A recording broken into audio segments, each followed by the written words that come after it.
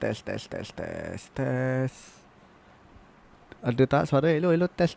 Takuku.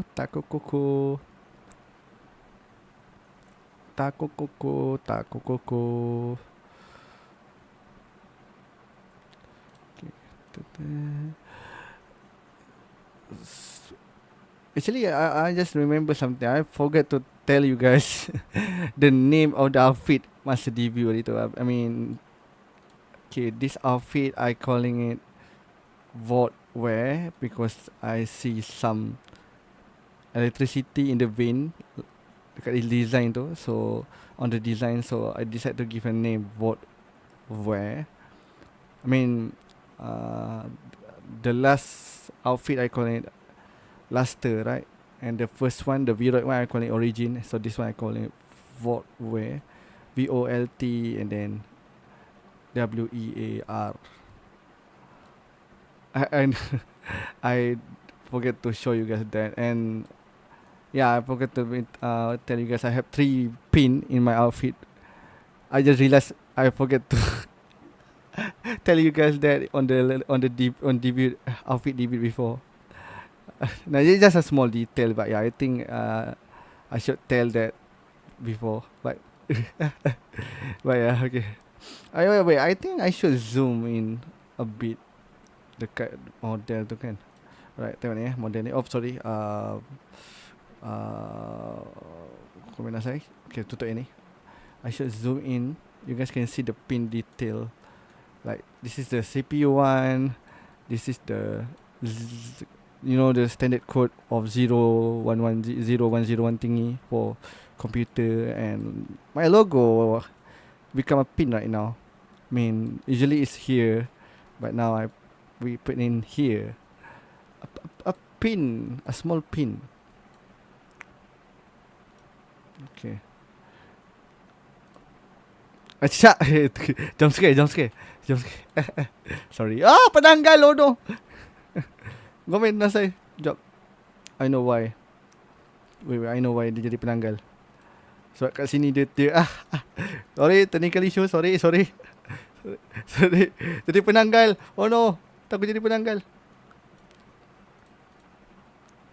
Alright. Dah balik lah. Binary. I'm a male. Of course I'm male. Maybe I'm a male. Right. Okay, let's start it. Kita continue kat baris. Oh ya. Aku kena kecil. Kalau besar nanti dia tutup. Subtitle. Smaller. Okay tak? Kecil sangat. Okay lah tu kan? Tak payah besar-besar kan? Alright.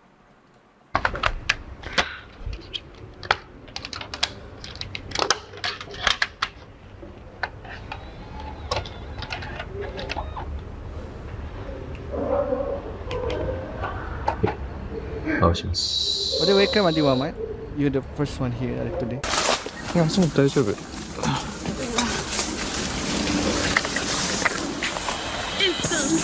What the hell is this? Why suddenly dia jadi tu tak ada suara tu. I think we can skip this one. Skip. Kenapa tiba-tiba dia pasang lagu tu? What happened to the voice of the... Because I can pretend I'm studying since this has Japanese in it. Today we're going to continue the fake documentary Q figure-outy explanation thing. Here's a quick recap.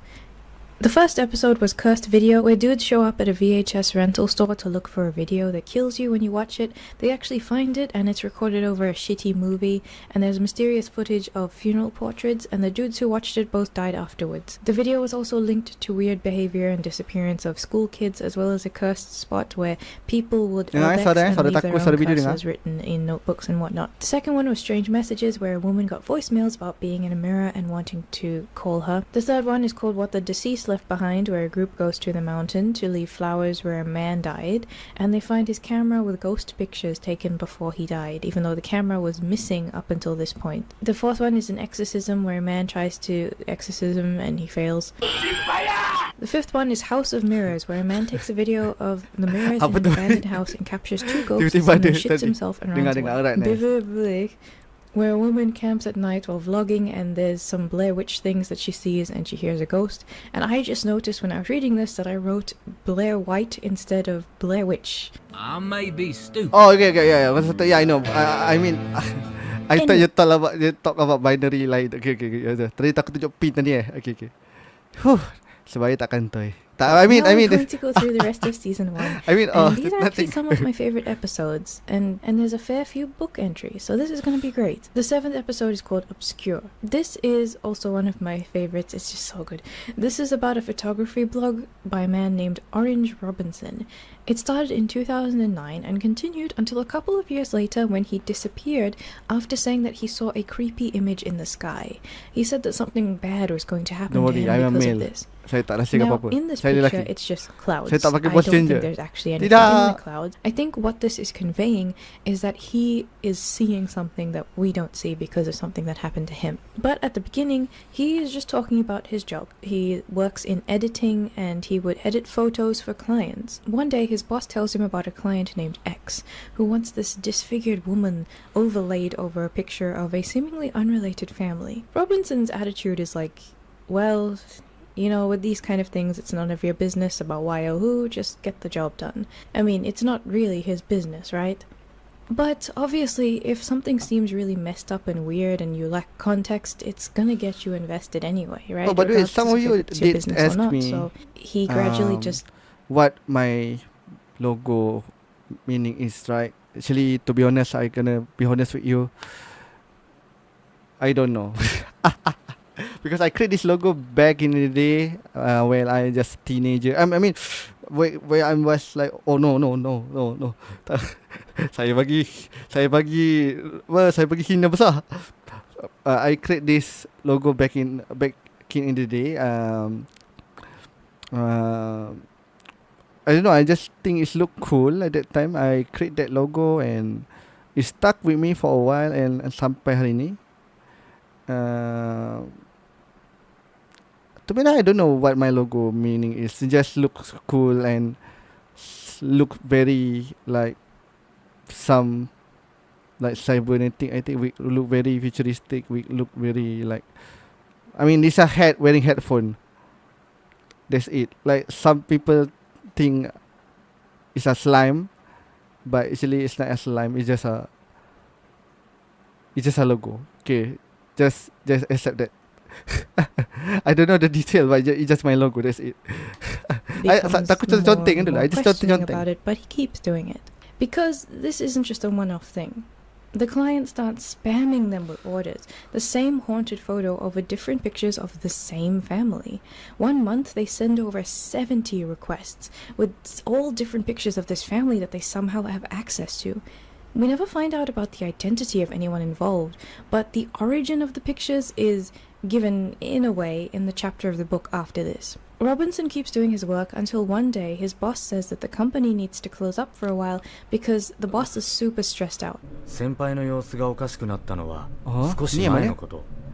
X さんのあの写真の顔を街中で目撃するようになったとか、それがこっちをじっと見ていたと怯えていた。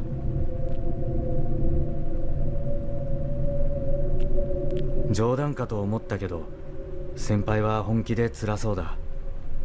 しばらく休むのも仕方がない。Robinson has also been feeling pretty strange because of the pictures. The last post before the cloud picture was just after his boss decided to shut things down, and the boss had also claimed that he had been seeing the face everywhere. It was that image from client X. And then Robinson gets the email from client X, the last email that he received from them, of the family with their faces distorted without the need of the woman's haunted, disfigured overlay. The text also says, "Thank you," which shows that whatever they were doing, it seemed to work and they don't need the help anymore. Now, the most obvious explanation for this is that everyone involved is insane. But I do believe that everything in this show is in the same universe, and that means something paranormal happened. Even if it isn't directly connected to the other episodes, it shares the logic of how the universe works and how curses work in this universe. We've seen the idea of certain images making bad things happen, like the demonic symbol in the exorcism house, or the haunted video killing someone by just showing them pictures of funeral portraits. So what I think is happening is that Client X is a human, but they're using this haunted image to curse a family by repeatedly associating them with this image, tainting all of the photos to attach the thing to the targets in the pictures. But because of the boss and Robinson's reactions to the image, I think that the process of cursing someone like this will also make you cursed because of the repeated exposure you have to the image while doing this. It's like a radiation in a way. So if you hire someone else to do it for you, you can escape the side effects of this curse because you're not in direct contact with the image all the time. You're not the one who's doing it. It's like someone ordering someone else to go into a radiated zone and bring something back for them. You don't actually get that radiation yourself. The other person who's doing it gets it on your behalf and they die.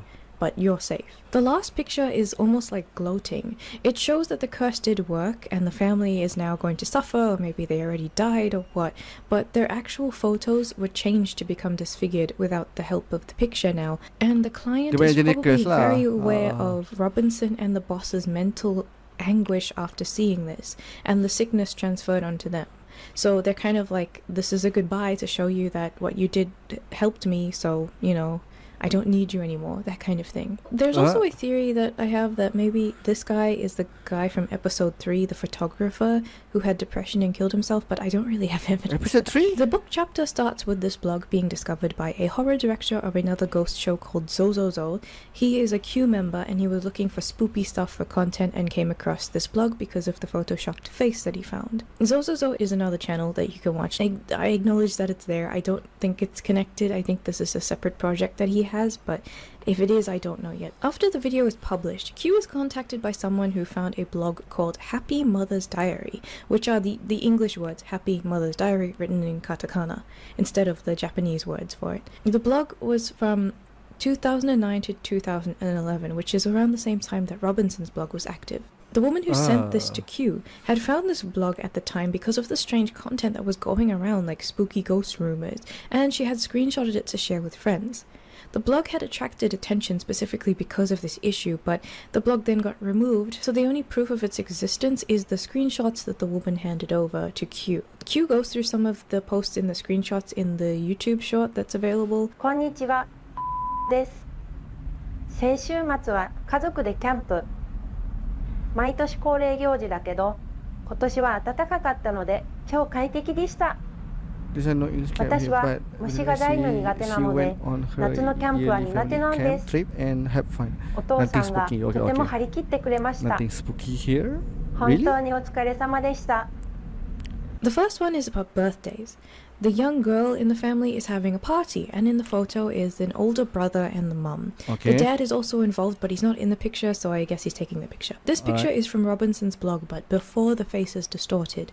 So this surely must be the place that X got them from. The next post is also about summer camping. This is the one that you'll find in Q's YouTube short as well. The next picture is the kids at their uncle's wedding. They then make bread and their hands and other parts of their body are fine, but their heads are totally fucked up. Apparently the photos were totally normal and then suddenly became fucked up one day, and the comments of the blog pointed it out to the mum. The mum says that she has no idea what was happening and gets really scared, understandably, and the sender of this information to Q originally had more screenshots, but they were somehow deleted, and the screenshots that she gave to us are the only ones that she has now. So somehow Client X found these pictures on this vlog and for some reason had them cursed, and now all the original uploads of these pictures had become distorted, and later on we found out that even the physical copies of these pictures are also distorted. After this, the blog just gets deleted. It's possible that the thank you image sent to Robinson was pulled from the website, and X had just been monitoring it all along to see when the curse actually took effect and retroactively changed all of the pictures. The woman's next post is also acknowledging this. She thanks people for their concern and says that her children are scared because of the physical copies of the photos that are also distorted, and even in her friends' photos, only her face and her family members' faces are distorted, and the friends in the picture look totally fine and aren't suffering from any of these symptoms. The symptoms are like strange dreams, bruises, bad feelings, typical curse stuff. And she also ends the post by asking for an exorcist or some sort of advice dealing with this. The last post is her saying that she's tak ada dalam part ni lah kan. Explanation ni tak ada dalam part yang main series kan. A certain of it kan. So, tak ingat ada episode mana yang ni, episode mana yang tu.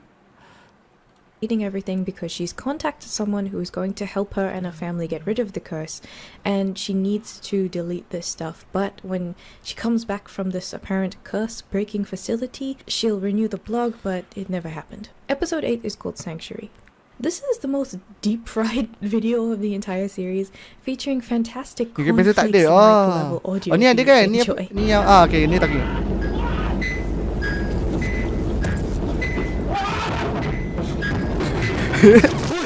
This guy runs towards a car in the dark and puts his camera on the dash.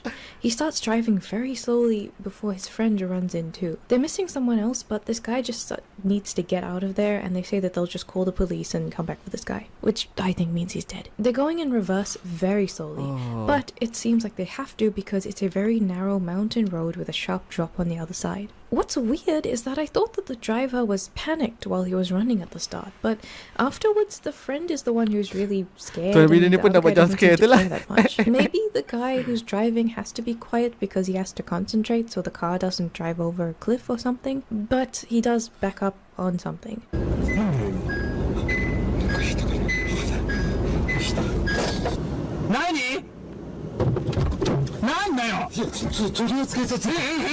The other guy gets out and sees that the thing that they backed up over is a dead person lying on the road. They keep going, but a bunch of people appear. So it's not the dorang punya kawan lah, kawan dorang yang lain. All the people that appear have white. Dia cakap ada satu kawan dia tertinggal kan. Yang tu bukan kan. Yang tu other person I think. Hazmat suits, and they somehow get in the car, and we can assume that the two are killed. The white hazmat crew drives back to the compound while the dead person is dragged away. While this is happening, 8673 is playing repeatedly on the radio.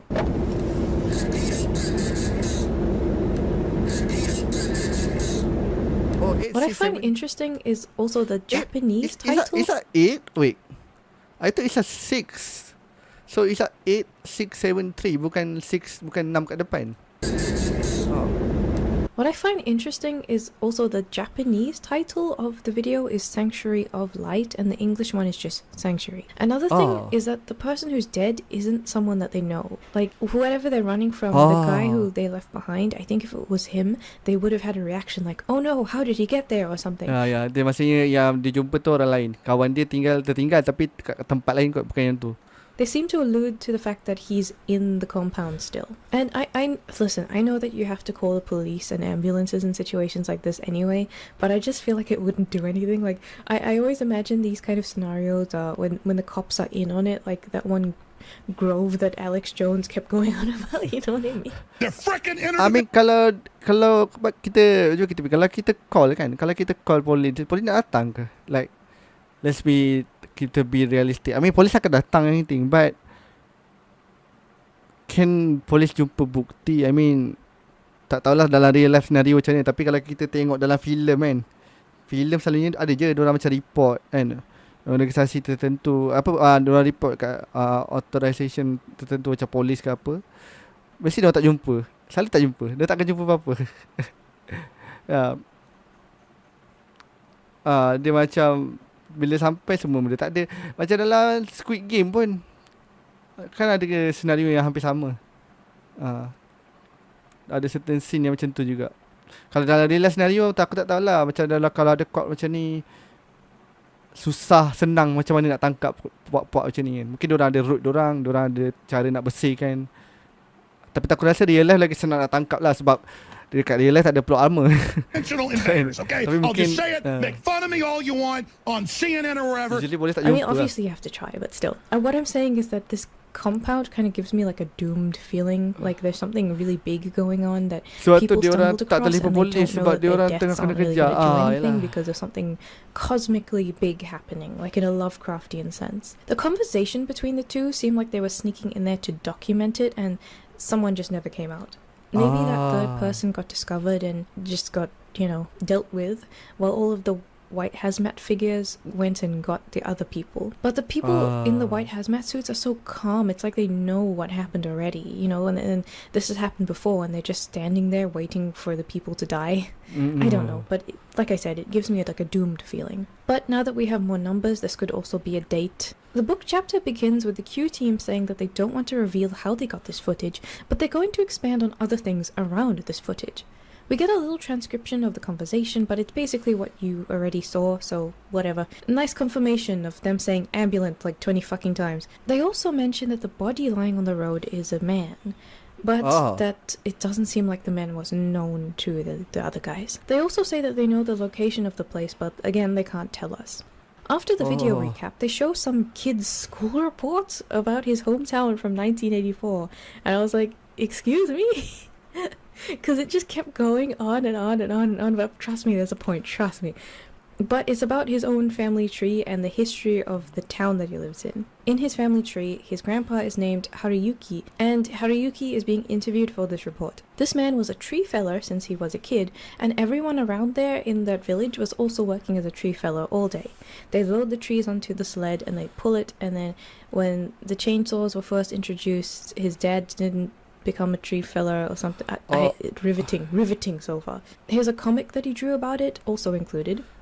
Then it's man, this Q maker is cooking hard for you, but when it actually gets to like the creepy stuff, there was like pages of this shit that I was just reading through, and I was like, okay, what's little Jimmy got to do about the person that I just saw dead on the road?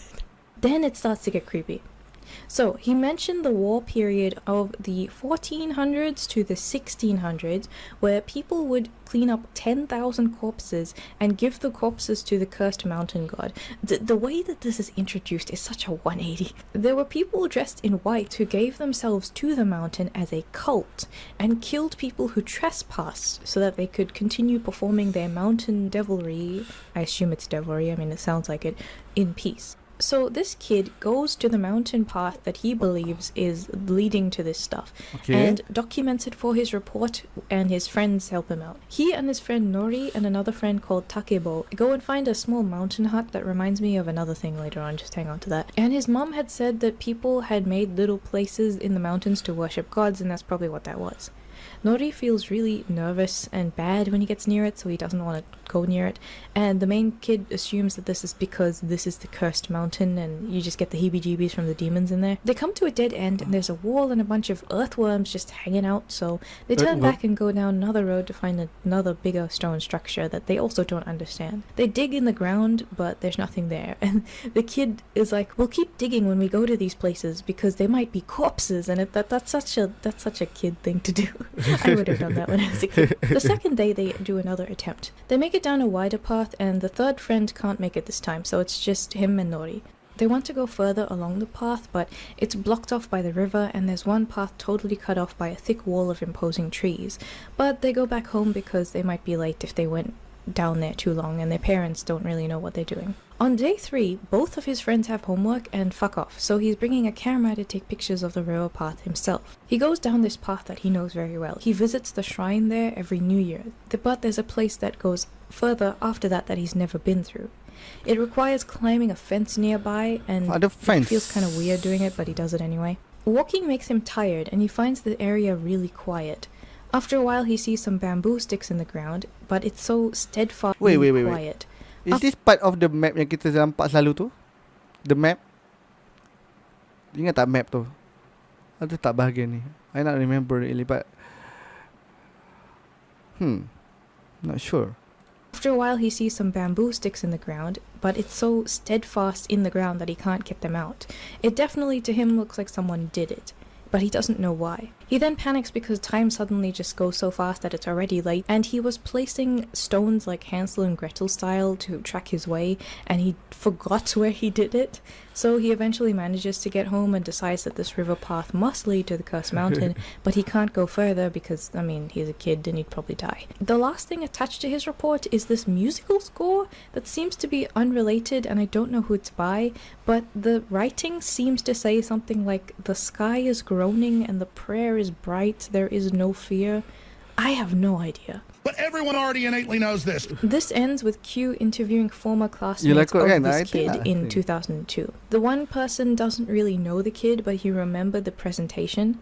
It upset the teacher so badly, but the kids didn't know why, and even the homeroom teacher was disciplined by the school for not checking on this in advance to see if any kids were reporting on this and to stop them.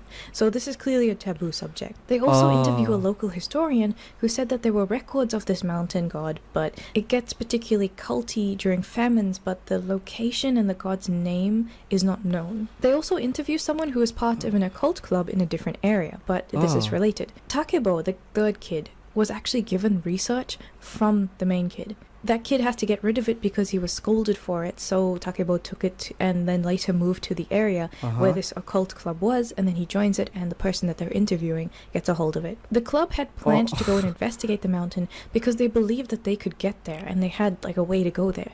But the interviewee couldn't go at the time because she was busy, so the rest of the club just went without her and she never heard from them again. This outing happened in 2012, so they think that one of the people in this video could actually be Takebo himself, and that he died in the mountain. But they don't really have enough information, so they have no idea really.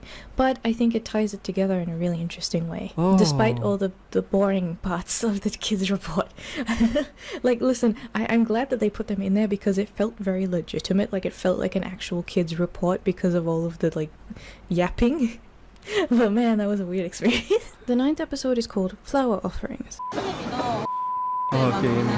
Think that one of the people in this video could actually be Takebo himself, and that he died in the mountain. But they don't really have enough information, so they have no idea really. But I think it ties it together in a really interesting way, despite all the boring parts of the kids' report. Like, listen, I'm glad that they put them in there because it felt very legitimate, like it felt like an actual kids' macam report. ulang balik kan? Mungkin dia tersalah edit kot. Tak rasa dia repeat balik je ni. But because of all of the, like, yapping. But man, that was a weird experience. Yeah, dia repeat balik. The 9th episode is called Flower Offerings. This is an interview done for some program. I know these bleeps are for privacy, so it's like SCP redacted, but I always think of those memes where it's like censoring words to make it sound like it's swearing, so it's like, "Hi, we're fuck TV." Actually betul, aku pun bayang tu semalam. Actually I did think of that yesterday. They find a guy who says that he had some weird person leaving flowers at his residence for quite a while now, and they decide to investigate because it's a mystery. This is Mr. S, who works as a salaryman, poor guy, and the flowers show up at his apartment like every week. He has a family, but he's working at another place, so he transferred there and has an apartment to stay nearby. He even put up a warning about not leaving flowers on his doorstep, but it's not like that's gonna stop anyone. He fishes the last bunch of flowers out of the bin and shows it to the camera crew. It seems to be like funeral-style flowers, reminiscent of when in the 3rd episode they left the flowers for the guy on the mountain. The string the flowers are tied with are actually taped together paper, and it looks like shreds of a picture.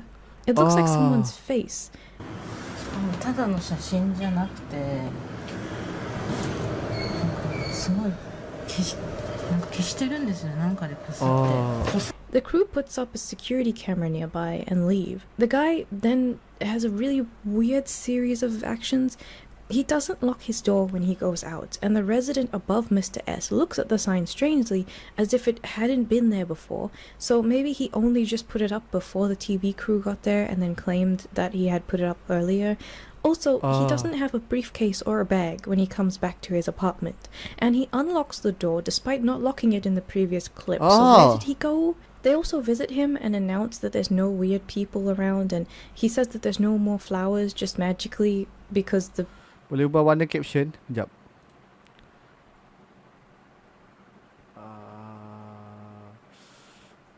Subtitle. color. What color we should take? No, gelap sangat. Yes, this is fine, I think. Recording didn't catch anyone, so I guess that stopped them. But a weird thing about this episode is the cuts. The cuts don't make sense. For one, his tie changes so many times, it doesn't make sense to. Like if this is different interviews spliced together, then obviously it makes sense that it might be on different days. But it's put together as if it's cuts between the same interview, so why would he change his tie for that? And then when they go to his apartment, they're like, oh yeah, mystery solved, whatever. And then they leave, and when it's out there waving by the window, he has a completely different tie on. Where is his work bag? Where is anything else? Him leaving the apartment and coming back on it seems to be two completely different days, but they've spliced together as if it's the same day, even though it's pretty obvious because of the door lock inconsistency and the fact that he has his outfit completely different. You can also see from 9:44 minute mark onwards, this figure in the apartment that you see in the window at the end, it's a very strange piece of media. There are a couple things that could be going on here. Firstly, Mr. S made everything up. He made up a story, and then the crew showed up the next day. He'd put up a sign there and made it sound like this was an ongoing issue. Maybe he even went to someone's funeral or went to a graveyard and bought flowers to go along with it. But when he got these flowers, when he stole them, he didn't know that these flowers were actually from something else that was being cursed. So, he didn't expect the shredded picture, and then when they put the picture back together, the ghost appeared or something. Maybe it's like a grave encounter situation where he went in trying to fake evidence, and then he came back and it was like a thing. The second theory is that he and the crew fabricated the story. He's like an actor, and then they put everything up to make it look like there was some big mystery, and there isn't actually a mystery or something like that. But then they also did not expect the flowers that they had to actually have some sort of cursed object in it, and they let the ghost out by accident, and then he ended up saddled with the ghost, and it's still like a grave encounter situation.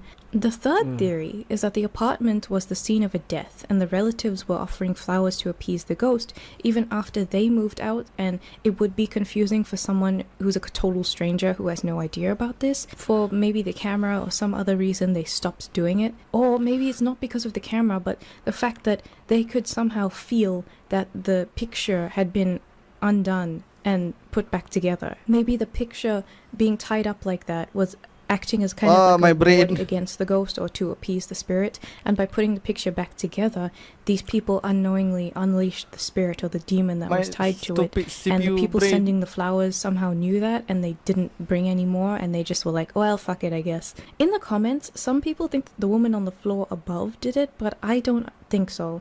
I feel like the way that she reacted reading the post is more of an indicator that he had not put that up beforehand and it was confusing her. While I do think that this episode shares the same universe, I do believe that some episodes only serve as more information about the lore, or maybe even kind of red herrings. I'm not gonna say this guy is the dad of one of the other characters or something like some people are doing. I think it's kind of stupid, but I think that it's exploring more of how the ghosts look and what they do. The black figure appearing after a picture is put back together makes sense, because in other episodes and episodes that are coming up, it makes sense that these demons or ghosts are tied to pictures in a way, or media, and scattering the media or destroying the media could make the ghosts vanish, but putting them back together could also bring them back, or something like that. Or maybe if you are the one who is associated with the picture, you get cursed, like in the last episode. Either way, it's a very strange one, and I'm not sure what to make of it. The 10th episode is called Visitor. This is one about a ritual in a certain village. It's passed down verbally, because I guess you can't record or write it down, but it's also a forbidden ritual. But someone in this video decided to record it for whatever reason. The result is that this footage is extremely rare, and I'm not sure how we got it, because it's never revealed. But it begins with someone dying in a very sudden way, and the corpse looks like a child, judging by the size. In the ritual, the chief mourner will lead this ritual and use it to curse a target. I'm not sure if the target is the person who killed the child or any target. I don't know if the target has to be human, but if the ritual fails, the chief mourner is the one who gets the bad thing happening to them, so I guess they die. The dude who I think is the mourner puts the camera on in what I think is plain view, and the other people in the room don't seem to give a shit. I'm sure they see it, but they're just acting like it's not there.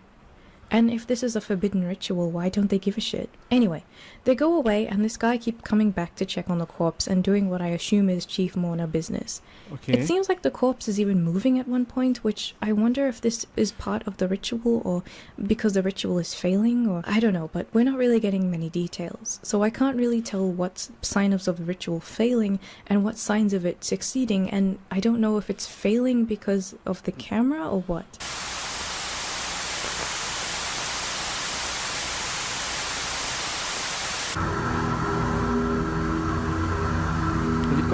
Helicopter?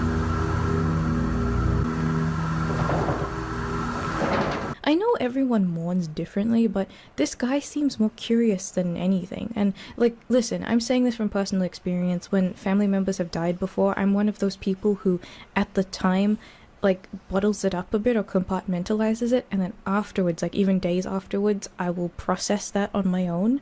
So him, like, not crying during the funeral, I'm not saying that that's him not actually caring or anything like that. It just seems like he's more concerned about the ritual and videoing the ritual rather than the thing that's happening, you know, like the kid dying. Yeah, and at one point we're told that the ritual failed because the wind blows the shroud off the corpse, and that's like an indicator, and then what is happening? But the guy then comes back in and seems fed up about it. Later, black stuff oozes onto the shroud, and the guy seems disappointed to see this, and when he removes the shroud, there's like a lot of gunk. It's like a meat mask or something. Is that? I'm sure that's not supposed to happen. It looks a bit like the disfigured... Is that face or something? Macam...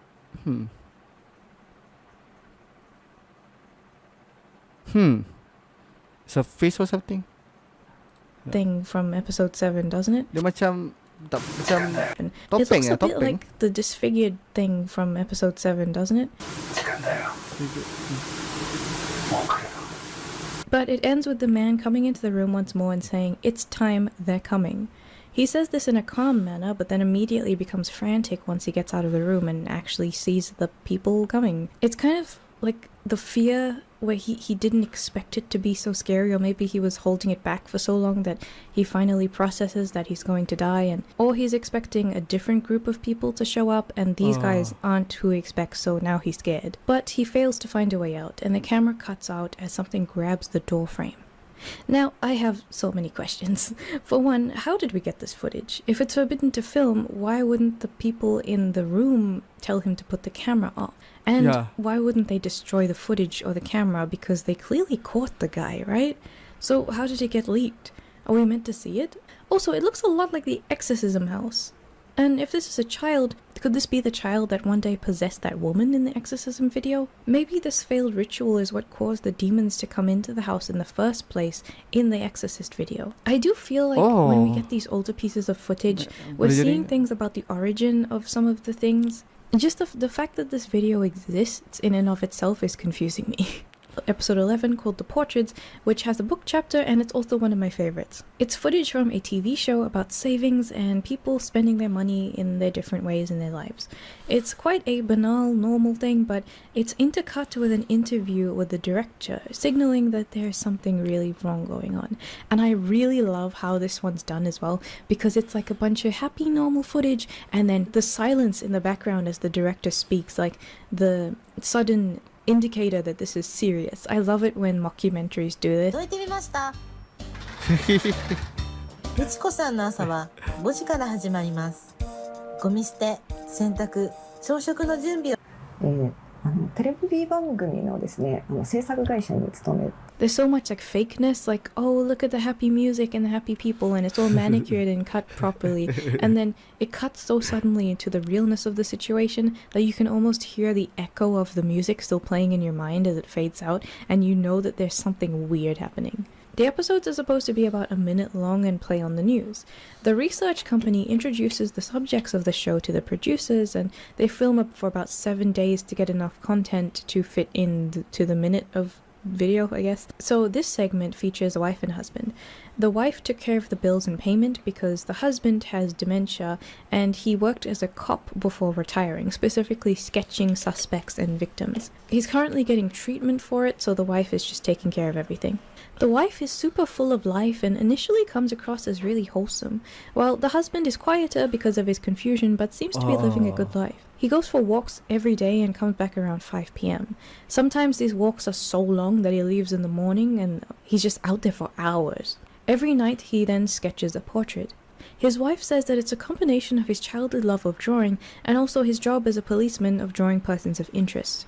Since he spent so many hours doing it all his life, his brain remembers the skill even if it's in this sort of distorted dementia view instead of the context of the skill. It reminds me of this story that I read in one of Oliver Sacks' books about hallucinations. This woman, I think she worked in a church, she had read sheet music every single day for decades, and when she started having hallucinations and dementia issues, she would report vividly seeing the afterburn of decades-old sheet music right in front of her dancing in the air. I think it's portraying a similar thing here. The portraits he draws are quite uncanny, and he seems very focused on it, like he sees something that no one else does. The expressions are also quite strange. During his career, he mostly drew the corpses of identified people and victims more than criminals. His wife was used to it and was satisfied by this explanation, but the director found it strange. Some aspects do seem like corpses to me, like the strange pock marks, half-closed eyes, like faces looking bloated and strange, and there's dark shadows like they're decomposing or bruised from causes of death. When asked about the people, he says, "I met them long ago." これ何の絵なんですか？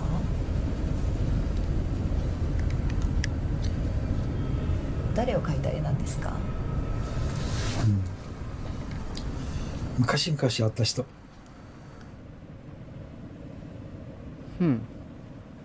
He also refused to let anyone go on his walk. Even his wife didn't know where he went, but she said that he would respond to the texts that she sent while he was walking, so she assumes that he's fine. The walks are like 7 hours long, and sometime after the program, he went missing during one of his walks and never came back. The director did some research and went on a missing persons website. She found that not only was he drawing those people on the website, but also one of them looks like himself. Like he knew that he would go missing. 3 of the missing people that the portraits matched to on this website actually went missing afterwards. So it's like he was predicting it, or he somehow knew them and knew that they would make themselves go missing. A few days after the program went live, they were on the website. So he was drawing people before they were known to be missing, and then went missing himself. The last portrait that he drew was of himself. The director wonders if he was seeing the bodies when he was out walking and looking for them to record them. That kind of makes sense, because the drawings do seem corpse-like, right? But then the 3 missing people look alive in those drawings to me. So what if he somehow knew the fates of those people because he knew what was going to happen to them?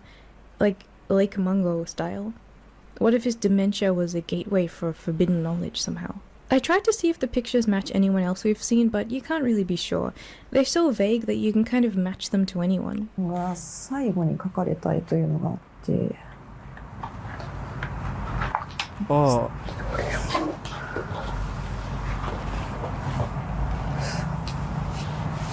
れ似てませんか？これ似てますよ。 Macam dia macam dia. Macam dia. This last one, episode 12, is called Last Countdown. This is a series of strange videos like lost media that are being displayed and in a compilation, and it serves as a closer for season 1. To me, it seems like some of them are stuff related to the other videos, and these are wedged between the unrelated videos, so it's like them giving you clues about season 1 and disguising it as something else. You'll understand more when I go into it. One of the videos actually opens at 1986 July 3rd, the date that the man was whispering in the Sanctuary video, you know, and it also confirms to me that the 6451 from the voice messages last time is also a date that we don't have yet.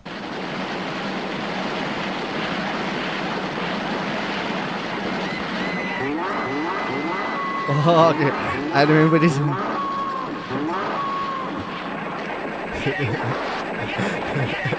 There's also a video of two people walking towards their car at night, and both of them are missing people. But the cameraman had stolen their car and he was found dead in an accident that night. It seems like it could be connected in a similar sort of way. There's another video called Gloves, and it shows a group of men around a fire in warm overalls, and they're making it out like it's cold, but it looks like summer. Summer? Oh. Dia pakai glove? Is he wearing glove? Oh, yeah.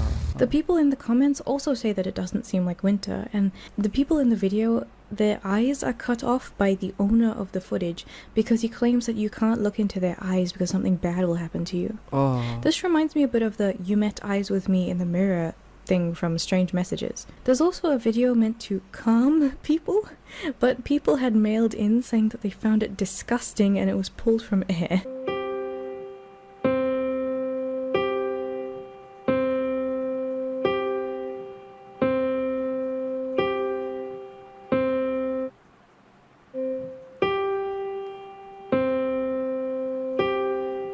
No, stop.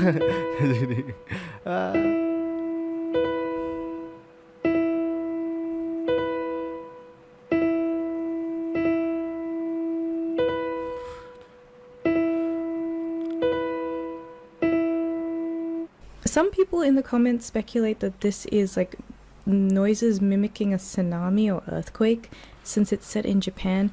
I guess it could be relevant, like it looks like waves, but my problem is that every audio thing looks like waves, so is this a stretch? There's even a point where there's like an extremely small wave and then it freezes and then becomes normal again. Maybe this is just like haunted audio or something, like it, I don't know. There's also another one called Nanami Returns Home, and it's just a 2-second loop of a black figure peeking around the corner, and it looks so much like the other black figures that we've seen, like the Exorcist one and the one from the flower video. I don't realize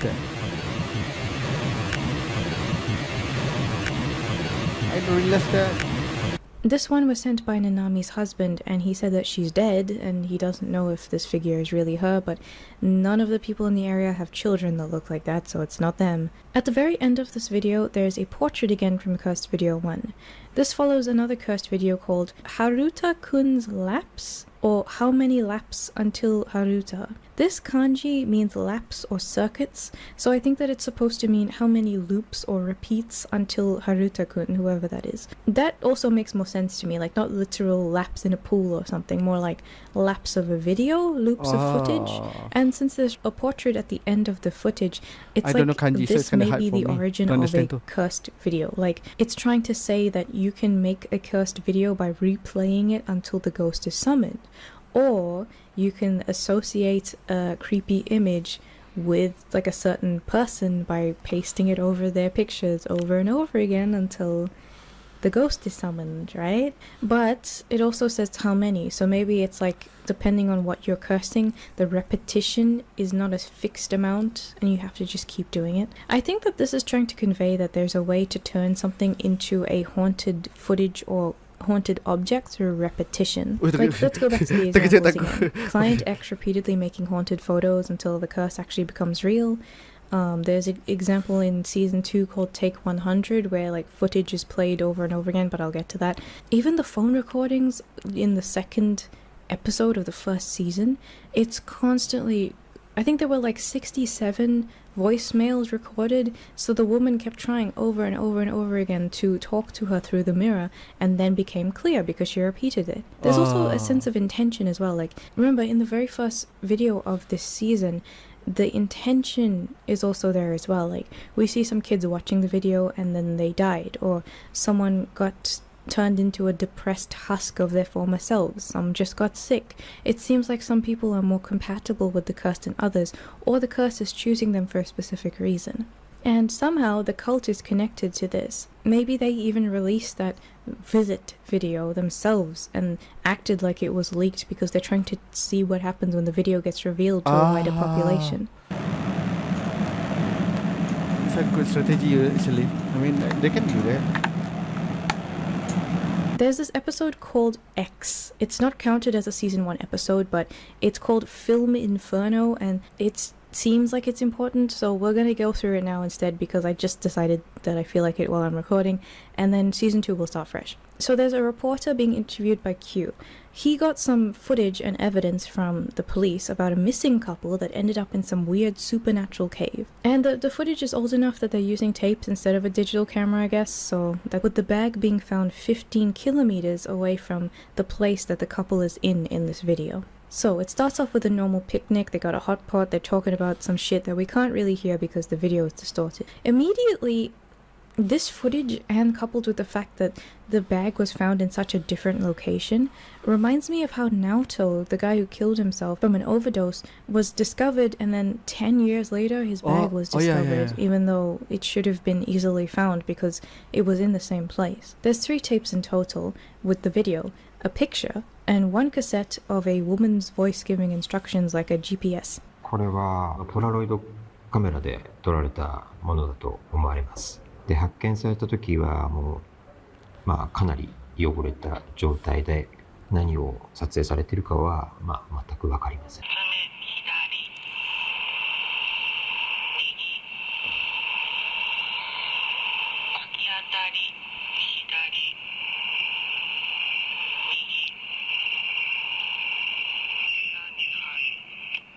The items were initially given to the police for investigation, but since the police couldn't figure it out, they gave it back to the families, and then the families gave it to this reporter so that he could investigate. This is also the guy fake. looks like one of the missing people from the dementia thing. Am I going nuts? Maybe anyway, the fake is the reason yes, I am. something. There are a couple weird shots here. One is what looks like 3 mounds of sand that are wet. It also just gets glossed over, like the couple doesn't give a shit. There's also a monument over there, and a couple things zoomed in on, but the footage sucks so bad that I can't really see it. In the second video, you can't really tell what's going on besides soon. Then they go inside some random cave to check out what's inside. I don't know what possessed them to do that, but considering this is cute, something... Actually, kalau patutnya tak payahlah diorang masuk kan. Tapi most of the time diorang go into possessed them to do that. It's like it's like those cave videos over again. The next and the rest of the tapes are basically them getting lost and gradually realizing that they can't get back. The cave itself seems to have stairs in it and narrow pathways, like it was used for something, or people have been here for some godforsaken reason. They also come across other people's clothes and bags and random crap that show that people probably went through this shit before and ended up dead in the cave, or hopefully escaped while leaving their belongings behind. There's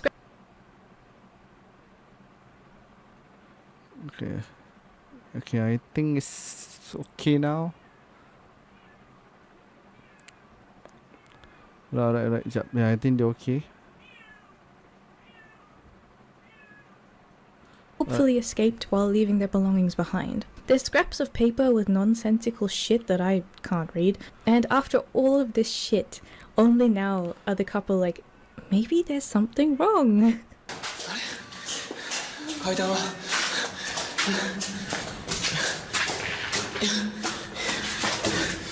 It's my cat.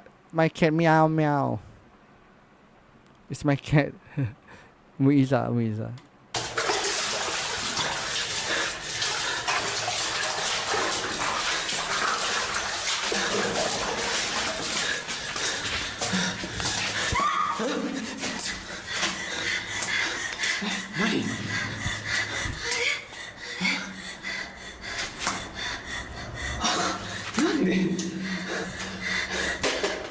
However, it seems like the exit just moved to another location entirely, as if the cave itself constantly changes around. It immediately gives the impression... Loading ga? Oh my god, jap. Don't know what happened. Still loading. Should I change the server? Tapi aku tak rasa boleh tukar dia punya. Sekejap But dekat Taku nampak dia okay. Tu yang pelik tu. Sekejap I don't know what happened.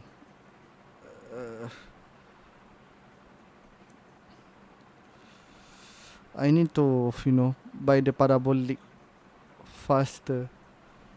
Tunggu. I need to buy the parabolic.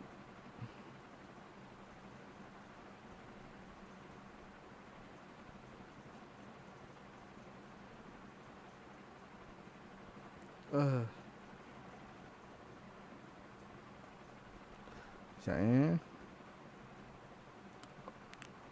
Okay dah, alright. Impression that this cave is like a portal or somehow alive. After a while, they start hearing classical music, which is from an opera called Aida.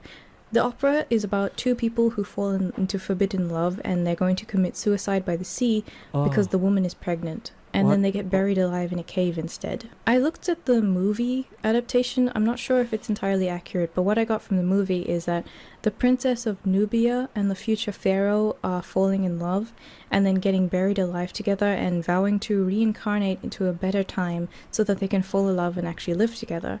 And then it ends with two people who at the start of the movie had met in a museum and listened to the story, and then the two people realize that they're reincarnations in the modern era and they can actually fall in love now. I feel like in this one, this is like an evil interpretation or something.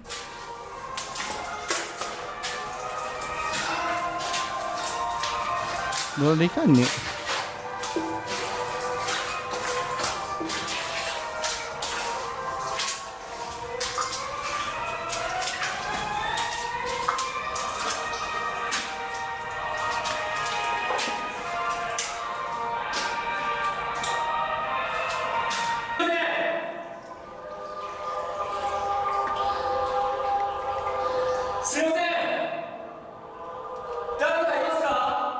Baju.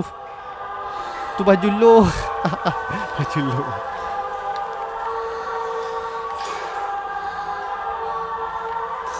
Oh no.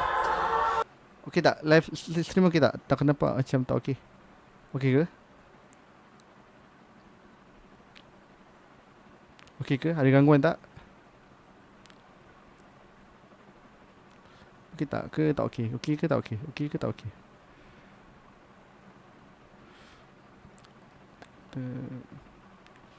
Alright.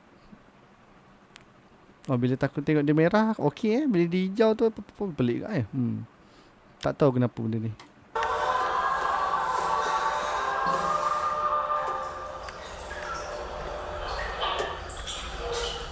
In this video, the mysterious music in the cave suddenly stops and the two people just get away and have an argument where the woman runs off. He searches for her but finds a crazy version of her, like Blair Witching in the corner.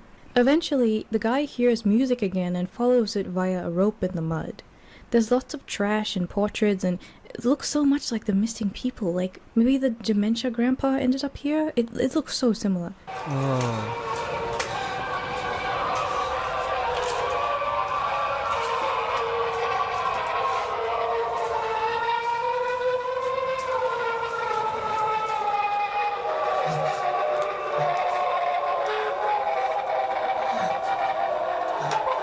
There's no cave in this area though. Like, when the reporter was going over this stuff, it just didn't look like that. There was no cave. And in the footage, the guy showed a picture to her, and it seemed to have a really bad reaction. But the reporter has the picture, and he said that he got it cleaned up, and all it shows is the vague depiction of 3 people. These look so much to me like the pictures from the end of the cursed video as well. And there's 3 people in the picture, and there were 3 mounds in the earth on the beach in the beginning. The last video in this collection is just a vaguely red, distant screaming time.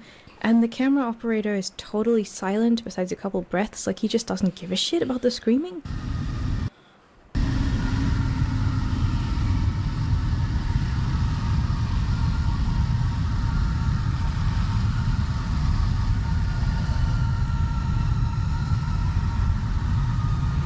To me, it seems like the boyfriend somehow knew about this place. He somehow had this idea implanted in his head, and he had a picture with him about it for some reason. And judging by the girlfriend's reaction, maybe he didn't tell her that he had come here with the intent to find these things. I don't know, but it's weird. We also have a book chapter that makes these things even weirder. After the video went live, some people came forward with more information that they think would help. One was a dude who did mountaineering as a hobby. He and 5 people went on a hiking trip in the Alps, and one night, The weather changed to extremely bad. The leader said that they have to backtrack to find some shelter. The leader then slips and falls down a cliff, and the others have to go to get shelter and then call for rescue, otherwise they would have died as well. After the storm cleared, the body was found at the bottom of the cliff. The video camera that was left in his backpack shows footage of him dying and asking for help while someone else is filming and hovering the camera over him, but we don't see who that is. The dude films and then puts the camera in the bag and just runs away. The interviewee was shown this footage by the police for a few seconds, and he says that you can see someone's upper body with a white coat and a striped shirt. The interviewee has no idea who it was, and no one he knows was wearing that. It was only while watching Q's video on Film Inferno 20 years later that he saw that the outfit was matched by the guy in the video. The second piece of evidence in the book is from an occult writer. She remembered this big psychic fair of 1995, and her magazine made her write a column calling for psychics or people with paranormal experiences. There was a woman who was named M, and she stuck out because she seemed a bit strange compared to the others. She had a story that she wanted help with and didn't want to show off any psychic abilities like everyone else. It seemed like she was genuinely concerned about something. In the end, the magazine pulled the story, so the public didn't get to see it and generic ghost stories were put into place. But the woman kept the story and she sent it to Q. This story is called Family. The woman finishes school and gets a job in Tokyo at a restaurant. Not able to get time off, so their family goes on a short 4-day trip and without them, and the person realizes after a while that their family hasn't called at all afterwards. They talk to their family super often, so this is weird. They ask a friend who lives in the neighborhood of their family to check on them, and the friend says, well, I peeked into their house and they look totally fine. They're in there and the lights are on. But it's weird since they're not contacting the person. The person goes to visit and the family are like zombies. They're blank and don't even recognize her or react when she pushes past to go into the house. They also keep saying Tokuiten, which isn't a word. It's also written in kana, so it's nonsense and there's no kanji that I can use to understand what it means. So it's meant to be a nonsense word. The next break that the person gets from their job goes back home to see if the family has gotten better, and she just sees a piece of paper in the living room saying gone on a trip. She never sees them again. She decides to visit the prefecture to search repeatedly for them. In her mom's suitcase, she finds a blurry photo that she believes is them and she doesn't know where it's from, but she carries it everywhere in the hopes of finding information. Then we get a heavily redacted newspaper story that is totally different.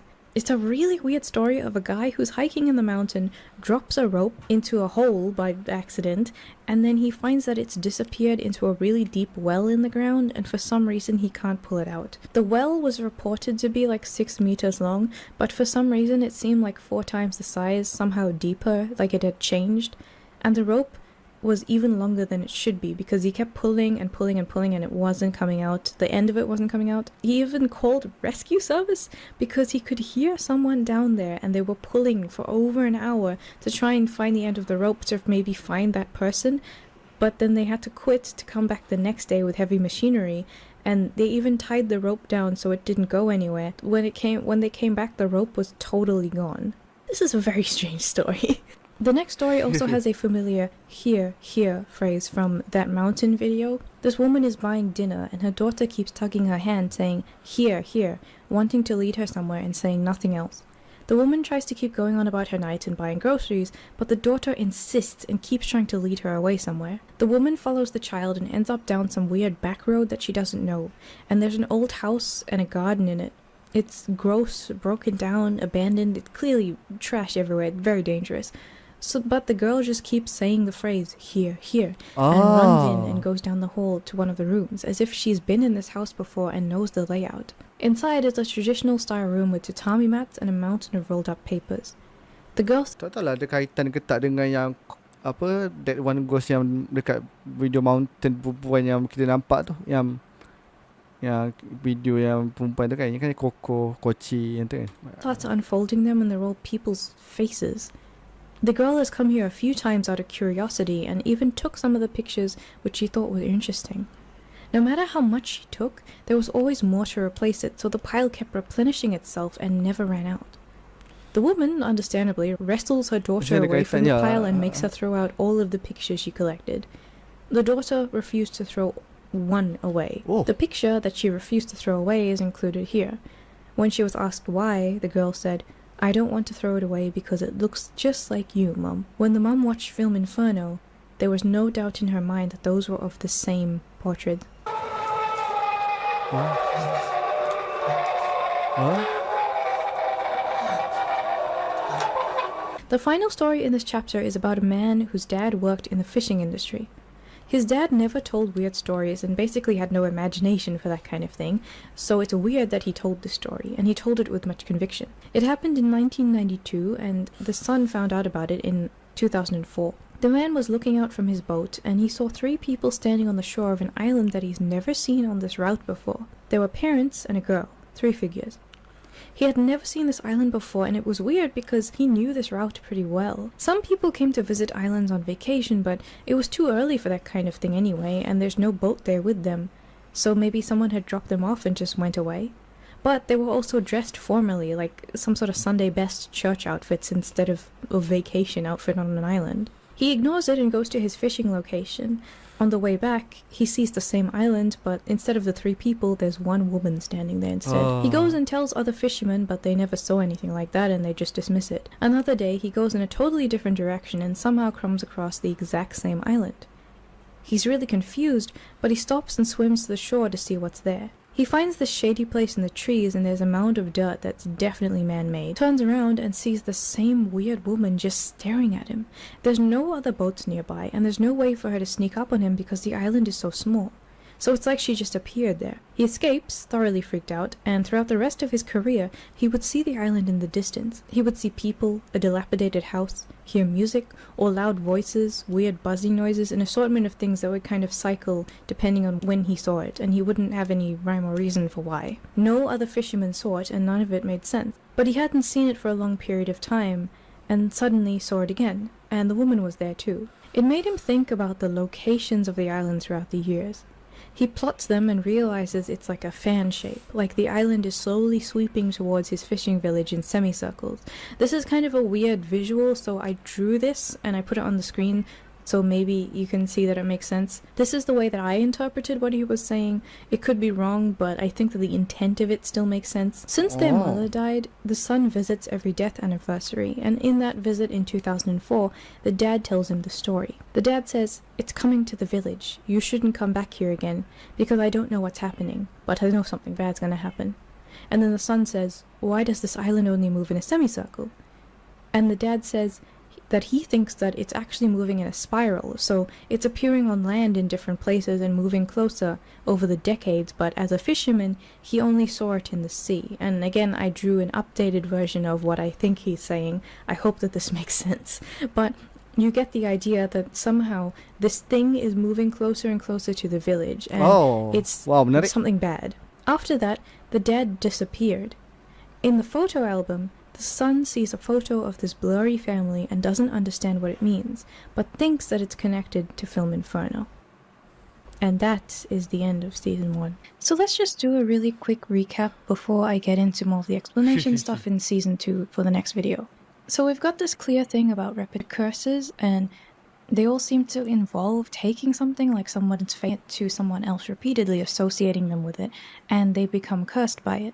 We see this in real time during Robinson's vlog and the story from the book afterwards, where the woman saw all of her pictures start getting corrupted and she didn't know why. But we've also got that one video from that broadcast episode where it shows how many laps or repeats until a video is cursed, and I don't think... I'm back. Tak tahu lah kenapa sejak 5G SA tu muncul, dia berganggu kestabilan Taku lebih teruk daripada sebelum ni. Sebab sebelum ni Taku pakai 5G NSA yang bila standard lah band B28 gabung dengan N78. Tapi lepas Malaysia dah upgrade ke 5G, sorry lah, yes yang paling awal, yes dah upgrade ke yes SA, which mean bagus sebenarnya, sangat bagus. Tapi kalau tempat tu dapat 5G satu bar macam Taku, tak dapat band 28, band B28 yang which mean dengan actor 4G, dia akan jadi lembab lah sebab 5G tak stable. 5G yang Taku pakai selalunya yang ada bantuan dengan B28. Sekarang dia gila sikit sebab Taku dah lock B28 dengan N78 pun kadang dia pergi ke SA balik. So jadi macam tu lah. Sebab sepatutnya ni memang kena default SA sebab SA lagi laju. Tapi kalau SA tu bar 1 je, dia memang tak stable lah walaupun lagi laju.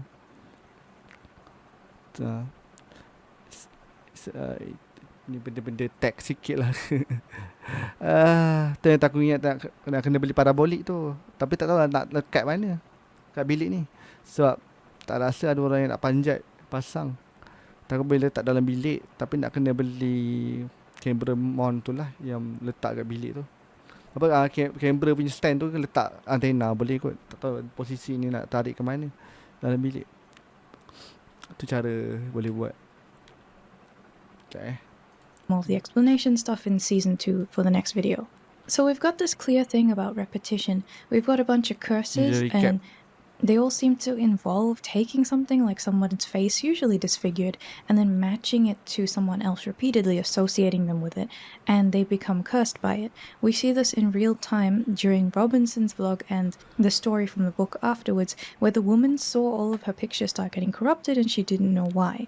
But we've also got that one video from that broadcast episode where it shows how many laps or repeats until a video is cursed, and I don't think that that's necessarily exactly the same with the faces, but it seems like it makes sense, especially with the portrait that shows up at the end.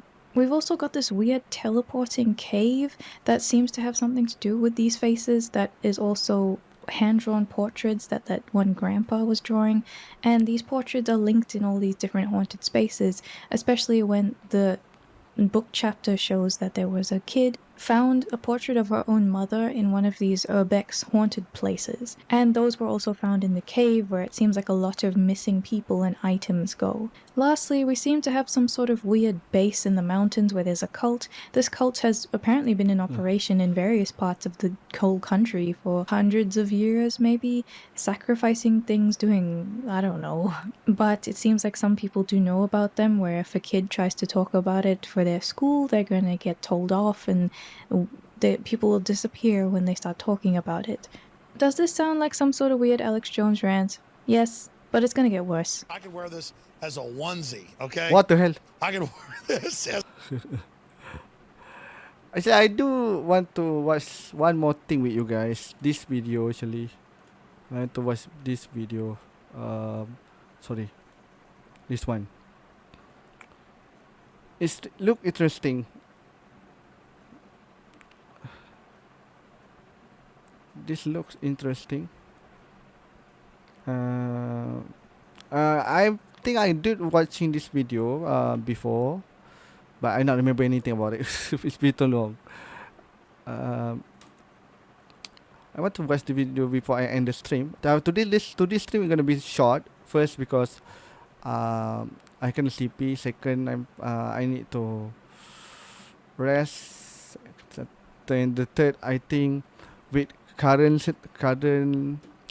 situation with my Pagi being like this, it's kinda like annoying a bit.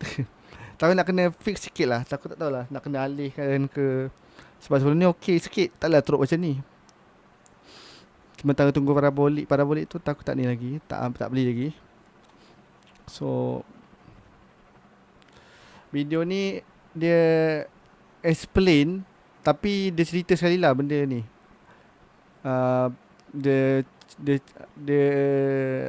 I don't know it's a analog horror or not, but it's a mockumentary lah. Tapi interesting, really interesting. But I not remember anything about it. But I know it's fun. Aku tengok video ni dulu. But people pandai explain lah. But this is other YouTuber, not that one. Taku akan bagi channel ni nanti. Link channel ni dekat link video ni dekat description after end the stream. So korang boleh tengok video ni sendiri nanti, part 1 dengan part 2. Support the original source. Okay, and tak ingat nak tengok video ni sekali, and then we gonna end the stream. Okay, so today's stream gonna be a bit short lah. Pukul 12 lebih nanti kita end lah. Alright. This video is sponsored by NordVPN. So we may be a couple months into the new year, but that doesn't mean it's too late to make a positive change. And why not do so with the help of NordVPN? What do I mean by that exactly? Well, in case you somehow haven't watched enough YouTube to already have heard of this, having a VPN is a no-brainer both for safety and recreation. For VPN countries, your plan. Today is a Traimbot, and remember, when you support the sponsors, you're also supporting the channel. Thanks so much in advance, and let's get into it. Not VPN. So what I have for you today is a piece of media that I have been wanting to talk about for ages now, and I mean literal years. As for why, have you ever stumbled upon something that you thought you understood, but the longer you stare at it, the worse it becomes? And I'm talking genuine unease, like a feeling that something is off. It's a sensation that horror media strives to achieve, but very seldom actually manages to nail. And while what creeps me out might not creep the next person out, this mockumentary definitely got me. Now, what exactly am I talking about? The film is called Saiko the Large Family, a 2009 mockumentary from Japan that I actually found on YouTube some number of years ago. Now, I cannot for the life of me tell you exactly how I stumbled upon it, but there are a couple different uploads, and honestly, I really did not know what I was looking at first. I believe it only took me maybe a couple of minutes to realize that it was a work of fiction, but other than that, I seriously had no idea what I was about to experience. That said, as many of you know, I'm a lifelong horror nerd, and one thing that I really, truly miss is actually afraid, unnerved, disturbed, whatever you want to call it, by a movie. Hai, Saiko Last Family ni best. Ni Saiko Last Family ni video ni best. Tapi takut tak ingat ceritanya. That feeling that I used to get as a kid when I watched stuff like The Ring for the very first time and I couldn't be alone in the dark. Takut dah tengok lah Ori punya. Belum actually. Dulu takut tengok ni terus. Nak tengok yang Ori ke? Tak sure. Kejap. Do we want to watch the Ori? For the next. But it's gonna take a while.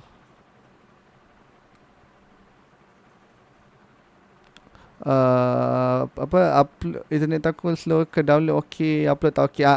Download okey, upload yang tak okey. Lagi teruk lepas 5G dah tukar jadi 5G SA.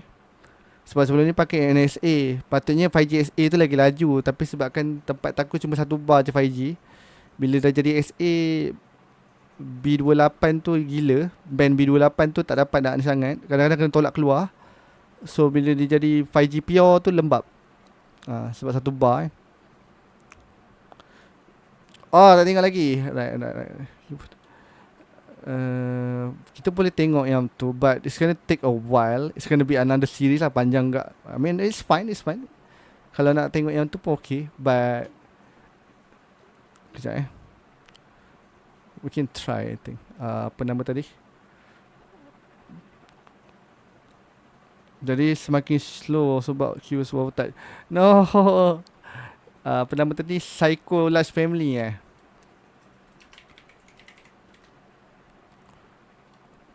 I never watched ada tak yang betul punya? Banyak explanation. Which one the?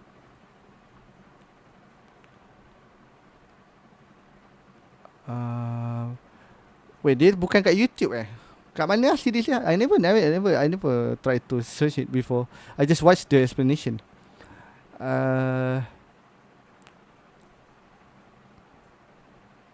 Saiko Last Family. I think dia daripada website tertentu kot. Kalau kat website lain kat mana tengok Kat mana? Or maybe we can watch other thing sebelum kita tengok benda ni. Yang ada kat YouTube For now kita tengok yang ada kat YouTube dulu, sebab kalau kat certain website ni I need to know where is it, and of course we don't want to accidentally promote any pirate website tanpa sengaja kan. So saya tak nak secara tak sengaja. So I need to think. Apa nak tengok? Ada suggestion?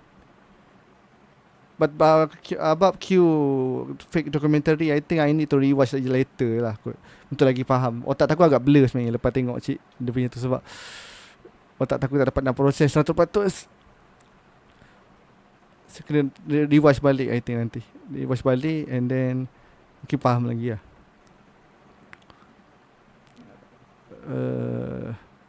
Let me think. I don't know what to watch actually after that. Analog horror.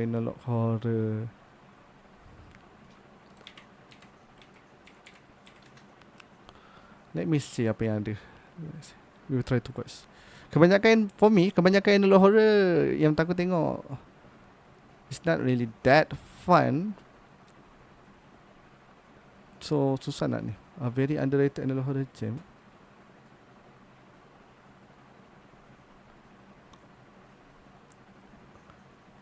Kalau kat sini pun I guess banyak explanation juga. It's not the series here.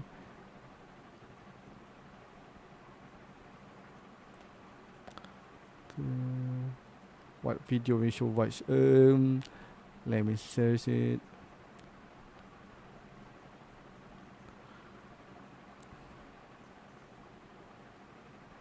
I guess it's not necessary.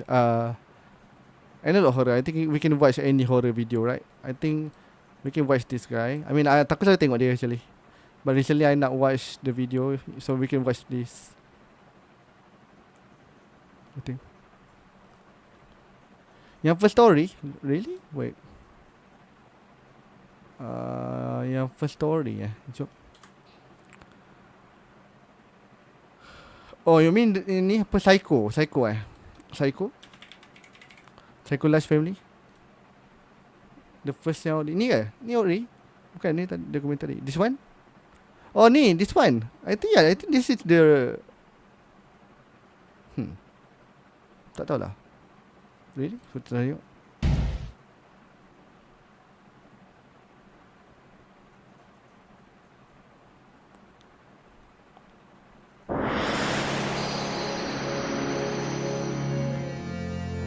Alright, let's try. I think. Okay, kita try.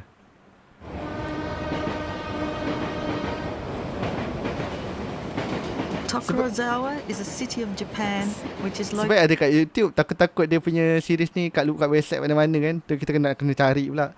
Takut tak nak terpromote mana-mana website secara tak sengaja. Located in the west of Saitama, neighbouring Japanese capital city Tokyo. This city is famous for the Seibu Dome, where Mr. Matsuzaka, belonging to Boston Red Sox, played many brilliant games. Today, many boys strive to become a great baseball player like Mr. Matsuzaka. Which baseball player do you like best? Tak keluar apa? Biarlah. Matsuzaka 大好き選手。 Title dia tak keluar. While the south area of Toraoki City is modernised with its row of super high-rise buildings, the north part of the city has remained a nostalgic residential area. There's a house in this area. Kalau tak ada tak apa. Subtitle dia tak nak ni, tak nak keluar. Hello, my name is Veronica Addison. Subtitle Currently, dia gila. Japan has a big problem with a declining birth rate. Since the 1950s, in advanced countries, this has been a great problem. It's no exaggeration that the falling birth rate is now a serious problem in the world. It's therefore that I'm reporting on a very large family in Japan. How does this family live?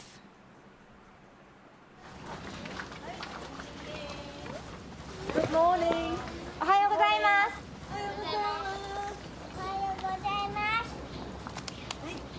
What are you doing?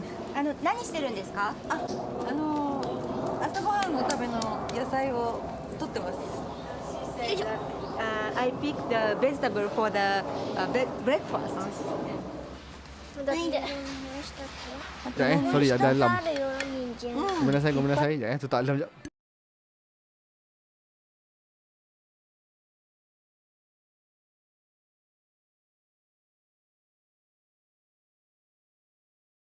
I'm back. 取れたね。はいはいはい、入る。野菜渡して。野菜のお姉ちゃんに渡して。お箸持ってって。お兄ちゃんお皿持ってって。はい、あっち座って。Thank you for inviting me to your home. It's lovely. Thank you. Yeah,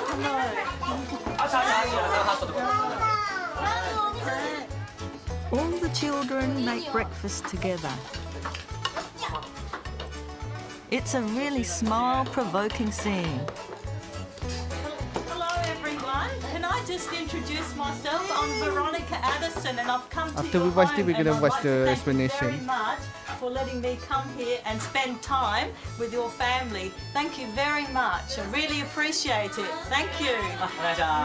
Thank you. 自己紹介します。ベロニカです。カナダから来ました。今日はお招きいただきましてありがとうございますっていうふうにおっしゃってます。Thank you. Thank you very much. だよ。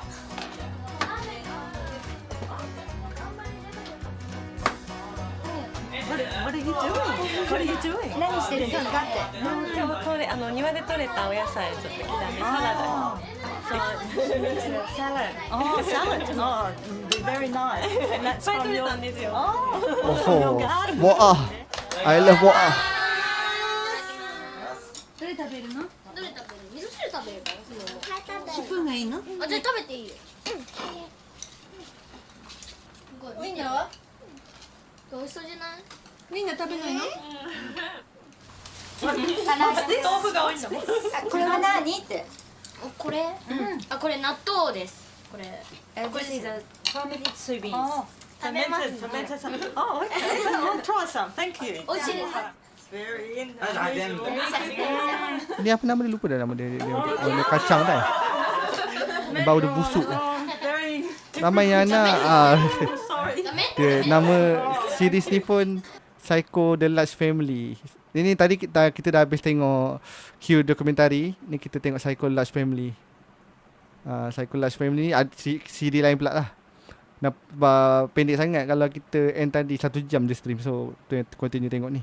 Japanese breakfast is set up on the table, such as miso soup, tofu, natto, and soy sauce. Bau dia busuk kan ni. They are made from the same ingredient, soya beans. The Japanese people make various foods from just only one ingredient. It's amazing. Japanese magic. So, how do your vegetables taste from your garden? They look very nice. 庭で採れた野菜はどうですかって美味しそうに見えますけどって。Very fresh. とても美味しいです。Bau dia busuk sikit. ち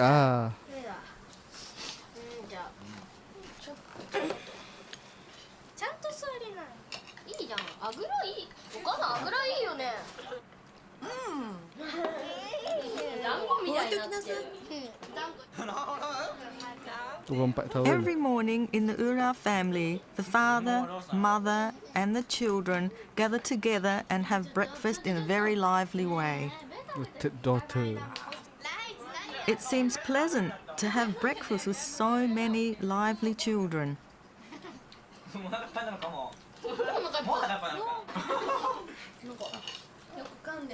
今日さ、久しぶりにさ、夜外食とか行かない？外食とか。すごい味噌汁美味しいよ。たまにはいいんじゃない？外食。わかめもうちょっと多くていいんじゃね？Orang ada pasal benda pelik tak setakat ni? ねお姉ちゃん。Kau dah jumpa teka apa yang pelik? Takut ingat sikit apa yang pelik. Aslinya lah. 俺一番しかやってなかったもん。なんかリクエストある人？はい。もう何食べたい？ハンバーグ？スパゲッティ？ダンは？焼肉とか？焼肉。ゆうちゃんなんかある？お肉とかさ、お寿司とかどう？まあお寿司でも寿司いいよね。ゆうちゃんなんか食べたいもん聞きたいな。まあちょっと大した祝いっていう感じにはちょっとできねえ。ゆうちゃん、まあ遠慮しないで言ってよ。ゆうちゃん。Angry teenager. じゃあ焼き肉にしようか。ね。Angry teenager. うるせえんだよ。おいよー。ライドキック。ちいちいち喋りかけてんじゃねえよ。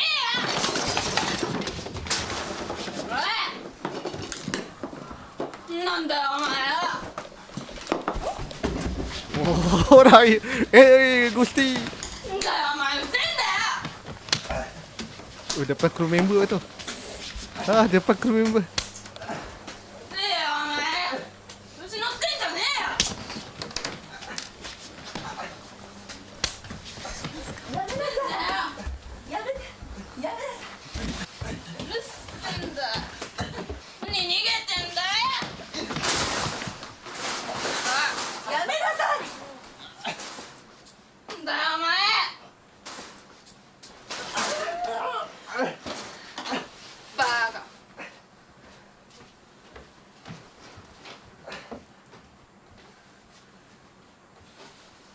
What a fearful sight. I was stunned at what I witnessed within this Japanese family. What has happened to the Japan where the father was highly respected alongside the samurai traditions? This attitude can be seen so often in recent years in Japan. It becomes a social phenomenon. This attitude is called in Japan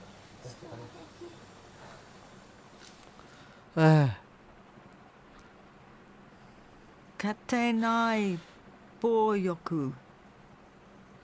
Mesti pilot.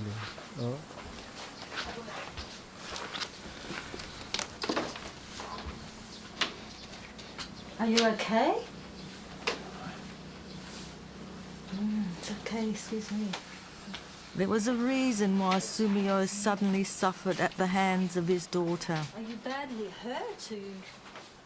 Are you badly hurt? Sumio was not her real father. Keiichiro Ura was the former father of all the children, apart from Sumomo and Laichi. He disappeared 7 years ago. Bapa kandung doang yang ni. How did you feel when your first husband left you?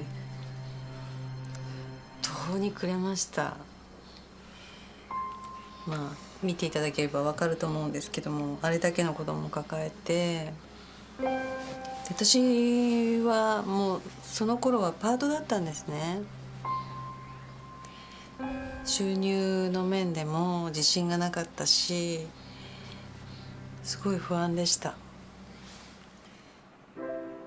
Sumio was a manager of a store where Tsukasa worked part-time. He met her there. He had sympathy for the fact that she had such a hard time bringing up a large family by herself. お店でも困っていたんでほっとけなかったんですよ。今女手一つで子供たちをこう生活を養ってるっていうふうに聞きまして、でまあ結構大変な、思いでこう頑張ってんだな、僕に何かできないかなって思ってまして、まあもし、僕が大家族のお父さんになれたらなって。So, did you have many reservations about taking on such a big family? 僕は幼い頃に両親に死に別れてまして、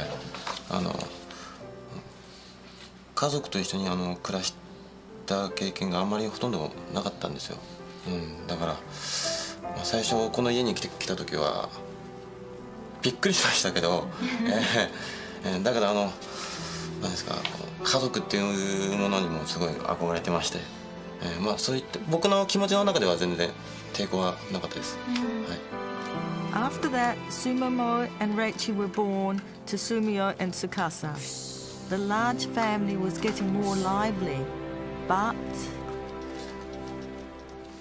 僕はまだ本当の意味で、お父さんになったとはまだ思っていないんですよ。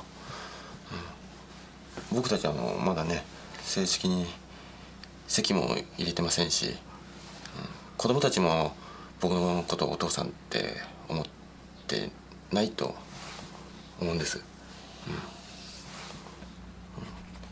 いつかは子供たちに認められて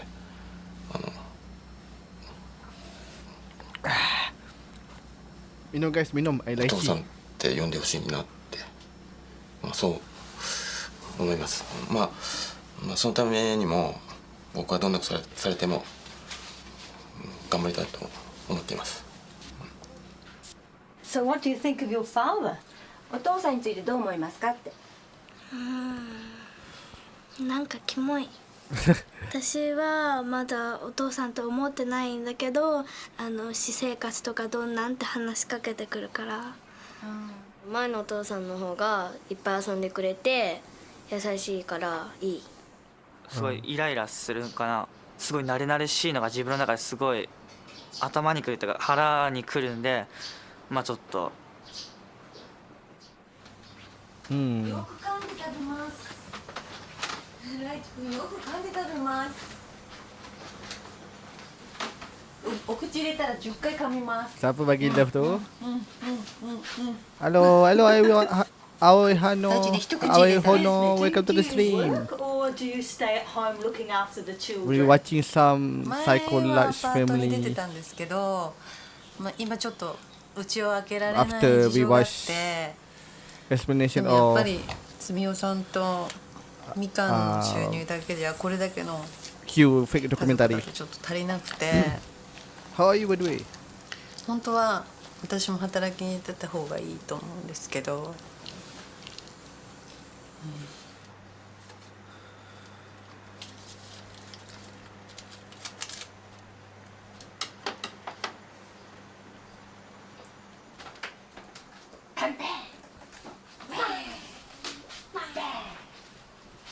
Bang bang. Bang bang boom.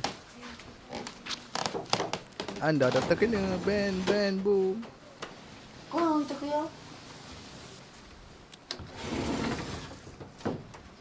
May I ask a question? すみません、質問させてください。はい。 Is there anyone in that room? 誰かそこにいるんですか？あ、お兄ちゃんです。一番上の。 This is the eldest brother's room. Oh. Since this- childhood, Sulung. the eldest son Goki, 23 years old, had longed to become a baseball slugger like Mr. Matsui in the New York Yankees. He suddenly went astray and even stopped attending high school when he was in second year. The young people like this are all called Yankees in Japan.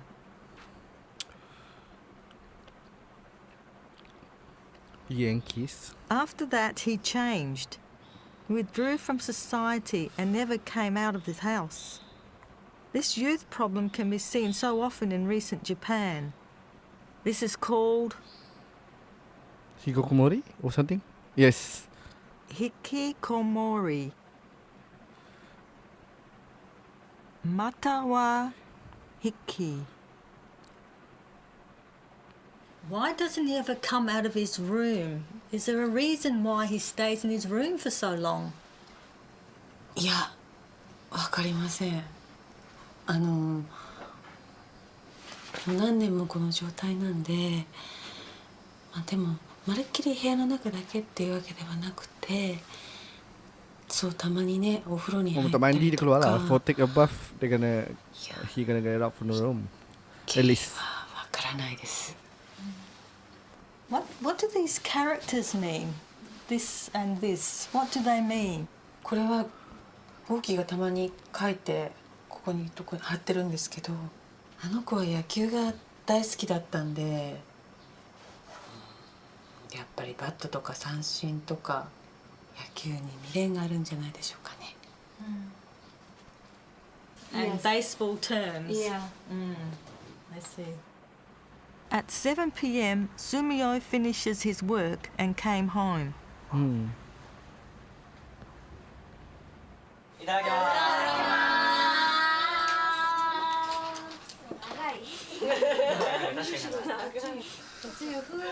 早もちってことで。優しいね。メモ陸取ろうか。大丈夫大丈夫。切れないっしょ。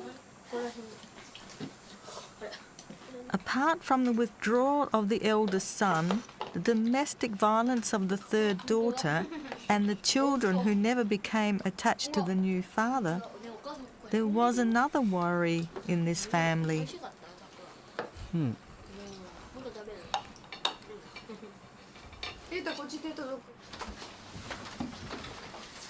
Mikan works for the hospital in Saitama as a nurse. She goes to the hospital for night shift.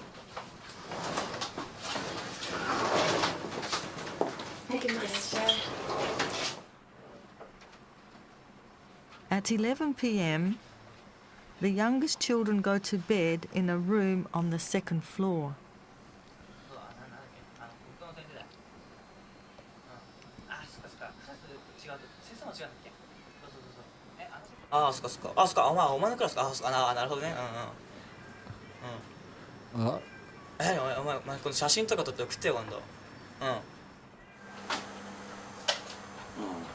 みかんちゃんは今日は夜勤なんでしょ。うん、今日は夜勤。あの子は働くよ。ね。ね。ね。ちゃんは出て行ったんでしょ。そうですね。まだ帰ってないみたい。そっか。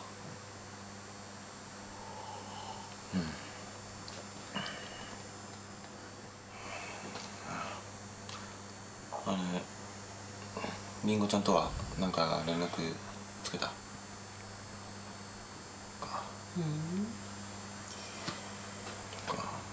かんないか。どうしてんだろうね。The eldest daughter, Ringo, 25, had left home after graduating from high school to attend a university in Tokyo. Okay. She had found work 3 years ago, but... Can you tell me a little bit about your eldest daughter, Ringo?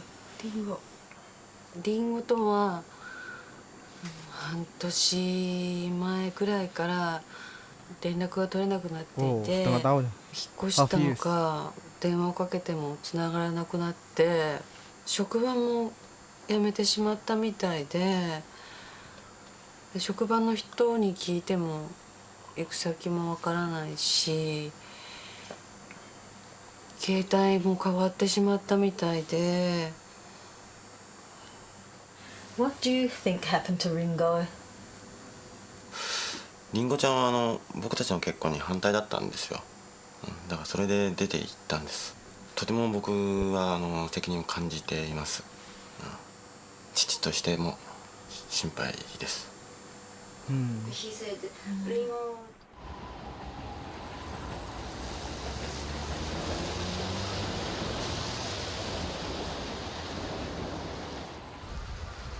A few days later, Sumio was walking around Yokohama City. He took a holiday from his work to visit Yokohama alone. There was a reason. ちょっとリンゴちゃんのことで、はい。Cari Ringo. He tried to find Ringo. Sumio had heard news of Apple. Ringo from her friends a month before. He was able to get a promising clue and went to Yokohama.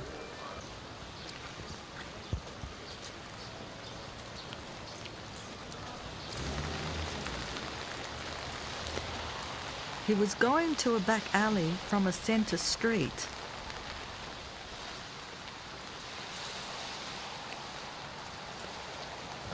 He moved forward down a very doubtful alley.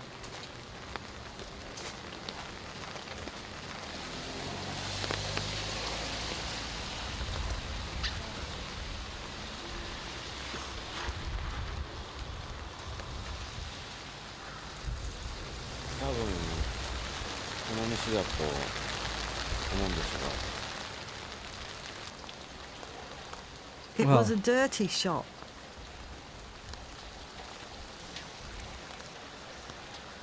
Japanese call this kind of shop Fuzokuten. Although it is called a dirty shop, a woman who works in the shop never do Taku yang full ni tak pernah tengok. Yang betul-betul full ni tak. Taku tengok explanation terus. Union. Tapi yang explanation tu pun Taku dah lupa 90%. Taku ingat 20% Japanese peculiar style that it stops the moment before genital union. What's the point?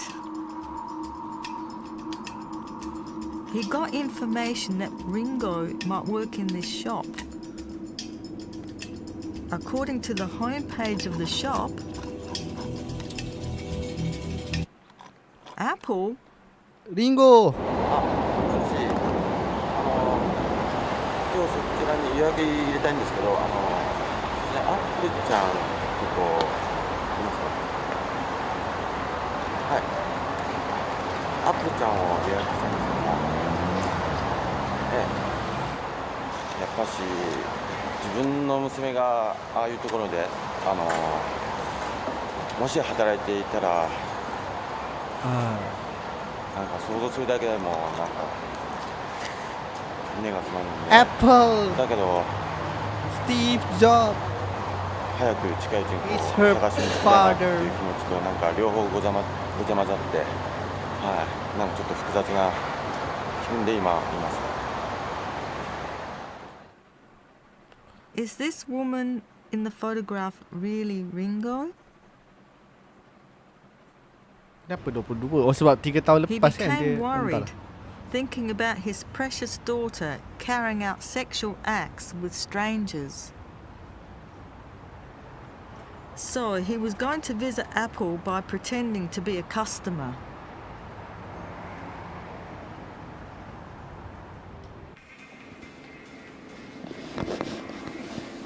Hi, アップルちゃんなんですか？電話いただいた方ですよね。はい。どうもありがとうございます。それじゃあですね。じゃあこちらどうぞ。Tangkap bawa masuk beg, bawa balik. Tangkap bawa masuk beg. アップルちゃんです。こんにちは。よろしくお願いします。お願いします。ゆっくり遊んでください。Tak pasal ni. Tak pasal ni. Tak pasal tu bapak ni. こちらにどうぞ。She don't realize. She don't realize it's his father. I mean because they not meet for so long. I think.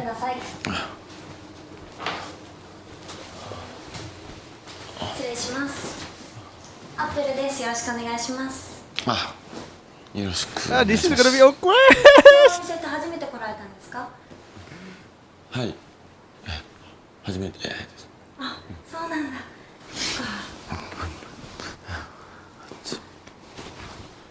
Tak pasal ke? Tak realize ke? What the Come on. Ha. リンゴちゃんだよね。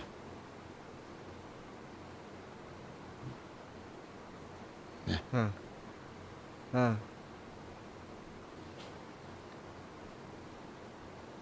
か誰かと間違えてます。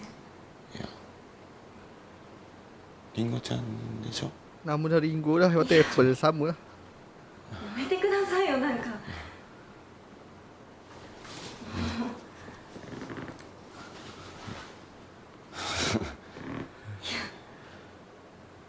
This is awkward.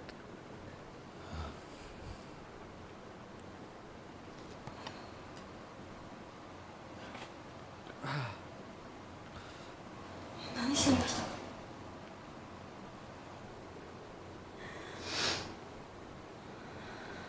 さ、とりあえずさ。なんでここにいんの？なんで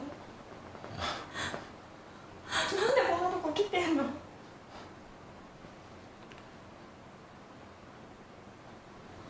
ってよ。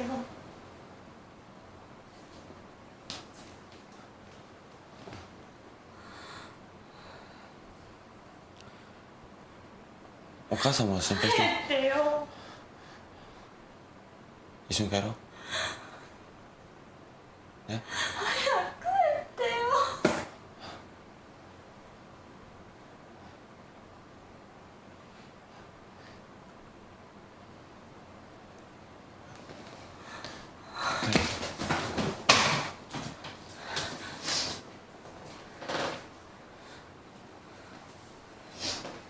すいません。ちょっと来てもらえませんか？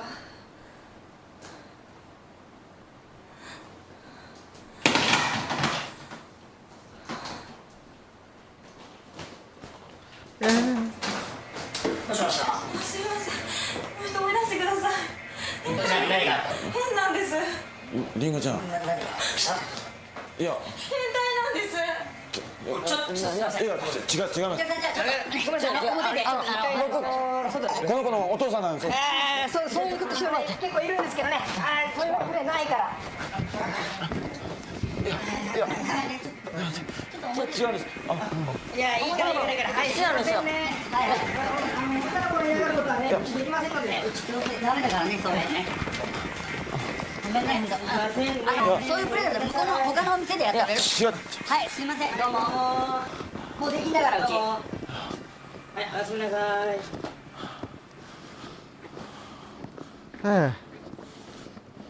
Wow. How do you think you feel about meeting Ringo again? まあ一応見つかっただけでも、まあ良かったかなとは思います。お母さんに何て言ったらいいかちょっと今迷ってるんですけど、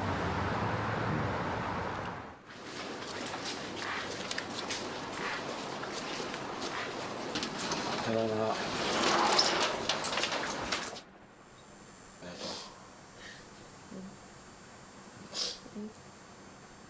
That night, Sumio told Tsukasa the truth about Ringo.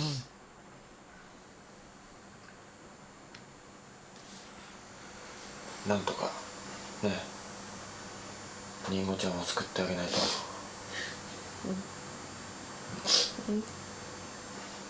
立ち直らせてあげないとね。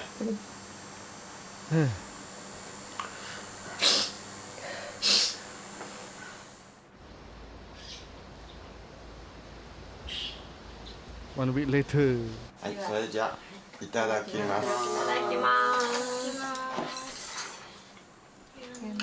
One week later, after meeting Ringo, Sumio visited Ringo several times and tried to talk to her, but she wouldn't see him.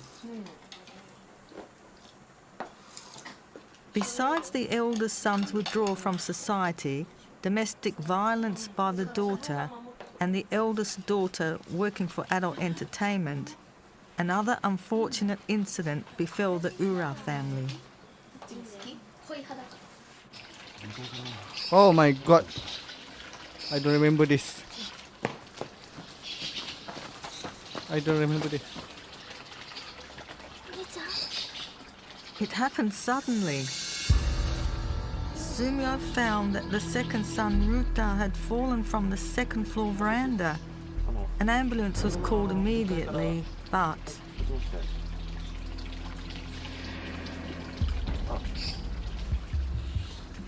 15 minutes passed. An ambulance didn't come.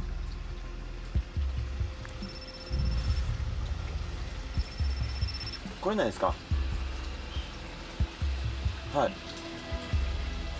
なんかわかりました。こっちから行きますんで、なんか大通りまでしか来れなくて、その先細くて来れない。ここから。だ。15 minutes, yeah. Dia dokong dia. I don't remember this one.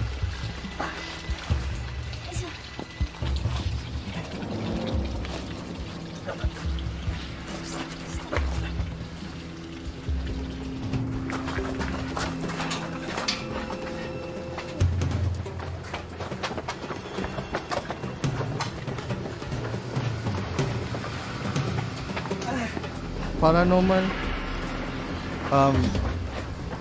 can be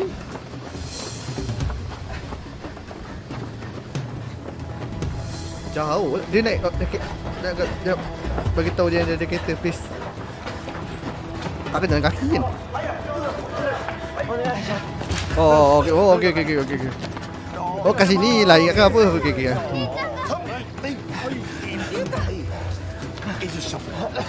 Jangan jauh sangat.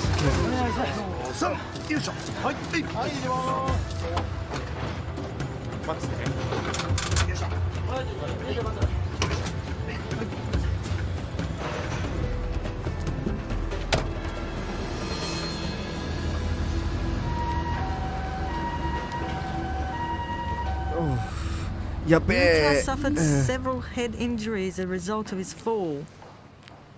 Is he all right? I think it's fine. I mean, I think it's not that. Hello, how are you? How is Ruta-san's condition? I've been worried about it. 出血が結構ひどかったんですけども、まあなんとか命は取り留めたっていう感じです。ただ意識がまだ戻らない状態なんで、まあその検査の結果がまあ、2、3日後ぐらいに先生から出ると思うんで、まあそれを待つっていう感じですね今は。はい。そういえば去年くらいになんかレモンが自転車を漕いでたらなんか自転車が壊れたどうかわかんないんですけどすごい大怪我をして入院したことがあってすごい心配だったんですけど。は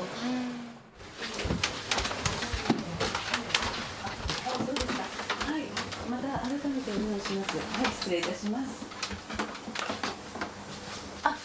Hello, how are you? どうぞ。Oh, thank you. Thank you. I've just come. I'm very worried about Ruta. 龍太くんのこと心配してますって。私も病院に行きたいんですけど、号機のこともあるんで家から離れられなくて。She wants to go to the hospital, but she takes care of the 号機 too, so she couldn't go to the there. I see. Yeah, it must be very difficult for you to be able to go to the hospital and try and look after your other son. I can understand. A very difficult time. 今すごい大変な時ですねって病院のこともあるし、号機くんのこともあるしっておっしゃってます。4 days passed since Ruta had been in a coma. That day, Sumio visited the shop in Yokohama again. Oh, lagi sekali. Percubaan ke berapa ni? The reason why Sumio came to Yokohama is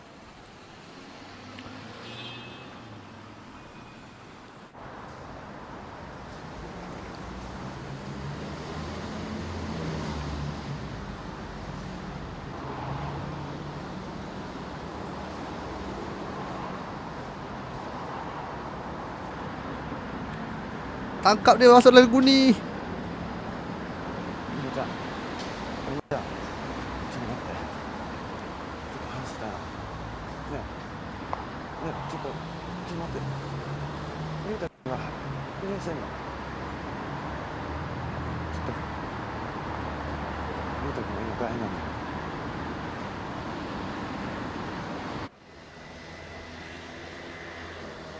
Hmm.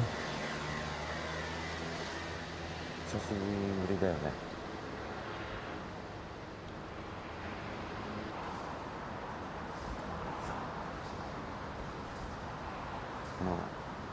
龍太くんの件なんだけどね、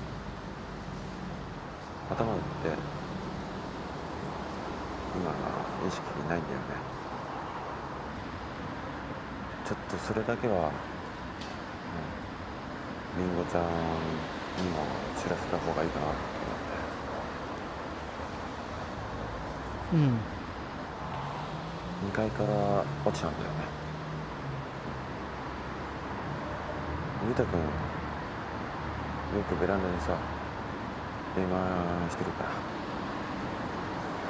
ら。だけどまあ大丈夫だよ。みかんちゃんの病院にさいるし、それに子供たちもさ交代で看病してくれるし。Dia tak bangun lagi ni. He's still not wake up. So I think it's bad. I thought it's not really that bad, but yeah. りんごちゃんさ帰っておいでよ。ね。みんなも待ってるから。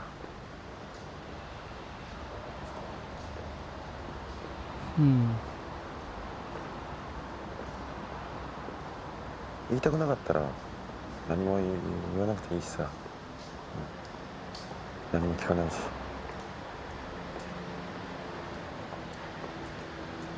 戻っておいでよ。ね。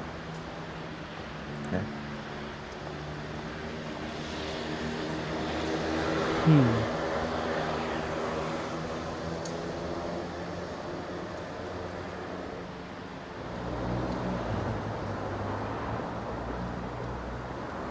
理だよ。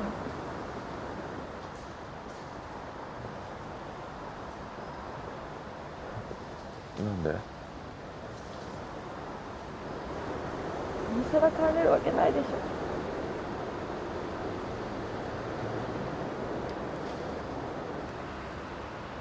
I think I know why Ringo she was gonna deceived go. by the boyfriend she had dated. Ringo shouldered his debts. As her previous job did not pay enough for her to repay the debt, she resigned and half a year before started to work for this shop in the sex industry. Oh.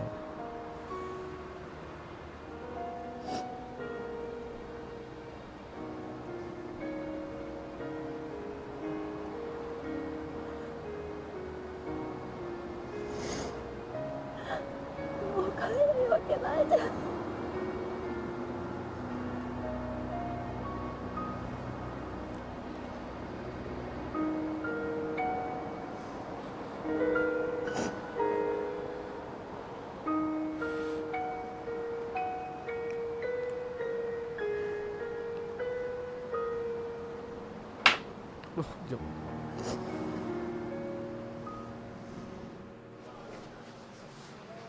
Two days later, 2 days later. Ruta was fully conscious. Bisa bangun. 調子が悪かっただけ。落ちた時に結構出血したので、そのおかげで内出血が免れることができました。やっぱりお父さんの早い処置が良かったと思います。話して不発だ。意外とって。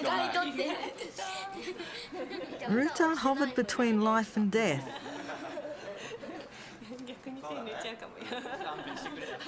Sumio looked cheerful after a long time.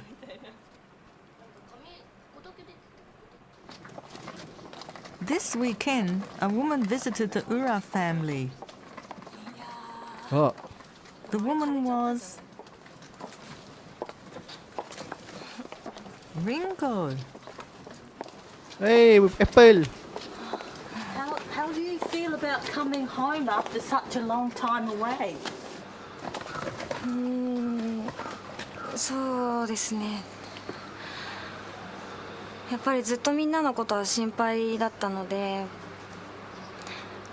やっと帰ってこれてみんなと会えるっていう嬉しいっていう思う気持ちと、みんなが私を迎え入れてくれるかなっていう不安の方が今は正直ちょっと大きいんですけど。Sumio paid off the $50,000 debt for Ringo by withdrawing a deposit before maturity. It was a deposit he had saved hard for. Oh, damn. So, bapa angkat dia bayarkan lah.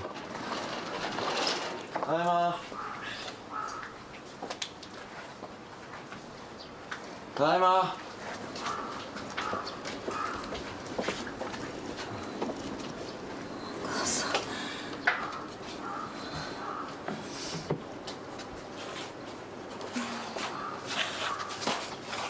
Tadaima. おかえり。ごめんなさい。 Pukul, pukul. Pukul, pukul, pukul, pukul. Itulah, ingat tak ada orang tu lah. Ingat something happen. Kalau nanti kamera dah padam, pergi belakang, okay? Push, push. Pukul, pukul.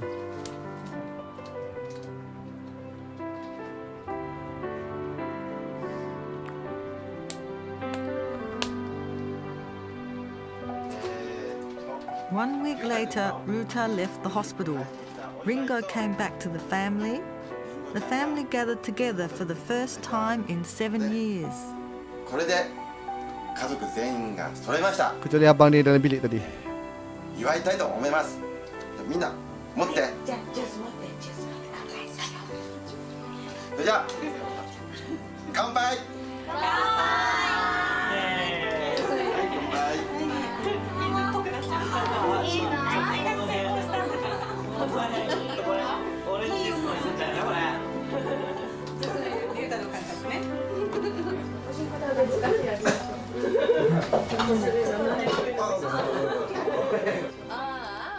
They had a really lively conversation with Ringo for the first time in a long while. They all smiled again.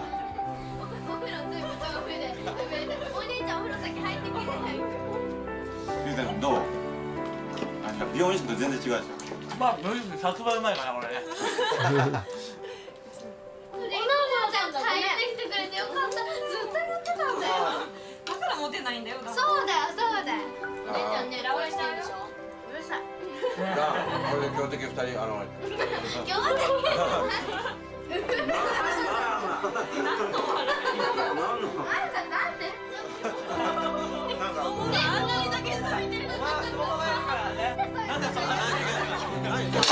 ？Allahu Akbar, terkejut aku ya Allah, terkejut. Kena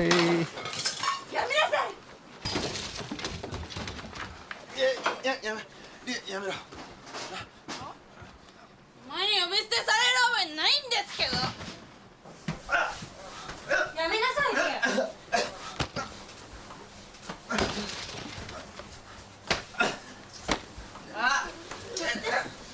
リエ、やめなさい。やめなさい。やめなさい。やめなさい。リエ。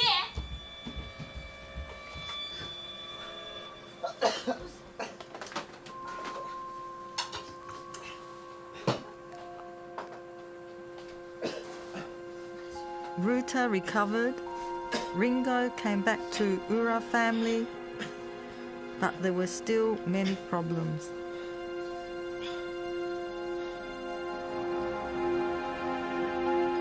Will Sumio become the real father of the large family someday?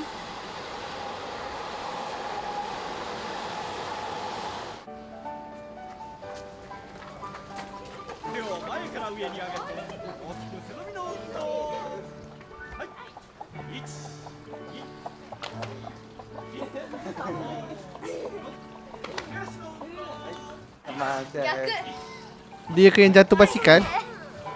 Jatuh basikal? Masa adik mamak? Masa adik mamak apa? Jatuh basikal? Excuse me. Can you explain to me what you are doing? 何をしているか説明してもらえますか？はい、ラジオ体操です。こうやって朝みんなでこうやって集まって体操して健康を維持してるんです。はい。Radio Taiso. Oh, tahu? In Iya, iyalah. 1925, a life insurance company made the radio gymnastics exercises widely promoting good health and well-being. In its homeland America, people don't carry out the radio gymnastics exercises anymore. It still remains as a tradition in an island country in Asia, Japan. Iya, iyalah. Iya, iyalah. Senamnya iya, iyalah. 4 kaki ke depan, 8 kaki ke belakang. Itu aja lah. それを話したら主人がまたやってみようって言ってくれて、それで今日からやってます。Dekat hospital, anak lelaki dia ada cerita pasal ada adik-beradik perempuan yang pernah insiden. 実はまあちょっとご報告したいことがありまして、昨日 IT yang anak perempuan yang ketiga tu kot. で、まあ正式な I not remember. なりました。前の But I remember why 失踪して、takut tak nak cakap apa. なったんで、まあそれで、子供たちもいることだし、けじめをつけようっていうことで。Congratulations. すごい良かったですね。おめでとうございます。ありがとうございます。Excellent. ありがとう。 Terima kasih. Iya, iyalah. Takut tak nak spoil apa-apa lagi setakat ni. Takut dia ingat satu benda, tapi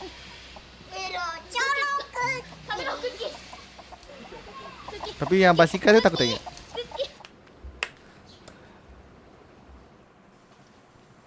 いただきます。ちゃんと食べるのよ。あ、ベロニカさんの分もあるんですけど、いかがですか？Thank you very much. Can I join him? 一口も食べてないんじゃん。私大地食べなよ。Excuse me, what is this? Dish. これは何ですかって。これは親子丼です。丼の中に鶏肉と卵が入ってるので。Ayam dan telur. 親子。でも普通の親子丼っていうのは親と子が本当の親子じゃないことが多いんですよ。でもうちのは本当の親子です。鶏肉は本当の親子。Tak silap Taku ni macam hint for something, tapi aku tak ingat apa. Dia macam dia kata ayam dengan telur tak ada kaitan. Kalau ada oyakodon tu kan tak ada. Patutnya memang bukan, tapi dia punya ayam dengan telur tu true parent. Macam hint something, tak lupa dah apa. Tapi dia hint lah. Kalau Adi Muhammad boleh tangkap something. 鶏肉はうちで潰した鶏肉で、その鶏が産んだ卵だから本当の親子よ。究極の親子丼です。嘘でしょ。本当よ。何？クッキーだもん。では食べちゃったクッキーが産んだ卵？そうよ。クッキーいないの？これクッキー？マジで？でもクッキー潰したんでしょ？そうよ。お母さんが？お母さんが。これがクッキーなわけですよね。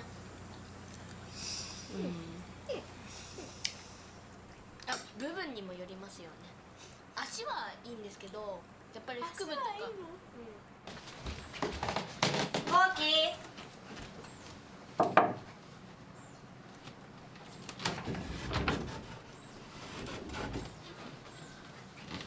ご飯置いとくよ。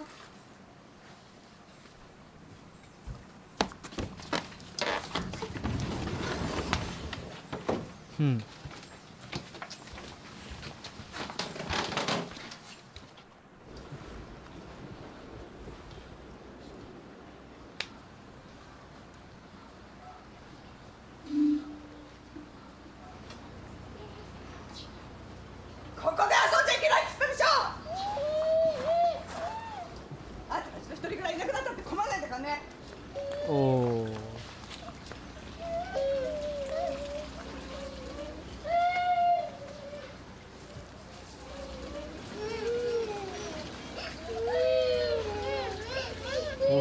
Dia berubah watak, dia boleh berubah wajah, boleh bertukar suara.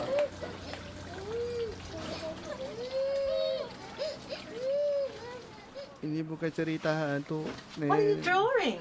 何描いてるのって。山の野菜のところにエンレケのお化けがいるの。野菜のところで遊ぶとお母さんがすごい怒るの。What is Enrique? エンリケって何って。前に飼ってた猫です。お父さんがいなくなっちゃった時にちょうどエンリケが死んじゃったんで、庭に埋めたんですけど、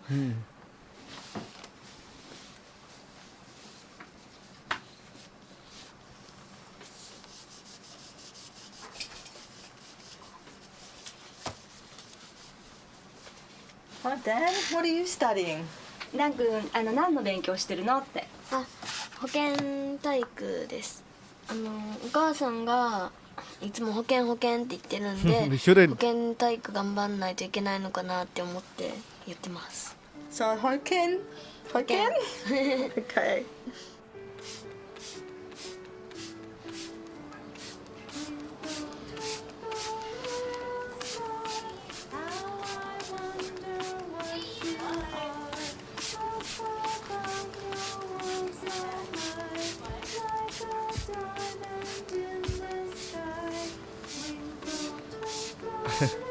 Adi Muhammad ada tangkap something ke? Aku dah ingat beberapa benda lah, tapi still tak dapat whole picture.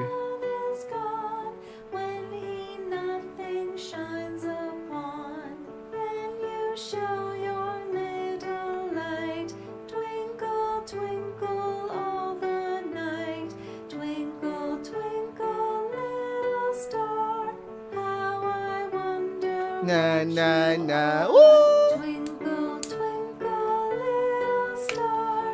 I wonder what you are. When the music's gone, when he nothing shines upon, then you show your little light. Twinkle, twinkle all the night. Makan nasi lemak dengan santan parut.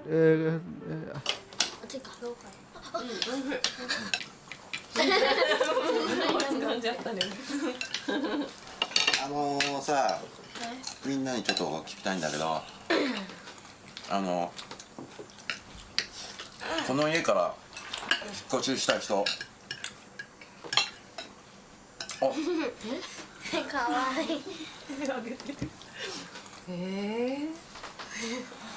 引っ越し。微妙。ね、そうだね別にね。だってほら結構さこの家もうだいぶほら古くなってるじゃないねでまあほら僕も正式にみんなのお父さんになったわけじゃないだからまあ心機一転引っ越ししたいなって Rumah baru 思ってんだけど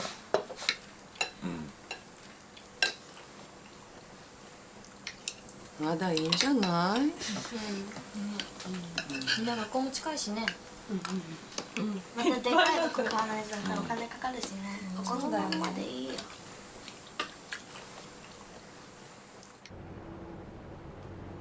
み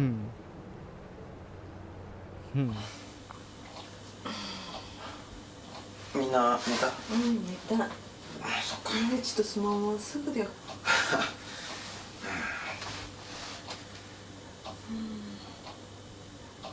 さやっぱりこの家何かあると思うんだよね何か？いやほら龍太君の怪我とかさそれには去年レモンちゃんとて Kedua-dua yang ke tangan dia りんごちゃんのことだって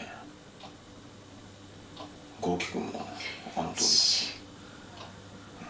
豪輝のことは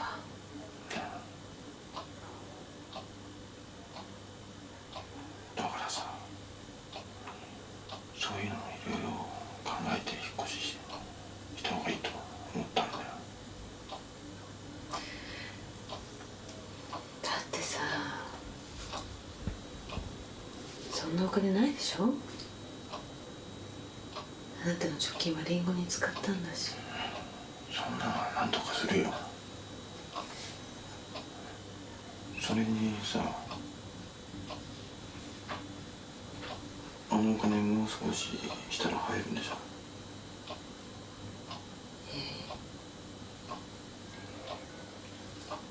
あのお金当てにしてたの？いや別に当てにしてるとかそういうんじゃなくてさ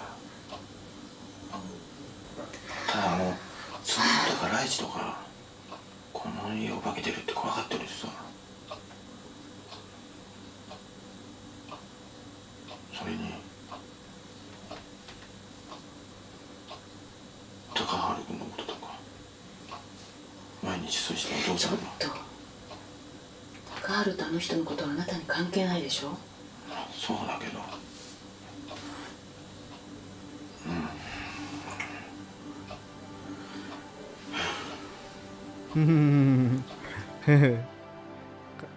There had been another child between Tsukasa and her former husband.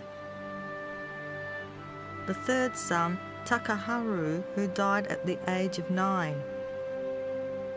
Takaharu accidentally drowned in the river in 2001. 7 years ago, in 2002, the former father, Keiichiro Ura, suddenly disappeared. Sumio thought that the series of misfortunes to the family, such as the death of Ringo, Goki's withdrawal, Rie's domestic violence, and Ruta's accident were all caused by this house. The family seems troubled about you moving. Is there a reason for this? みんな、この家で生まれてこの家で育ったわけだから、多分そういった意味で愛着があるっていうんじゃないですかね。Also, we heard you and your wife talking about money. What money is that? 前の旦那さん、圭一郎さんが失踪して今年で7年になるんですよ。で一応7年経ちますと死亡っていうふうに認められて保険金が下りることになってるんです。でそのお金で引っ越そうかなと思ったんですけども。Unfortunate things happen to this family, one after the other. Why on earth is this happening to the family? We have found one reason. 7 years ago, Goki started staying indoors. 7 years ago, Ringo left her house. 7 years ago, Rie became a delinquent. All of these unfortunate things were connected. It was 7 years ago that Mr. Keiichiro left the house. So why did Mr. Keiichiro disappear? What was Keiichiro like? 父はすごく優しい人で、家族のことを一番に考えてくれる人だったので、私たちもみんな大好きでしたし。So why did Keiichiro disappear? どうして圭一郎さんはいなくなったんですか？ちょっと突然のことだったので、ちょっとよく私たちもわからないんですけど、私たちもちょっとまだ信じられないので。気さくでよく遊んでくれるいい父だったのを覚えてて、でも時々すごい怒ることがあって、お姉ちゃんとかバンバン殴られてたりした時は僕怖かったんですけど。Why do you think your father disappeared? よく覚えてないんですけど、お父さん体が悪くてもう仕事もやってなかったんで、なんか悩んでたのかもしれないんですけど、でもそのことを心配してお母さんとお兄ちゃんとお姉ちゃんとかがよく集まって相談してたりしたんですけど。He don't know why, but father was in poor health. Why do you think your father disappeared? なんか昔テレビの人が取材に来たことがあって、なんか心霊写真に呪われたとかそんなようなことを言ってました。昔うちの家族を紹介しますみたいな内容でテレビがうちに来たことがあるんですよ。でなんか霊能者の方がそのお父さんがそのゴーストフォトの世界にこう引き込まれた、連れて行かれたみたいな感じのことを言ってました。Nihin besar ni jap nihin besarに人が Why do you think your father disappeared? なんか昔テレビの人が取材に来たことがあって、なんか心霊写真に呪われたとかそんなようなことを言ってましたね。昔うちの家族を紹介しますみたいな内容でテレビがうちに来たことがあるんですよ。でなんか霊能者の方がそのお父さんはそのゴーストフォトの世界にこう引き込まれた、連れて行かれたみたいな感じのことを言ってました。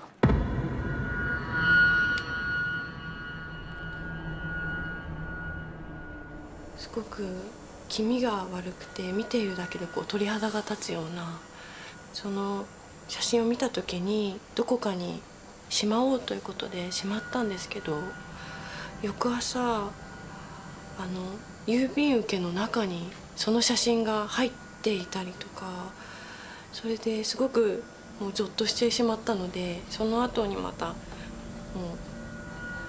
う捨ててしまおうと思ってゴミ箱の中に入れたりして捨てたんですが、玄関の前のところにポツンと落ちていたりとか、それですごく気味が悪かったので、一度お祓いをしてもらおうと思ってまして、でお祓いをして。 Give me a minute, I nak pergi toilet jap. Sekejap Sekejap, I be right back.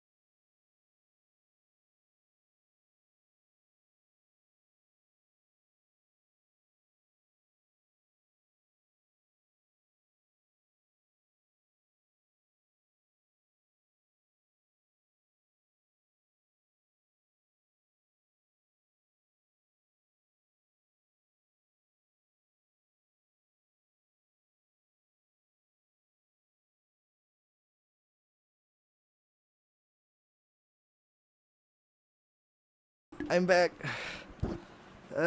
Lama ke? Tak kan? いただいたんですけど、それでもやっぱすごく怖い写真でしたね。 Ni gambar tu.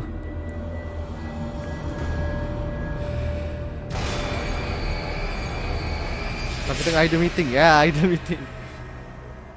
Finally, I discovered the terrible fact, which was the root cause of all the unfortunate things that struck the family one by one. The ghost photo is the reason why all these terrible things are happening to this family. It's a terrible Japanese horror story. Curses exist in Japan. 日本語。心霊写真ですか。まあ僕は霊とかそういうのは信じる方じゃないんですけど、まあね、こう、いろんなことが続いてますからね。So, are you still thinking of moving house? まあ、そんな話を聞きますとね、この家はやばいんじゃないかなって、思います。子供たちを説得して、引っ越ししたいと思います。はい。He said, I think this house is trouble, so. Lambat lah tu kau translate. Dia skip terus.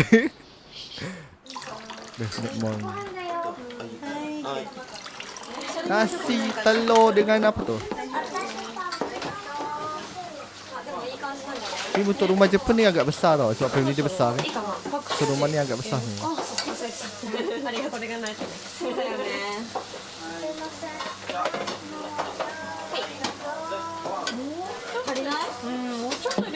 ないんじゃないいっぱいたくさんいるかなありがとう。私も緑のしましまこれかそれとこれかな。はいこれわかるかなお父さんの特別にこれだよこれ。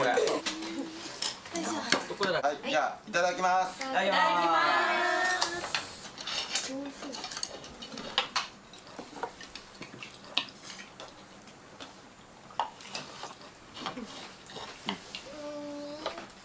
うまいねこれ。美味しい？うん。久しぶりに作ったからすごい食べるね。ねえねえそれね前のお父さんもよく食べてたよ。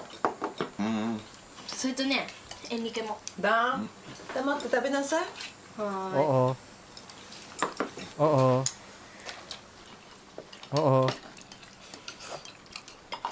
あ、これおかわりある？あるよ。食べる？こう美味しい。本当よかった。ちょっと待って。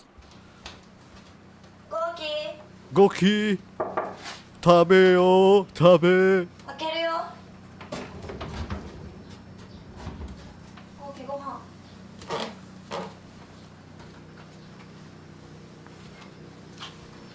ゴキ大丈夫か？大丈夫かゴキ？そうですね。Masuk dalam cepat, tutup pintu. Oh.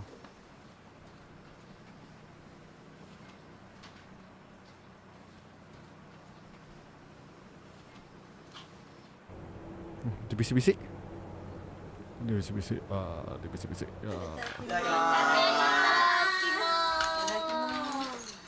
Dia bisik-bisik.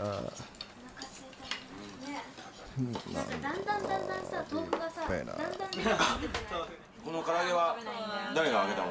唐揚げじゃない。唐揚げじゃないよ。アジフライだよ。揚げなんかおかしいと思っちゃった。アジフライ。自分で突っ込んだ。More than 1 month passed after the interview started. Sumio and the children seemed to talk much more. The children have become more cheerful, which has never been seen before. だって野菜が好きって言ってんのに出てくるのはなぜかキャベツばっかりだ。野菜じゃんね。野菜。まあ野菜だけどさ、野菜も。でも全部庭にあるものでね、住むから安上がりだね。よかった。今度ほらキュウリとかさ栽培してよ。キュウリとか。キュウリね。キュウリ。わあ。うるせえ。いい気になってんじゃねえよ。ゲラゲラ笑ってんじゃねえよ。キモいんだよてめえ。やめなさい。止めるな。やめなさい。リエ。気の済まない。殴れよ。気のせいまでやってや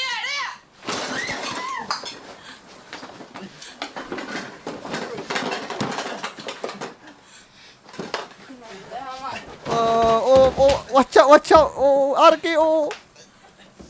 リエ、いい加減にしなさい。せえよ。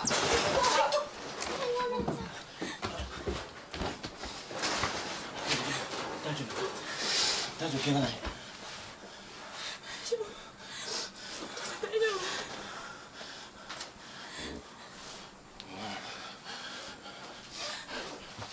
今お姉ちゃんに何やったんだよ。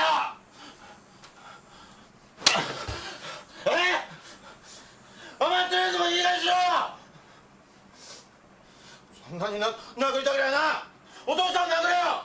ほらもっと殴れよ。ほら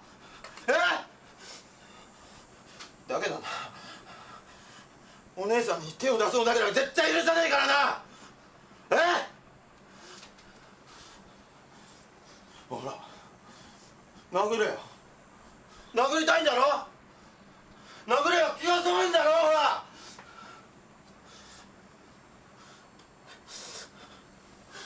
でもな、俺はお前を愛してんだよ。リエを愛してんだよ。お前は俺の子供だから。何をやってもな、どんなことやってもな、俺はリエのこと愛してんだよ。本当にみんなを愛してんだよ。俺はな、この大家族のお父さんなんだから。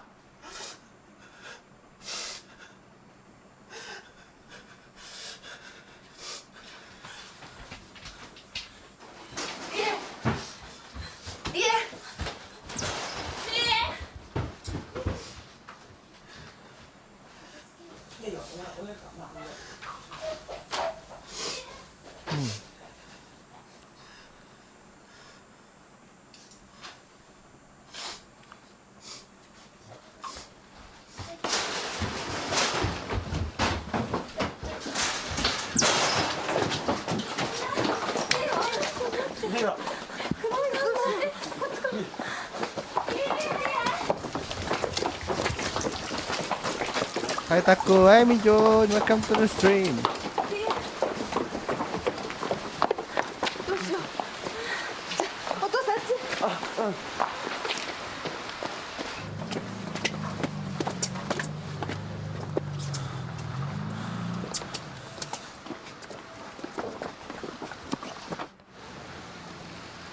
Sumio was looking for Ri desperately, but he was unable to find her.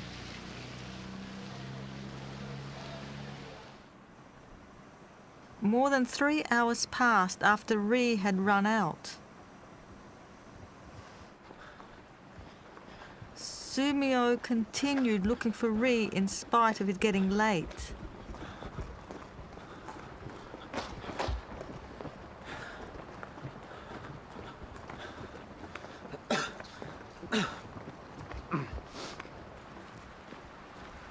"12 a.m.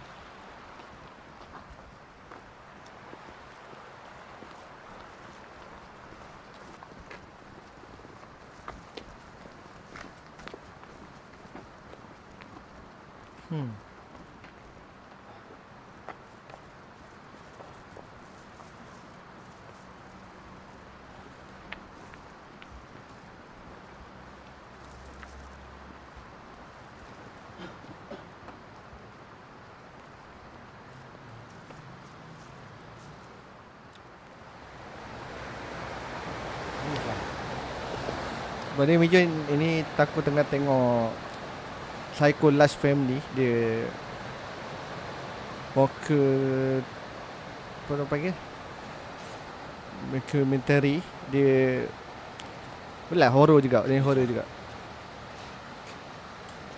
Komen lah. Bukan that, tapi not that kind of horror. Dia macam lebih kurang macam Q dokumentari juga. Fake dokumentari.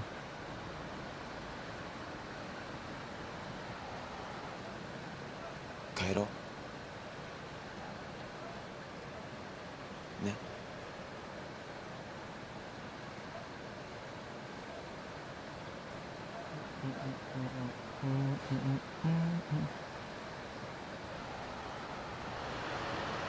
Sa.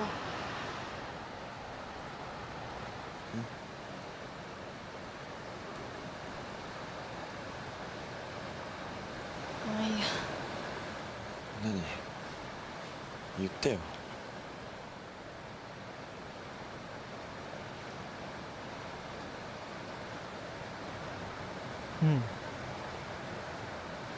あんなにやられてたのにさ、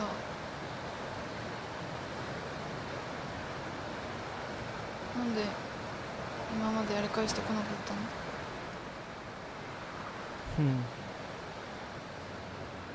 姉ちゃんと喧嘩はしたくなかったから。バカじゃないの。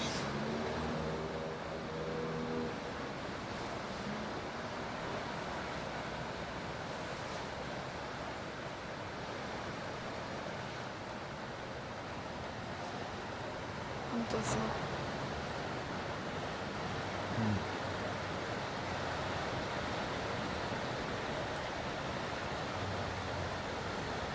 なんでそんないい人なの？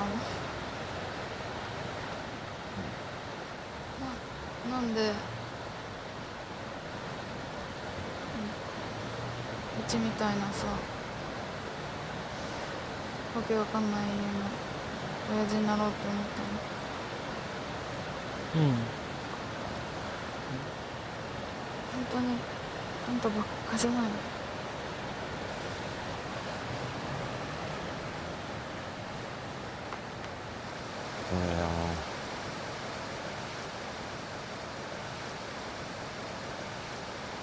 みんなのことも好きだから。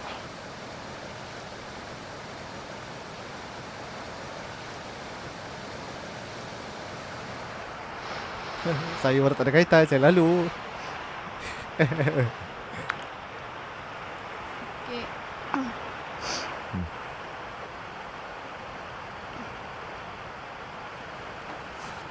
さっき殴られた時さ、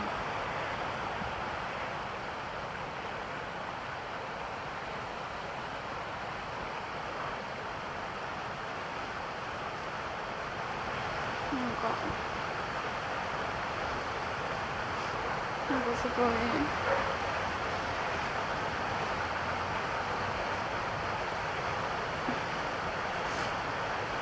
嬉しかった。Masuk cheese?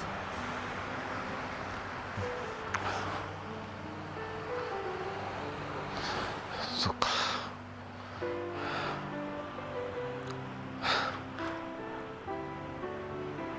Masuk cheese. ごめんなさい。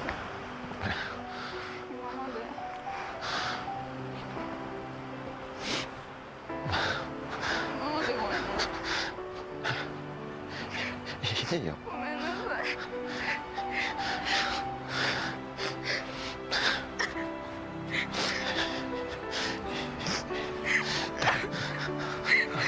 大丈夫だよ。Siapa letak bawang?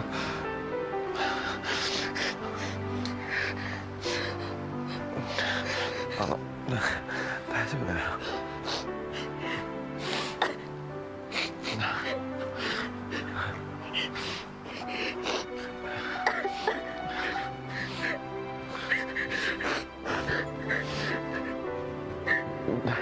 だって。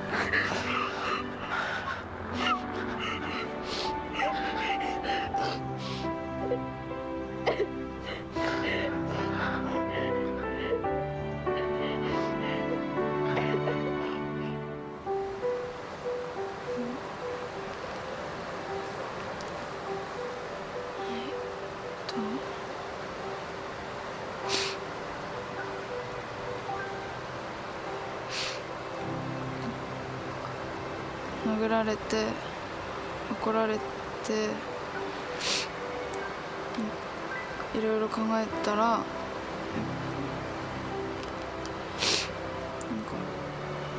自分が甘えていたんだなって思いました。今まであんなに叱られたこととかなかったし、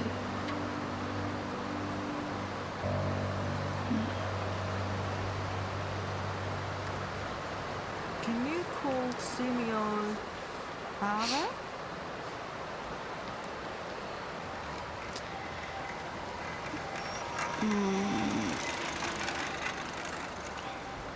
どうだろう。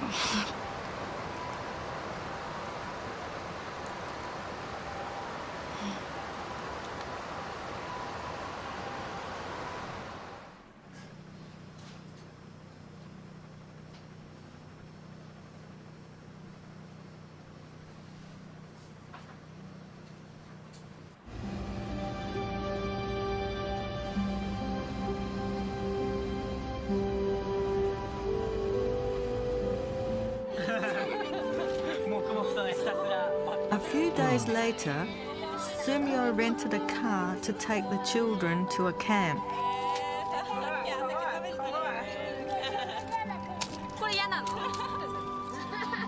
It is to cultivate mutual friendship with the children through an overnight camping trip.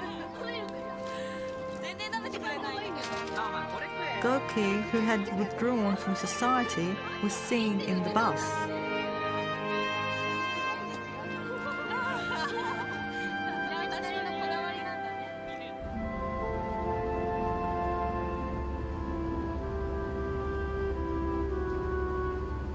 はい、到着でーす。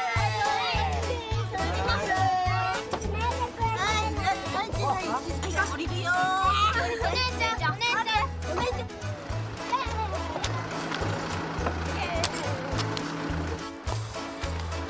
ちょっとお姉ちゃん。お、すごい。2人だけ。すごい。じゃあ一緒に投げよう。せーの。最後なってきたな。いい？まだまだ。起きて。はい。ちょっとみんなで手伝わせてもらってないな。お前らも遊んだら手伝えよ。キャンピング。これね、結構曲げて。もうちょっとまずちょっと中にもっと戻してバック。よし、ちょっと待って。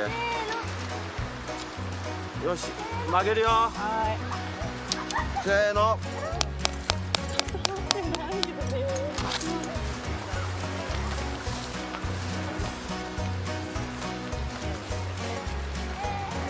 Okay, Mika, what do you think of your new father? 新しいお父さんについてどう思いますかって。そうですね、初めの時はちょっと戸惑ったりもして私もどう接していいのかわからなかったりとかもしたんですけど、結構日が経っていくうちに少しずつ仲良くなれて、今こう僕が元気にこうしていられるのもやっぱり僕が怪我した時にお父さんがすぐ来てくれて僕をおぶってくれて病院に連れてってくれたからなんで、もう本当にすごい感謝してますし、もう僕の命がここにあるのは今のお父さんのおかげだと思うので、もうすごいありがたく思ってます。服装とかダサいし不器用だけどそれ以外大好きです。なんかね、最初の頃はあれそんないい人かなって信用してなかったんだけど、お兄ちゃんの入院の件もそうだけどすごい一生懸命になってくれたから、あれ信じられるのかなって思って。 Which do you prefer? The present father or the former father? 今のお父さんの方が大好きです。本当にいろんな意味で感謝してます。お父さんがいなかったら私も多分今ここにはいないと思うので、多分他の子たちもみんな同じ気持ちだと思うんですけど、お父さんのことは大好きです。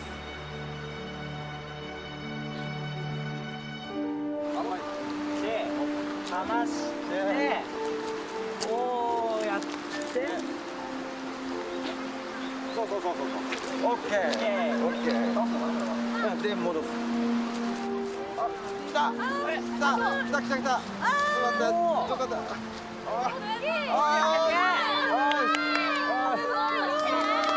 Ike. Dapat Ike. 美味しいかな。美味しい？あ、口開けてるよほら。お父さんもっといっぱい釣ってよ。お父さん頑張って。お父さん頑張れ。頑張るよ。頑張るよ。お父さん頑張って。お父さん頑張って。お父さん頑張って頑張ってお父さん。とりあえず100匹くらい。とりあえず100匹。お父さん頑張れ。頑張ってお父さん。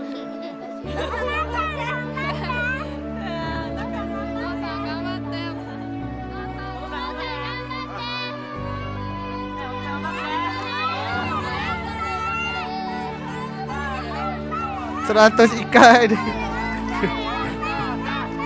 100 ikan. 100 Ike.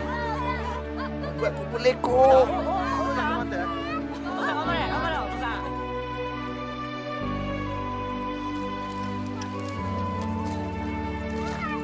Atsuku ne, 大丈夫？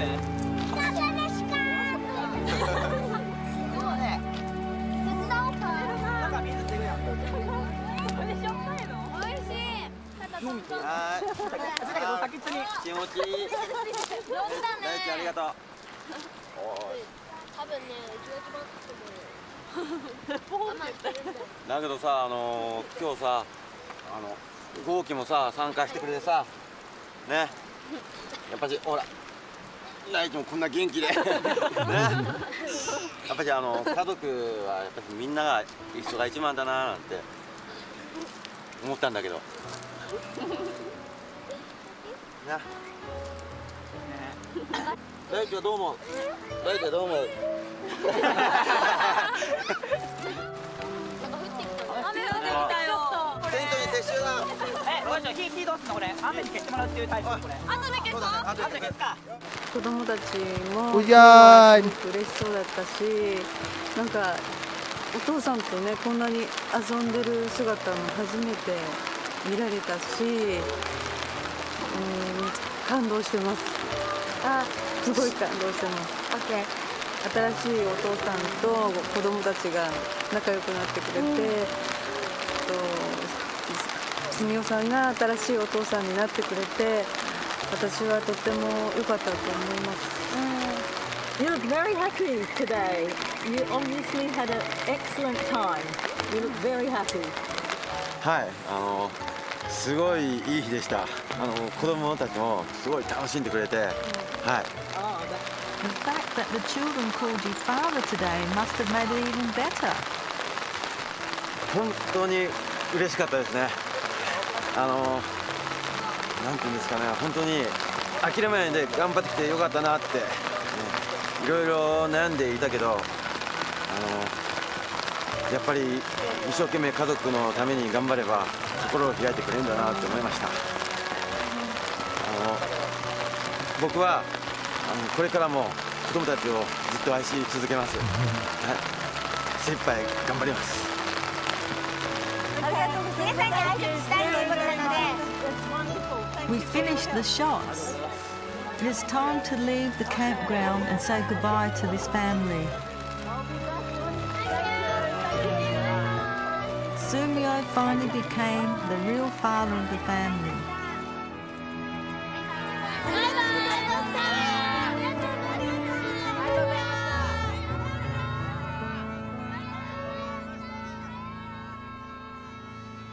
Crew member, bye bye.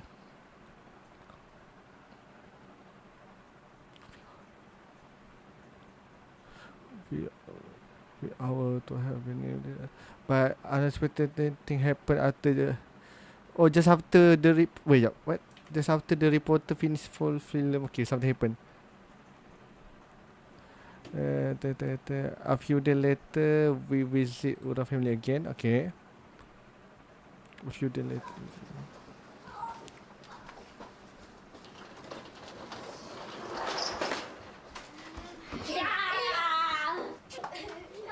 There was a familiar scene in Ura family where the children play together. Banyak tak kena sebenarnya. Ya, tak tahu ada beberapa benda tak kena. Sebenarnya banyak saya. Someone was missing. The one who always stayed in the house.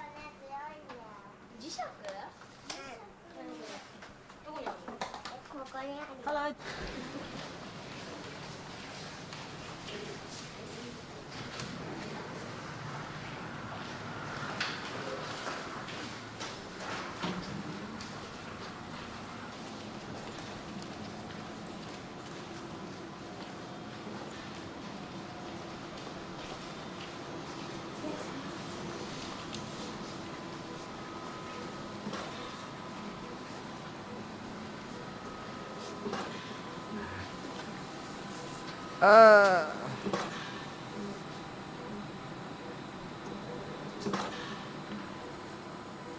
The mother of the large family, Tsukasa, was an intensive care unit in the hospital.10日くらい意識が戻らない状態が続いています。担当の先生が言うには命が助かっただけでもよかった、奇跡のようだって言ってますね。Whilst camping, Tsukasa slid down a cliff to the bottom of a valley, hitting her head badly. She was found unconscious.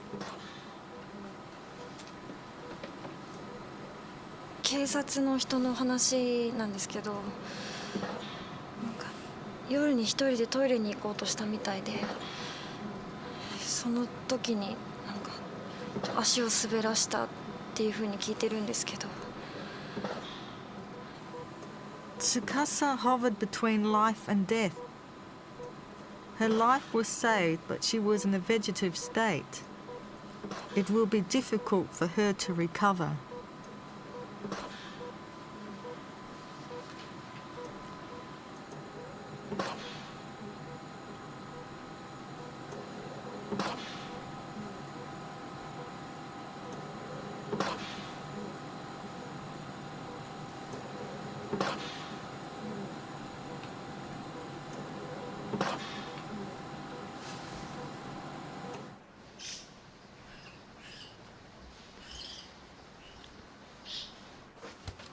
Good morning, everyone. おはようございます。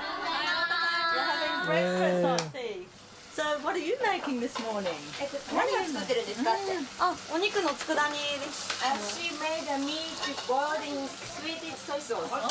お父さんにパワーつけてもらいたいんで。 Okay, looks very nice. And what are you adding now? What is this white powder you are putting in? その白いパウダーは何ですか。はい。あ、これですか。これ昆布を粉末状にしたもので隠し味にすごい美味しいんですよ。She said this is a seaweed cut into piece to enrich the taste. This is delicious. 美味しいですよ。 Very nice. はい。 Oh, can I try? Yeah. Just a little bit? It's like salt. Very much like salt. お塩みたいな味がするって。 Are you still planning to move to another home?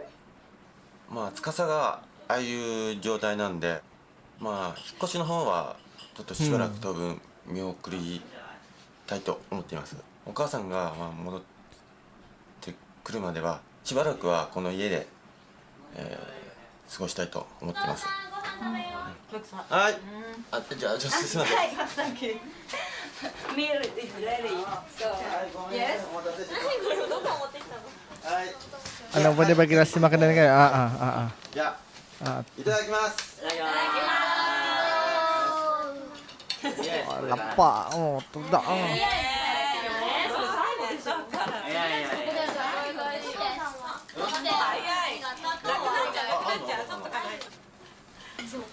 しょうがない。 Excuse me. I'm very sorry to hear about your mother. Very sorry. まあちょっとああいうことになっちゃったのは残念なんですけど、でもお父さんもいるし、私たちもやっぱりこんなにいっぱい兄弟がいるんで、みんなで力を合わせて一致団結でお母さんが帰ってくるまで頑張りたいなと思って。Yeah, I wish you all the best. You're doing an excellent job. Take care. You are looking after your family very well. You're doing a great job. A parent-child relationship by marriage can become one by overcoming difficulties. So through our interview, we learnt that there are possibilities that people all over the world could become as one. Yay!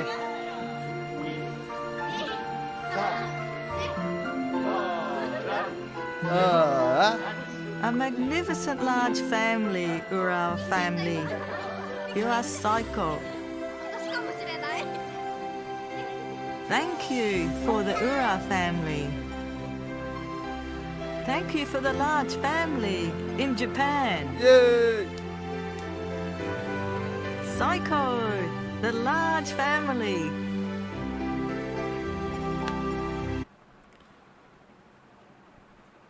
I would like to thank the Ura family very much for their cooperation. I hope that Tsukasa will recover soon from the accident. He had while filming. Okay. Veronica ni tadi lah kan dia yang perempuan tu. Veronica Anderson.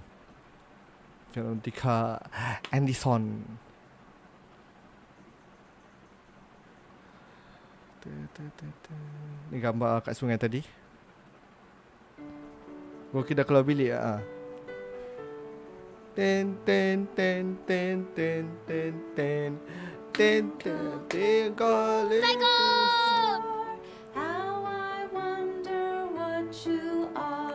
Na. Okey, kita tengok explanation video lepas ni. Saiko! Twinkle Twinkle little star, and I wonder why you are. Woo! Nanti lepas habis series ni diorang cabut. Diorang cabut live support mak dia. Tak ada gurau, tak ada gurau. Tu tak ada.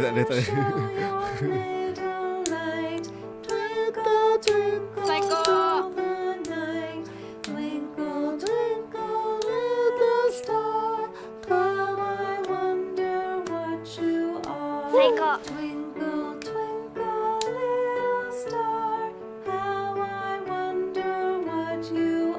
Yay. Saiko.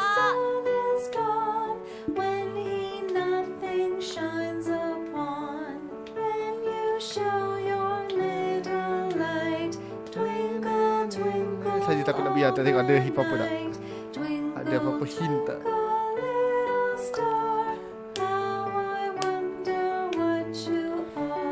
Ha, ni sebenarnya kan tak manusia je. Kita kena tengok. Kita kena tengok explanation video dia. Banyak benda yang terlepas sebenarnya. Takut ingat saya, tapi not the whole lah. Tapi takut ingat ada benda yang kita terlepas. Takut tengok yang ni. Dia ni explain detail. This video is sponsored by NordVPN. So we may be a couple months into the So what I have for you today is a piece of media that I have been wanting to talk about for ages now, and I mean literal years. As for why, have you ever stumbled upon something that you thought you understood, but the longer you stare at it, the worse it becomes? And I'm talking genuine unease, like a feeling that something is off. It's a sensation that horror media strives to achieve, but very seldom actually manages to nail. And while what creeps me out might not creep the next person out, this mockumentary definitely got me. Now, what exactly am I talking about? The film is called Saiko, the Large Family, a 2009 mockumentary from Japan that I actually found on YouTube some number of years ago. Now, I cannot for the life of me tell you exactly how I stumbled upon it, but there are a couple different uploads, and honestly, I really did not know what I was looking at first. I believe it only took me maybe a couple of minutes to realize that it was a work of fiction, but other than that, I seriously had no idea what I was about to experience. That said, as many of you know, I'm a lifelong horror nerd, and one thing that I really, truly miss is actually being afraid, unnerved, disturbed, whatever you want to call it, by a movie. That feeling that I used to get as a kid when I watched stuff like The Ring for the very first time and I couldn't be alone in the dark for the next few. Apa dia? Tadi bukan ori lah. I think... I'm not sure. I think so. Wait, jap. Tengok channel tu jap. Saja nak check balik. Saiko the Large Family. I think so. It's not the original. I think so. But the original is gone. Yeah, it's gone. Months. Saiko, the Large Family creeped me the hell out, but it wasn't through conventional means, and in fact, this movie somehow managed to creep me out again on second viewing. In a world where we've had discussion after discussion about why jump scares suck, this film goes in the opposite direction, almost to a fault actually, but if you pay close enough attention, then at least in my opinion, you're in for one hell of a ride. Before I get into details though, I'd like to explain the events of the film, which I of course encourage you to watch for yourself first. After that, I'll dig a bit deeper and get into the subtle things that many could have easily missed when watching this movie, and in my opinion, the true source of its merit as a piece of horror media. The film opens up with cheap logos and lackluster narration brought to us by one Veronica Addison, a Western documentary filmmaker attempting to understand the life of the Ura family of Saitama, Japan. Hello, my name is Veronica Addison. Currently, Japan has a big problem with a declining birth rate. Since the 1950s, in advanced countries, this has been a great problem. It's no exaggeration that the falling birth rate is now a serious problem in the world. It's therefore that I'm reporting on a very large family in Japan. How does this family live? As the title implies, the Uras are a rather large family.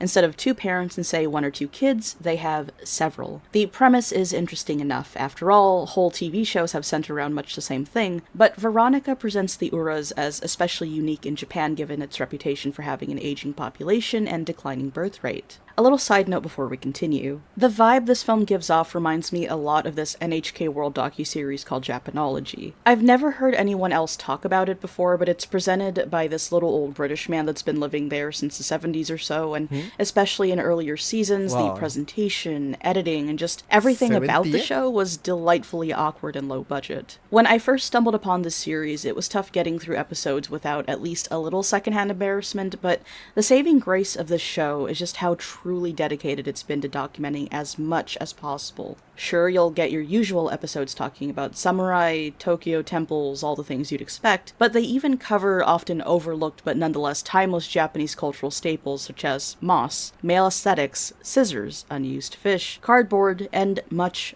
more. And yes, they seriously do have a full half-hour documentary dedicated to things like Japanese scissors and cardboard, and yes, they're actually interesting. But anyway, my point in all this is that Veronica and her documentary give off much the same energy, in my opinion, bland and sometimes jarring in its presentation, but nonetheless genuine in its curiosity towards its chosen subject matter. A date on screen puts us at April 2009 as Veronica and her translator happen upon the mother of the family, picking vegetables with a couple of the younger children. We follow them inside, and suddenly the chaos of the family's breakfast routine becomes apparent. With barely enough space to shimmy past each other, they prepare their meals, and before we know it, a noticeable silence breaks through as they start eating. The family has Veronica try natto because it's funny, and we're introduced to everyone one by one via text.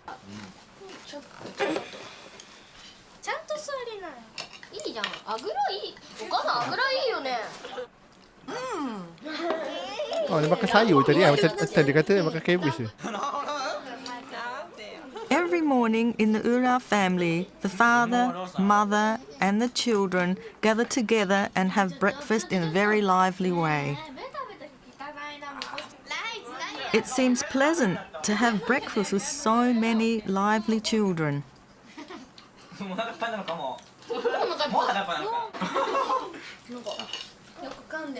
今日さ、久しぶりにさ、夜外食とか行かない？ That's a total of 9 people, a pretty large household in most parts of the world. Now, the film is already dropping certain hints. For example, Sumio, who I'm just going to refer to as the dad from now on since there are a lot of names to remember, is 39 years old. The eldest daughter present is 24, meaning dad clearly is not her biological father unless he was an extremely young parent. Anyone who caught this detail wouldn't be left wondering for long, however, because of what transpires next. 外食とか。すごい味噌汁美味しいよ。たまにはいいんじゃない？外食。わかめもっと多くていいんじゃね？あ、確かにわかめ2枚しか入ってなかった。ねえお姉ちゃん、わかめだよねメインは。でも2枚でしょ2枚でしょ。俺1枚しかやってなかったもん。なんかリクエストある人？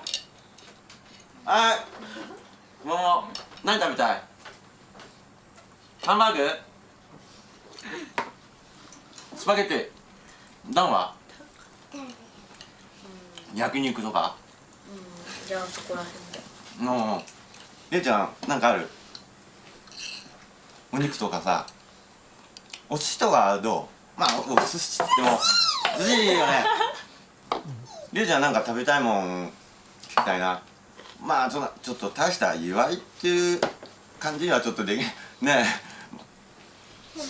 りえちゃん、まあ遠慮しないで言ってよ。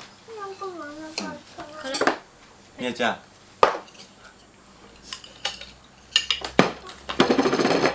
じゃあ焼肉とかしようか。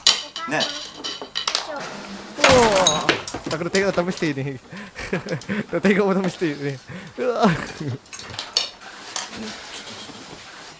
I can't show this part even if nothing really all that bad happens because I don't want YouTube to smite me, but the point is, Rie is very much behaving in an abusive manner, and no one really seems to do anything about it, save for the mother who eventually steps in. Brother Ryuta, the sibling closest to Rie in age, pours miso soup on the dad, and then the pair leave the dining room. What a fearful sight!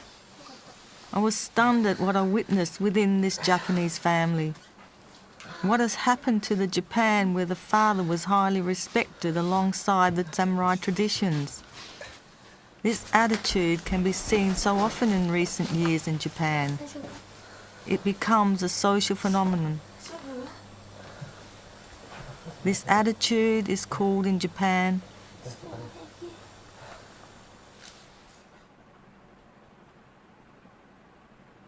katenai boyoku. After stumbling through that pronunciation, Veronica heads to another room where Dad can be found being patched up by Mom. Now, behind Dad is a shrine that is normally dedicated to loved ones who have passed, although at this point in the story, no such person has been brought up, and we can't 100% tell who it's supposed to be based on the picture. Veronica asks the dad if he's okay, and this is when we get a little more context on what happened at the dining table. It's revealed that, as we thought, this man was actually relatively new to the family overall, having only biologically fathered the 2 youngest children while the rest he adopted. The other kid's biological father had gone missing a whole 7 years before. We aren't really given much more detail other than that, like if they suspect foul play or if he could have. Aren't other kids only biologically thought this man to get a little more context on what happened at the dining table. It's revealed that, as we thought, this man was actually relatively new to the family overall, having only biologically fathered the 2 youngest children while the rest he adopted.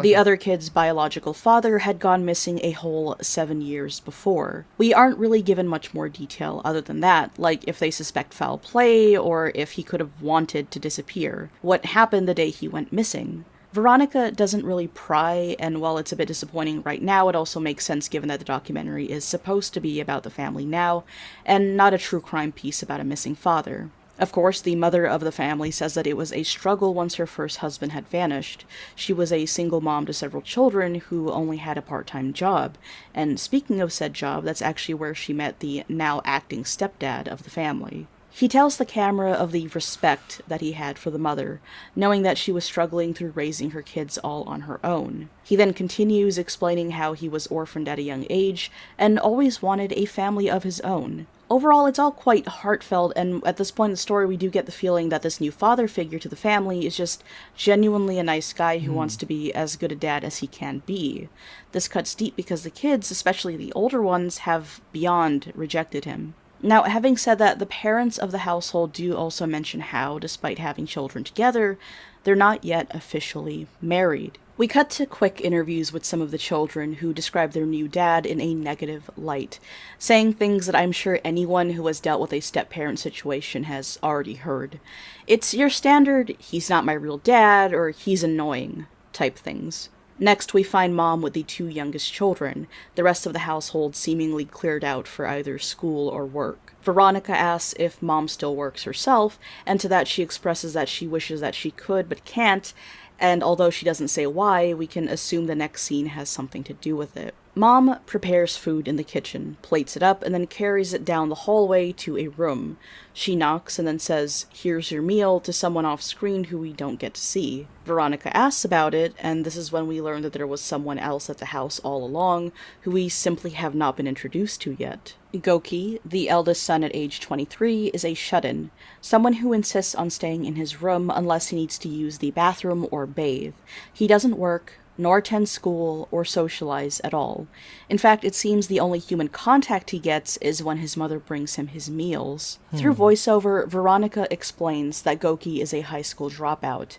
The pictures we're shown here definitely giving off your standard juvenile delinquent vibes. We're then treated to another helping of Veronica struggling to pronounce Japanese. Of course, this scene has another thing that sticks out about it, the writing on the walls. Veronica asks about it, and Mom explains that Goki loved baseball, and at some point he'd gotten into calligraphy.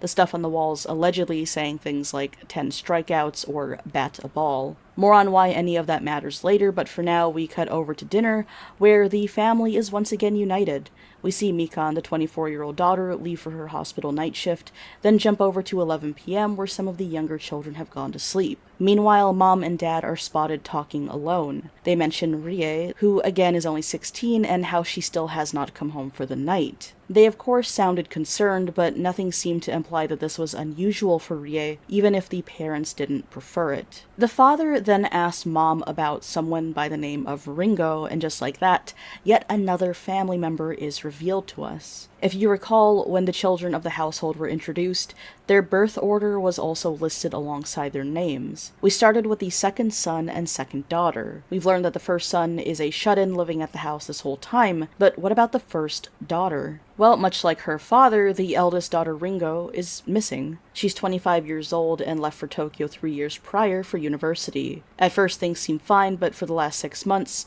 no one has been able to get a hold of Ringo. Her parents of course tried calling her, but the number she had no longer works. And when they phoned her job, all they could say was that she quit. Now, this is when Dad adds that Ringo was against her mother getting remarried, and that he felt responsible for her going missing. His words carry a certain weight about them, making it apparent that he sees it as his duty to bring Ringo back home. The next day, we find him doing exactly that. A title card reads Yokohama City, Kanagawa Prefecture. The father is here because he received a tip from one of Ringo's friends that she might be in the area. As for where specifically, that becomes apparent as the dad walks down seemingly dodgy alleys and eventually arrives at an establishment that you can just tell is seedy, even without looking at any of the signage. Yeah. It was a dirty shop.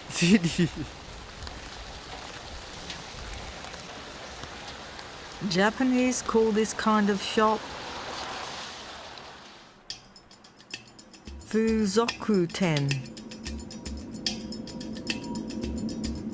Next, we take a look at the establishment's website, which has a list of girls who work there, and one in particular sticks out: Apple.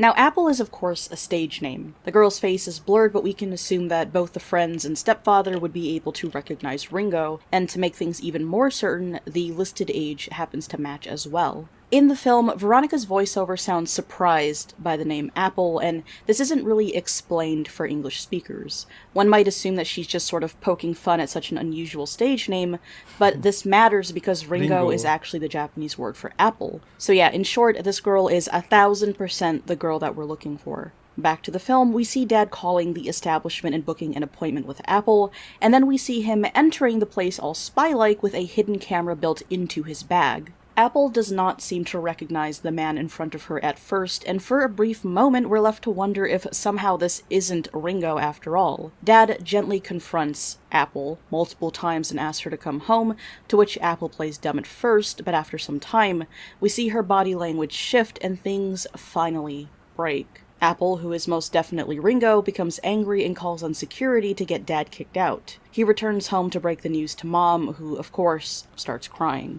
Meanwhile, Dad reiterates his determination to bring Ringo back home, and now especially so since he knows how she's been living. We next see the family 1 week later. Veronica explains that while the documentary crew were gone, Dad had returned to Yokohama and tried several times to convince Ringo to come home, but to no avail. Before we get the chance to expand on that though, yet another problem pops up out of nowhere. Ryuta, the 17-year-old son, is found right outside the house unconscious after an apparent fall from the second story. He's clearly got a head injury and needs medical attention ASAP. An ambulance is called, and in order to speed things up, the father actually carries Ryuta off the property to meet with emergency personnel. Dia dekat masalah ni, takinya jauh bro yang ni.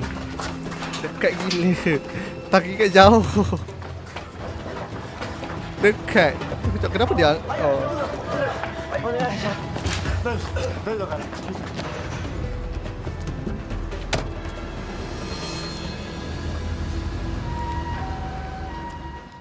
The next day, Veronica visits the family at the hospital, where Dad explains that Ryuta was still unconscious and that they'd almost lost him. One of the younger children present at the time chimes in, adding that Remon, age 13, also had suffered an accident the year prior while riding her bike. Again, more on this later. Back at the family home, Mom is interviewed. She says that she wants to be at the hospital but can't because she has to look after her eldest son. We get a wide shot of this, and here we see a basket of fruit with 2 knives in it that's never addressed or acknowledged by any of the characters in the film, but much like everything else I've talked about, more on that later. 3 days following this, Dad is back at Yokohama yet again. He catches Ringo as she leaves work and breaks the news about Ryuta being hospitalized. This seems to finally get Ringo to at least hear this man out. They continue their talk at a park bench, and what we get next is this long, very quiet sequence of the dad once again trying very gently to convince Ringo to come home. He speaks and for the most part is met with silence.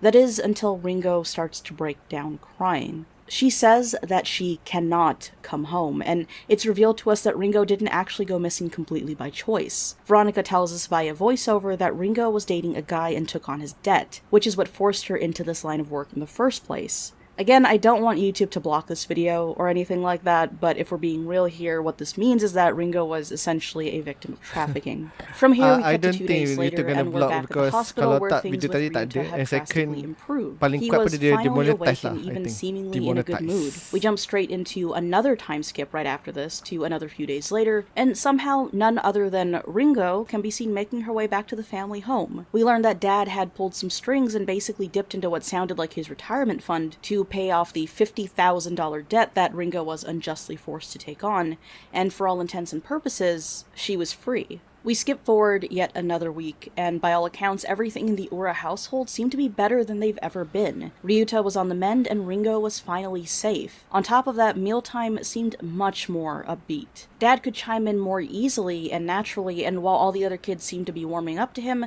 the same could not be said for Rie, who once again had to ruin things with a physical outburst. This time, Ringo stepped in to stop Rie, and unlike last time we saw this happen, the rest of the children seemed to be more on Dad's side. And improvement overall, of course, but it doesn't feel like happy moments ever last in this household. The next time Veronica visits the Uras, she finds them in the backyard doing a family workout, which Dad is leading.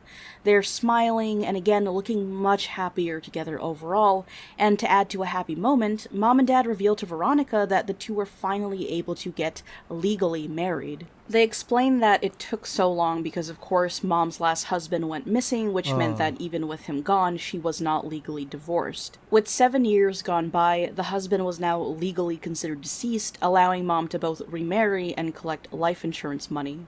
We next cut to the household at lunchtime, and with Ringo home to help out, this time she brings food to her brother's room, and we get to partially see inside before the door is closed rather hastily.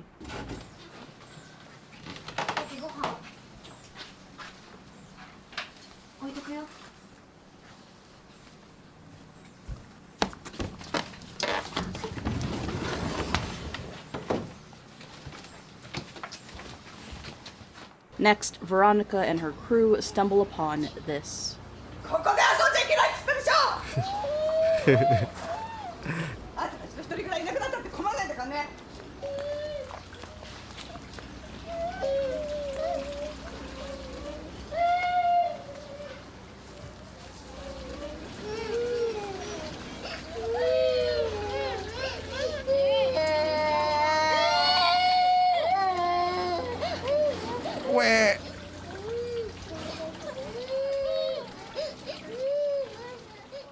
We then cut to the interior of the home where the children are being interviewed about what just happened. One of them is drawing a cat with red markings on it, and I'll leave it up to you to interpret that. Another child explains to Veronica that they saw the ghost of Enrique by the garden, and a third child explains that Enrique was the name of their cat that had passed away and was subsequently buried near the garden. While the younger kids in this room right now are drawing and stuff like that, one of them is doing homework, and Veronica actually asks what he's working on, but more on that later. What we get following this is a little unorthodox compared to the rest. It's a sequence that cuts between various scenes as a woman sings Twinkle Twinkle Little Star, and while I'm not certain if this was intended to be creepy, in many ways it certainly is. I'd rather play it for you, of course, but this version of the song happens to be copyrighted. Nonetheless, I felt it was important to mention what happens during it anyway. We get shots of Mom tending to her garden while she has this sort of plastered-on, permanent-looking smile on her face. Then we head back down the hallway to the eldest son's room, finally having an opportunity to peek inside a bit more. What do we see? More calligraphy, which is clearly being showcased for reasons I'll get into later. I sound like a broken record, I apologize, I will break all this down soon. Following this is a quick shot of the dining room where the fruit basket from before can be seen yet again, but this time it has several knives as opposed to the original 2. The music stops and we finally find ourselves back at the table yet again. The family is enjoying their meals as usual when Dad suddenly asks if anyone wants to move out of the house. He continues saying that he feels like it would be a good idea since Saiko family, Saiko large family pula. Yang AQ dokumentari tu dah habis tadi. He and Mom are finally officially married. How was the stream? A fresh start, so to speak. The house does appear old after all, so why not? Now, as he's explaining this, though, Mom has this expression on her face that tells us she's less than thrilled. And then she finally says that she's not sure about leaving, which we can obviously gather means that she actually does not want to leave. The next time that we see the family after this, we actually don't see them at all. The camera appears to have been left on the floor still rolling while Mom and Dad can be heard off screen speaking very softly to each other and maybe doing other things as well, but let's not get into that. Dad says that he thinks that there's something in the house, but doesn't outright say what it could be. Instead, he lists off the children's accidents, Ringo's situation, Goki's withdrawal, etc. Basically the overall misfortune that seems to trail just behind this group of people. Mom says there isn't any money to move, especially after paying off Ringo's debt. Then Dad says, quote, "The money you told me about, will you be getting it soon?" Dad mentions that he only asked because the 2 youngest children are afraid of the ghost in their home. Now, this is the first time anything like this is just said outright. The suspected cause of all this misfortune being paranormal. To add to his point, Dad also brings up the missing husband before him, as well as Takaharu's accident. But who the hell is Takaharu? Through images and voiceover, we discover that Takaharu is the 3rd son of the family who passed away at age 9 due to drowning. This clears up the child we saw on the altar towards the start of the film.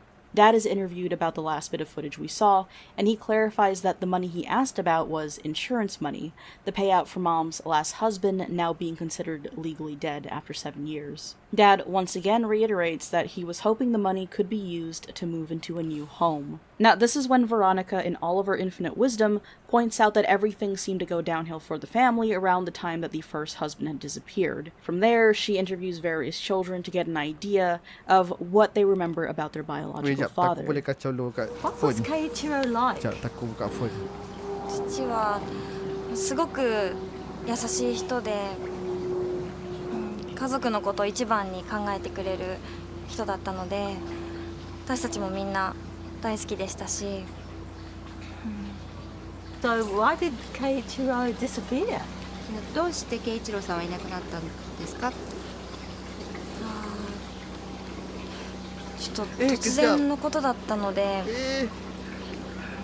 ちょっとよく私たちもわからないんですけど。Wait, kejap. Is that live 2D?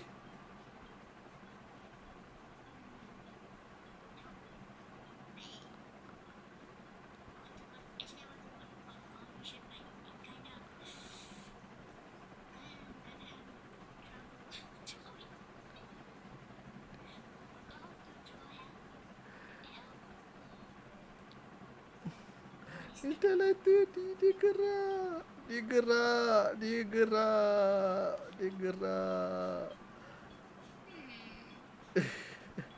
Sekejap guys, aku kacau low sekejap.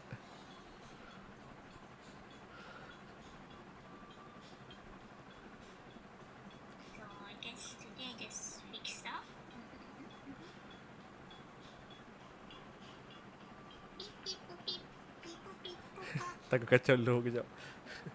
Tak, takut kacau low kejap. Is that not 2D? Yeah, it is. I am. Wah. Hello, Takuku. Wah, so cute. Takuku.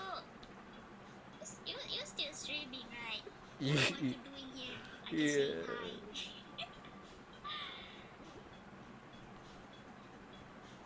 Okay, pergi stream sana. Halau. Dia gerak. Yes. New year, new me, baby. New me. Hello, I'm new here. Welcome. Welcome, Joshi. How Ada. Okay. Jom kita habiskan. Ada. 私たちもちょっとまだ信じられないので、気さくでよく遊んでくれ I る just hope I not get any いい父 copyright だ after this. っ I た mean, のを覚えて I て、 think I just get demonetized. I don't really mind about 時 demonetized because I not really 々すご monetize い my 怒ることがあって、 streams. お姉ちゃんとかバンバン I just 殴られ used てたりした時は config and 僕怖かったんですけど、 other stuff. Why do you I don't think your really father get disappeared? monetized directly from YouTube actually. よく覚えてないんですけど、 But I guess お for 父さん modern 体 YouTube it's fine が because 悪くて usually they も auto う仕事 mute も it. や I ってな think かったんで、 if they have なん copyright か or 悩 something. んでたのかもしれないんですけど、 At least the part で of the も copyright. そのことを心配してお母さんとお兄ちゃんとお姉ちゃんとかがよく集まって相談してたりしたんですけど、 He don't know why, but father was in poor health. Why do you think your father disappeared? なんか昔テレビの人が取材に来たことがあって、なんか心霊写真に呪われたとかそんなようなことを言ってましたね。昔うちの家族を紹介しますみたいな内容でテレビがうちに来たことがあるんですよ。でなんか霊能者の方がそのお父さんはそのゴーストフォトの世界にこう引き込まれた、連れて行かれたみたいな感じのことを言ってました。 Ghost photograph. すごく気味が悪くて見ているだけでこう鳥肌が立つような、その写真を見た時にどこかにしまおうということでしまったんですけど、翌朝郵便受けの中にその写真が入っていたりとか、それですごくもうゾッとしてしまったので、その後にまたもう捨ててしまおうと思ってゴミ箱の中に入れたりして捨てたんですが、玄関の前のところにポツンと落ちていたりとか、それですごく気味が悪かったので一度お祓いをしてもらおうと思ってまして、でお祓いをしていただいたんですけど、それでもやっぱすごく怖い写真でしたね。怖い写真。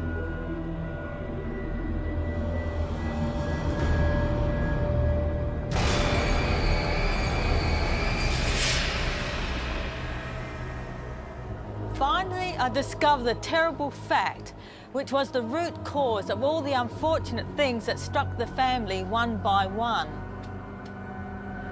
The ghost photo is the reason why all these terrible things are happening to this family. It's a terrible Japanese horror story. Curses exist in Japan.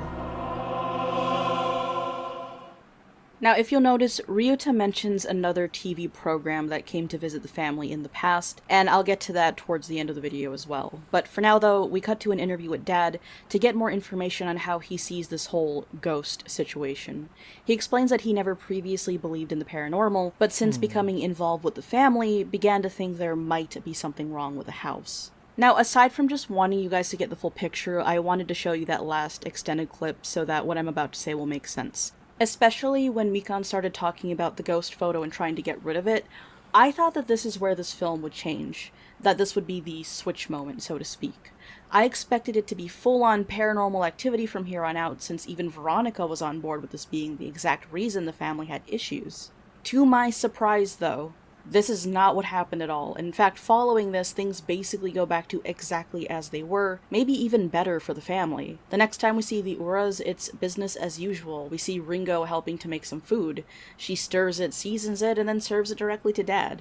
They do the whole, itadakimasu, oishii. And then Don, one of the younger kids, mentions that the dish Ringo made especially for the father was one that the previous husband used to enjoy all the time, as did Enrique the cat. Mom interjects sharply, scolding Don and basically telling him to shut up and eat. As usual, we see food brought over to Goki's room, this time by Ringo. The camera peeks inside, and what do you know? We actually get to see Goki as Ringo leans over whispering something in his ear. And I will say that when I first saw this film, I wasn't sure if Goki even existed at all, or if it was an act, since he's never actually seen until now. But anyway, we cut back to the dining room again at the start of a new meal. Veronica adds via voiceover that it had been about a month since they started filming, and that the family overall seemed much better. That is, of course, aside from one loose end. Rie once again attacks the stepdad, and what we get next is a sequence entirely dedicated to her. At first, things seem to play out as usual with Rie until Ringo tries to stop her. The eldest sister is pushed, and that's when Dad finally retaliates. He goes off, finally stepping up to Rie and scolding her for how she behaves,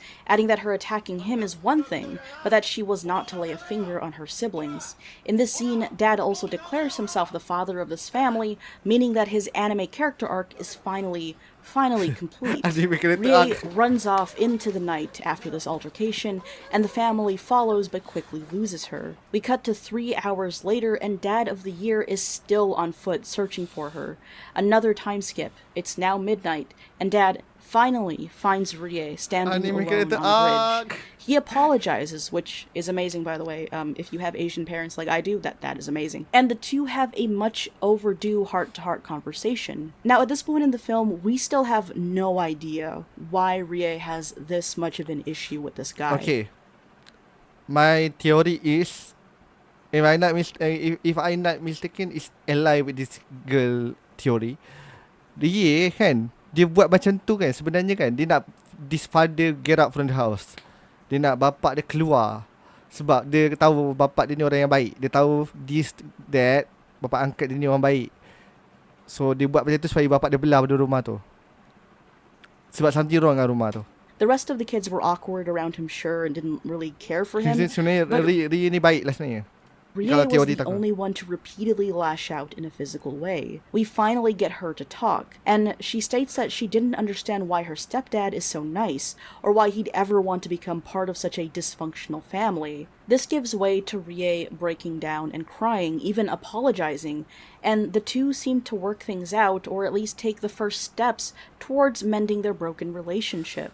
The next time we see the family is in June, and they're en route to a campsite for a little family getaway. To add on top of this already special occasion, Goki has even decided to tag along. He's come out of his room. The children are interviewed and talk about how they've grown to appreciate their new father, and even cheer him on as he catches fish. When Dad is interviewed, he of course says he's beyond happy that the kids now seem to accept him. Now, all this is supposed to be the happy ending, the neat bow on top. Again, in a narrative sense, everyone has a clean character arc at this point. The kids are happy with their new dad, and Dad finally found a family that he always wanted. Veronica says her parting words, and the Ura family all wave goodbye to the camera, but the film isn't actually quite finished yet. Instead of credits, we're treated to a text slide that explains that an unexpected event had forced the documentary team back to the Ura household, even though filming had actually wrapped up.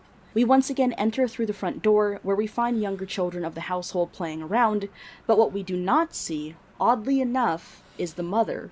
It turns out that sometime after the camera crew left, Mom had slipped off a cliff and hit her head, landing her in the ICU, unresponsive for over a week at this point. The next morning, Veronica is back at the Ura household for yet another breakfast time visit.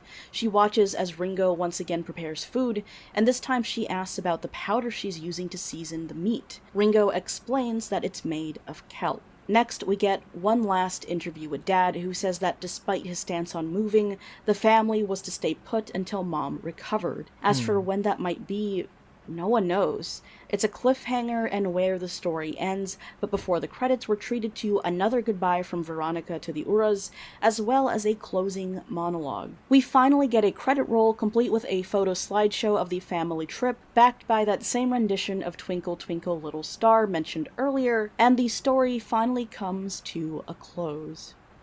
So, those were the events of Saiko the Large Family. What we have on the surface is a story about a large, complex, sometimes dysfunctional group of people who seem to attract tragedy after tragedy, all supposedly because of a cursed photograph. Like I said in the introduction, I had zero idea what I was going into when I first watched this film, and once I finished it, I still really wasn't too sure what to make of it. That is, until I read the comments, but more on that in a second. The paranormal was introduced and cited as the cause of all this misfortune, but if you really think about it, it's never brought up outside of that one segment we get in the film. We don't see any other potentially ghostly happenings throughout the story. In fact, to some, the inclusion of the whole ghost photograph thing might even catch them off guard and feel out of place. But if not some kind of spirit or demon, then what exactly is causing so much misfortune to befall the Ura family? While this isn't ever stated outright by anyone in the family or Veronica, it's heavily implied that the mother in the story may not be as innocent as she appears. She's someone that we can feel sympathetic towards at the start, a presumed widow whose husband seemingly vanished on her 7 years ago.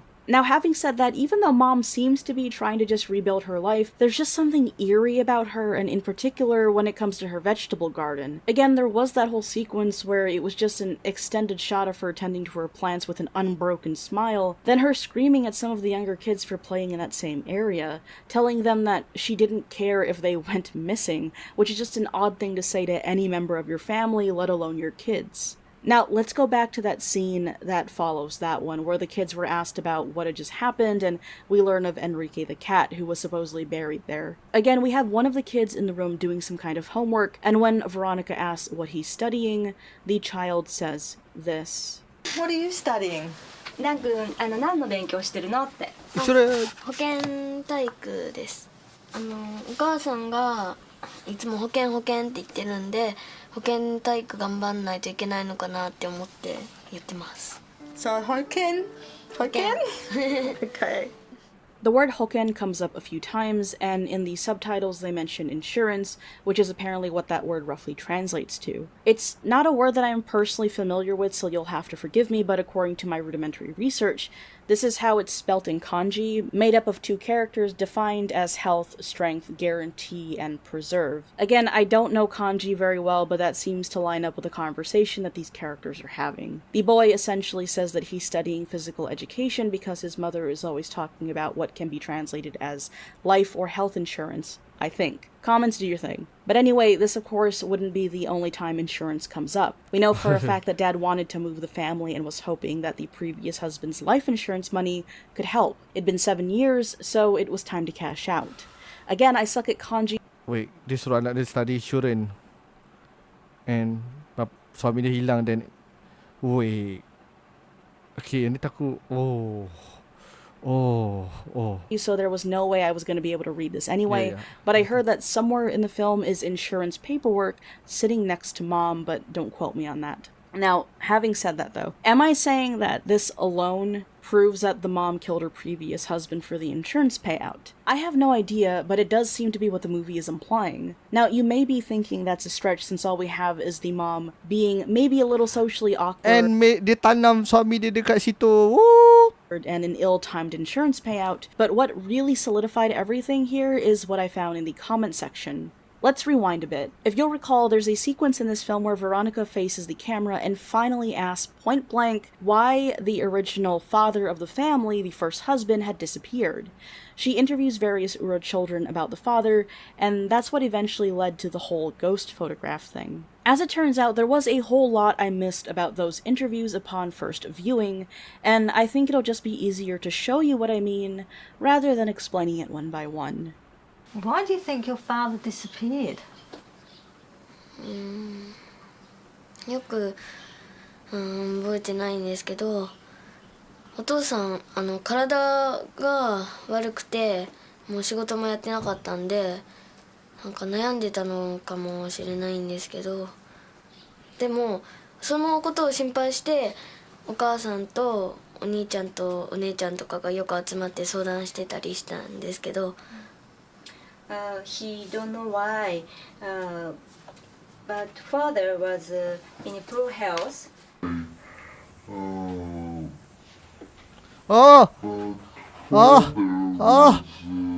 Okay, yang ni takut tak ingat. Takut ingat yang satu lagi, tapi tengok tu. Tengok tu. Mantap soy. Apa dia buat kat situ?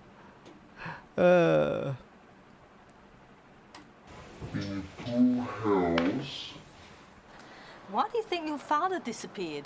なんか昔テレビの人が取材に来たことがあって、なんか心霊写真に呪われたとかそんなようなことを言ってました。昔うちの家族を紹介しますみたいな内容でテレビがうちに来たことがあるんですよ。でなんか霊能者の方がそのお父さんはそのゴーストフォトの世界にこう引き込まれた、連れて行かれたみたいな感じのことを言ってました。心霊写真に呪われたとかそんなようなことを言ってました。昔うちの家族を紹介しますみたいな内容でテレビがうちに来たことがあるんですよ。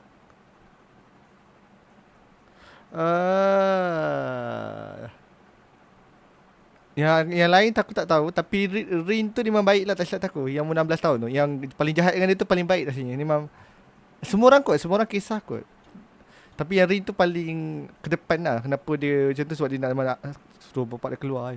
でなんか霊能者の方がそのお父さんはそのゴーストフォトの世界にすごく気味が悪くて見ているだけでこう鳥肌が立つような、その写真を見た時にどこかにしまおうということでしまったんですけど、翌朝郵便受けの中にその写真が入っていたりとか、すごく気味が悪くて見ているだけでこう鳥肌が立つような。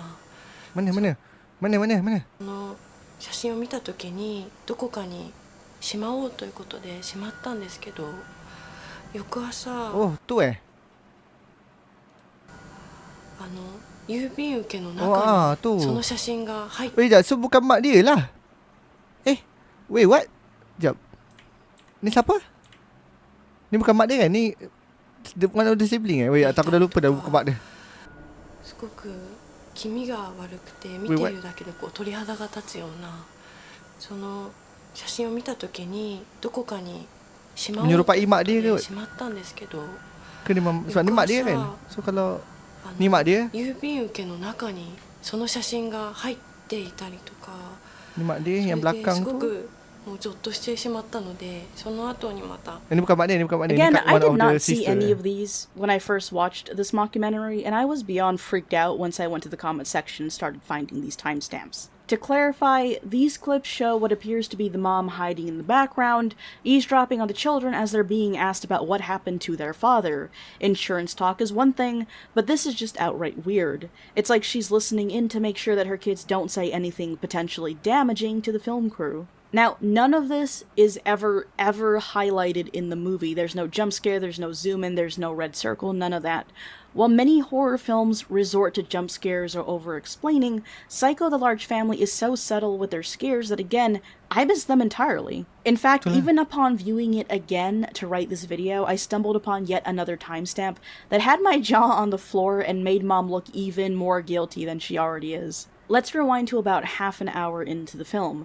This is when Ryuta falls from the second floor and has to be taken to the hospital. Upon my first and even second viewing of this, I thought that all the creepy weird stuff was kept to the previous segment I talked about, but then I saw a comment saying that the mom could be seen in the window after Ryuta's fall. I had zero memory of that, so I clicked the timestamp and sure enough, look at that. Takut pun ni kelakarnya. Takut tengok balik kan. Takut dah tengok video ni. Tengok balik. Takut tak ingat apa yang dia jatuh ni. Yes.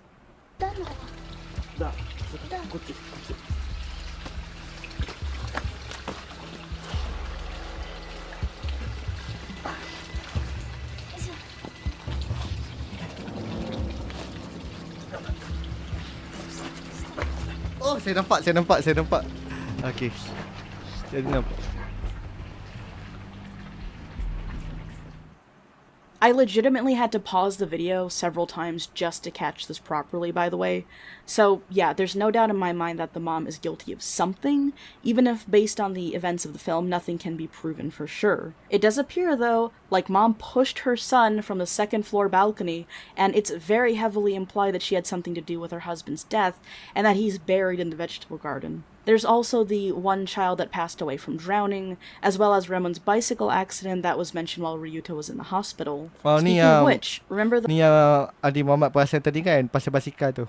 Those seemingly random shots of fruit baskets with knives in them? The first time we see this is when Veronica interviews Mom following Ryuta's accident. There are two knives in this shot. One stabbed into a lemon and another stabbed into a dragon fruit. Now, remember how Ringo used the name apple since that's what her name translates to in English?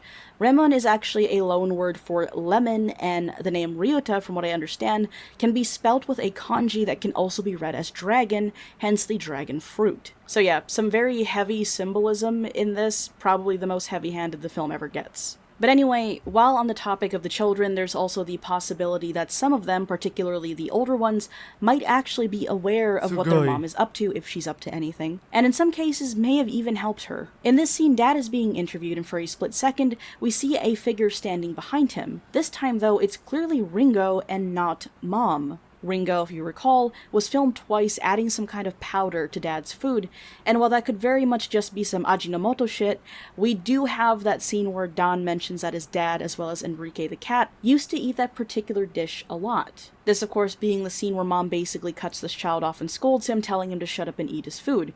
Why was she so angry about him talking like that? Who knows? Is it poison? Again, we don't know. We know that Ringo got herself involved with shady individuals, but that sort of thing doesn't always happen out of nowhere. We don't know why Ringo initially distanced herself from her family, and one might argue that it could be guilt, or any number of issues with the family that we didn't get to see. Then, of course, there is Goki, the eldest son and former delinquent, now shut-in. I'm not sure if this was the intention, but I seriously expected Goki to either not actually be real, or to have already been dead, especially when I first saw the altar in the background towards the start of the film. The fact that he was alive and well, at least to me, was a massive subversion of expectations. Now, having said all this, what is his deal? He leaves messages all over the walls, and I'm going to sound like a broken record here, but kanji scares me, so there's quite a few here that I can't possibly read, but I'm sure that they say some sketchy shit that someone in the comments will explain to all of us. But there are a couple things here that are in a less complicated writing format that I feel confident enough to sort of interpret. Okay, so there's these two pieces of calligraphy right here. These characters read ha ha ha, and these read Saiko desu. And let me tell you what I believe that this is supposed to mean. I think what we're looking at here are a couple of puns, but let me start with Saiko desu. Saiko is the same word that we see in the title of this film, Saiko the Large Family. Saiko is an expression used in sort of an excited way to mean something is awesome, cool, the best, etc. Then desu basically just means is. So this paper is basically in loose translation saying that something is awesome or it's the best. As for what it's referring to, it doesn't say. Then we have this one, ha ha ha, which can be interpreted as laughing, but haha is also another way to say mother in Japanese. Oh. If you squish these two pages together, it could be interpreted as mother is the best, but you could also read it as mom is psycho, as in the English word psycho. As I was writing this, I kind of realized that that sounded like a bit of a stretch, but given the whole Ringo, apple, lemon thing, I don't think that it's out of the realm of possibility to have a cross-language pun going on here. Another thing that lends itself to that is at the end of the film when Veronica says her final goodbyes to the Ura family. I cannot play the monologue due to copyright music being in the background, but here's a partial transcript of what Veronica's voiceover says. A magnificent large family, Ura family. You are Saiko. Saiko, the large family. Imagine that, but with the stale Veronica delivery, you know what I'm trying to say. I seriously think that the filmmakers intended for that to be a pun, Veronica's way of calling the family psycho in English. After all, she bore witness to all their dysfunction, and it stands to reason that she might have formed a personal opinion on the Uras, even if she cannot say it outright. But anyway, if any of my Nihonjins in the comments want to correct me, I fully welcome it because I'm still accepting that I might be completely wrong here. Please cut me some slack though, because my family didn't care to teach me Japanese themselves, thank you very much. Having said all that, even if we ignore the writing on the walls as far as the narrative goes, it's at least implied that something happened to make Goki withdraw. He wasn't always like that, so it seems like something happened along the way that made him not want to socialize anymore. But we can't know for sure. For now, let's shift our attention to yet another problem child, Rie. Now, Rie lashes out for the first time very early into the film. Again, it was never overtly stated why she was so violent compared to her other siblings. At first, I wondered if maybe Dad had done something to her and she was acting out, but another interpretation that could work here is that Rie actually wanted to push her stepdad away in order to save him, even if the execution was pretty backwards and unlikely to work out in the end. It's immature, which makes sense because Rie is 16 and 16-year-olds don't have fully formed brains yet. Once she's confronted by Dad, she turns around rather quickly and it just seems a bit odd, almost like she never really truly hated the guy to begin with. And speaking of, let's talk about Dad for a second. I thought for sure at first that the dad was going to end up being some kind of villain or antagonist. He just seemed too nice at first, and again, I was suspicious about why the children, especially Rie, hated him so much? Was he a perv? Was he treating everyone poorly off camera? That never seems to be the case, though. You also have to wonder if he had something to do with the disappearance of Mom's first husband, but there's never anything in the film to imply that. Again, if anything, we're made to be suspicious that they could be poisoning the dad, at the end of the day making him just another victim of this fucked up family. He genuinely does seem to be a good guy, just doing his best, and it really does seem like the mother was the sole mastermind this entire time, even if she did use some of her older kids as pawns. Of course, there is one massive, glaring issue with that assumption, though. Another subversion of expectations came when it was revealed that Mom was in a coma. I thought for sure that Dad would end up missing or dead by the end, but nope. It was Mom. Nothing is ever truly an accident with this family, so we can assume someone pushed or maybe even just straight up attacked her, but who and why? So I would love to hear what you guys think about this, like tweet me or something, because I'm just taking a guess at this point, but I'm assuming that Goki and Ringo had something to do with it, because if you recall, we first see Goki as Ringo is talking to him, but we can't hear what they're saying. Goki then of course appears at the family trip where Mom's accident happened, and he's kept away from the family for the rest of the film. I don't know if it's a coincidence that the first time he's actually with everyone, something bad happens. Now, why would they do this? It's hard to say for sure because Ringo was the one making the maybe poisoned food and serving it to Dad, but I could see the kids deciding that everything had gone too far, and in an effort to free them from their mother, they decided to stage an accident, giving Mom a bit of her own medicine, so to speak. After all, they pretty much grew to accept their new father and saw him struggle time and time again. I think all of them, maksudnya semua anak dia jahat lah, macam mana? Just to win them over. Compare that to the women who presumably took their father and brother away while also trying to get rid of a couple of their other siblings, and yeah, you've got a recipe for a mom accidentally slipping and falling down a cliff. Now, I forgot to mention this earlier, but Mom being up to something is also supported by the fact that she didn't want to move. After all, if you have a body buried in your garden, you're probably going to want to stay put. Like I've said so many times though, this film does not anak-anak dia tahu yang mak dia Saiko. Say anything. It's up to the viewer to read between the lines and theorize on what they think is actually happening. And I love it for that. I did want to mention though that this film is technically a part of a series. Its predecessor was released a number of years before and seems to feature all the same actors, save of course for the dad. In this film we actually see the first husband before he went missing, as well as Enrique the cat. This turning out to be the previous documentary experience that Ryuta mentioned while he was being interviewed. I haven't had the opportunity to watch this one just yet. And dia sebelum punya. To write this video before doing so, just to keep my opinion sort of isolated to one film, but from what I can tell, the older of the two films goes a little more into the whole paranormal aspect of things. Instead of the upbeat Saiko the Large Family, the title for this one seems to translate to The Cursed Large Family. From what I gather, it's also marked as Movie 2 in the series, making the subject of today's video the conclusion in a trilogy. What is the first film about? In all honesty, I have no clue and actually haven't even found it as of yet, but would definitely love to see it one day if the opportunity were to arise. Now, since the second film seems to lean more heavily into the paranormal aspect of things, then who knows? Maybe it could be that Mom is innocent after all and things actually have been the result of some kind of curse. But not knowing for sure is what I love about this film. It really can be interpreted in both ways depending on how you look at it and what you choose to focus on. If you watch it on its own, it's this layered experience that really does keep you guessing, trying to get to the meat of what makes this family as messed up as it is. Whether it's a curse, a serial killer mother, or something else entirely, it seems that we'll never really know for sure. But I'm honored to have shared this experience with you anyway, and hope to see you guys all again soon. Oh, dia ada movie prequel lah, tapi tak apalah, kita tak tengok lah kot yang tu kira lain lah. Kalau nak tengok, kita boleh tengok berasingan kot, maybe yang tu tak perlu stream sebab dia macam, dia sama tapi I don't know, dia macam a little bit different or maybe. Tak apalah, mungkin yang itu tak perlu kot. Eki-chan, selamat pagi. Selamat pagi Eki-chan, how are you? We just finished. Dah betul habis baru. I just hope tak ada copyright. Kalau ada pun I hope dia just boleh mute je lah. Tak tahu pula lagu Twinkle Star tu copyright. Lagu Twinkle Star copyright macam mana? Twinkle Twinkle Little Star, Na na na na na na na. Nah, tak apa dah. Hopefully I just boleh mute bahagian tu nanti kalau betul ada copyright. Kalau tak ada tak apa. Ya, lagu tu kita satu copyright. Kata owner video ni lah. Sebab tu dia ni.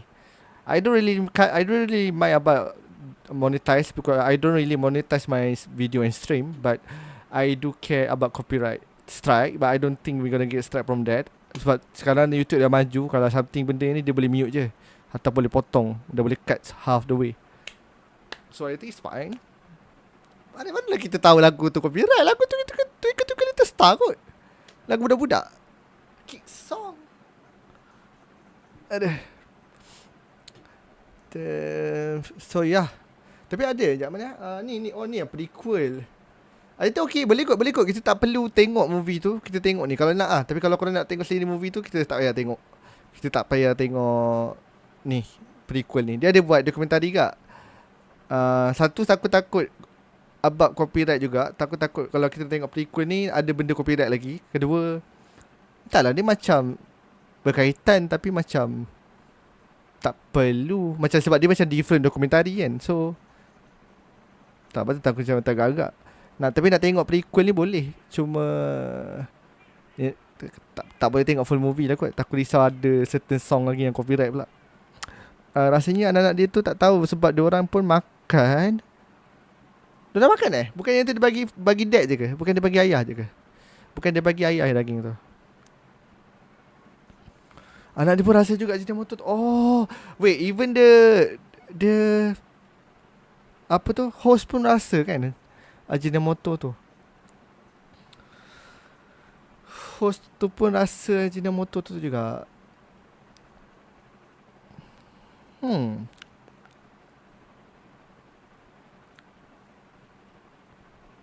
Tu macam ni, korang nak tengok ni tak? Prequel punya dokumentari ni. Ke korang nak tengok full? Kalau tengok full kita tak boleh tengok kat sini lah kot. Takut tak nak ambil risk lah. Kalau dia dah cakap tiga star tu ada benda, satu dia macam berbeza kan. Maybe bukan Ajinomoto. Tapi apa lah. Sebab tadi masa host tu rasa pun dia kata macam light salt, macam garamnya garam halus lah. Macam rasa dia tak ni sangat. So what is like salt? Garam bukit.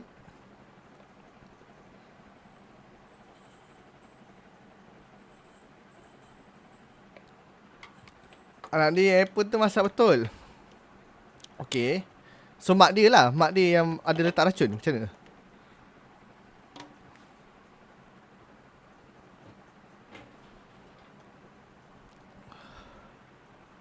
So mak dia punca lah. Maksudnya anak dia tak buat apa-apa. Ringo tak buat apa-apa. Tapi kalau macam tu, kenapa Ringo muncul kat belakang tu? Yang pelik sangat posisi dia. Ada satu scene tu yang Ringo muncul kat belakang bapak dia yang kita tak perasan tu. Selalu kan mak dia yang banyak muncul. Tiba-tiba satu scene tu yang bapak dia kata tak jadi pindah tu, yang kata kena tunggu mak dia bangun. Kan Ringo yang perhati bapak dia dari belakang, bukan mak dia dah. Oh, kan Ringo yang tolak mak dia.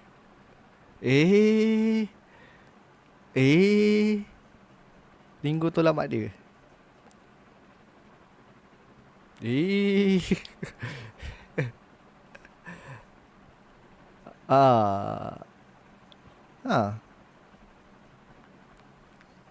Menarik juga. Macam nak tengok tak dokumentari ni? Korang nak tengok? Taku boleh go lagi yang ni. Taku boleh go ni. Tapi Taku tak berani ambil the full movie lah. The full movie yang prequel tu. Goki yang tolak.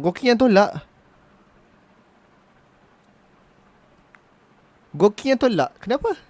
Wait, what? Goki yang tolak mak dia kan? Yang adik dia kecil yang jatuh tu sebab mak dia kan? So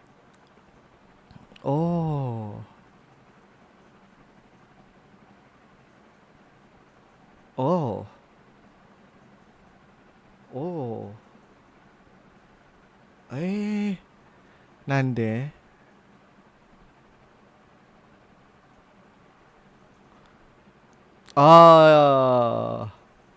Kau kisah ni sebab tahu pasal mak dia tu. Yelah. Haha Saiko kan. mak tak betul. Dengan baru sepatutnya mak hebat lah Saiko kan. Ataupun hahaha Saiko macam tu. Tapi dia tersirat lah. Mak Saiko.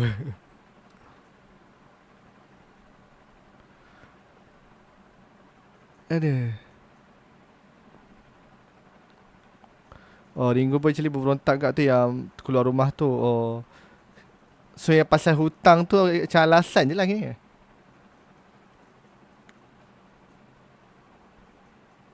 Tapi lepas dia dengar adik dia jatuh tu yang dia datang balik kan. Sebab risau pasal adik dia kan.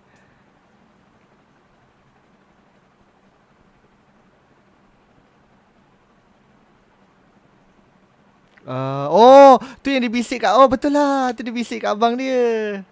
Oh. Tu dia bisik kat abang dia. Halo Taku, Aika Yuki. We just watching Saiko The Large Family punya documentary, and then we just finish watching the explanation. But the thing is, I don't know the Twinkle Star song is copyrighted. Just end the stream. Oh, you do karaoke, right?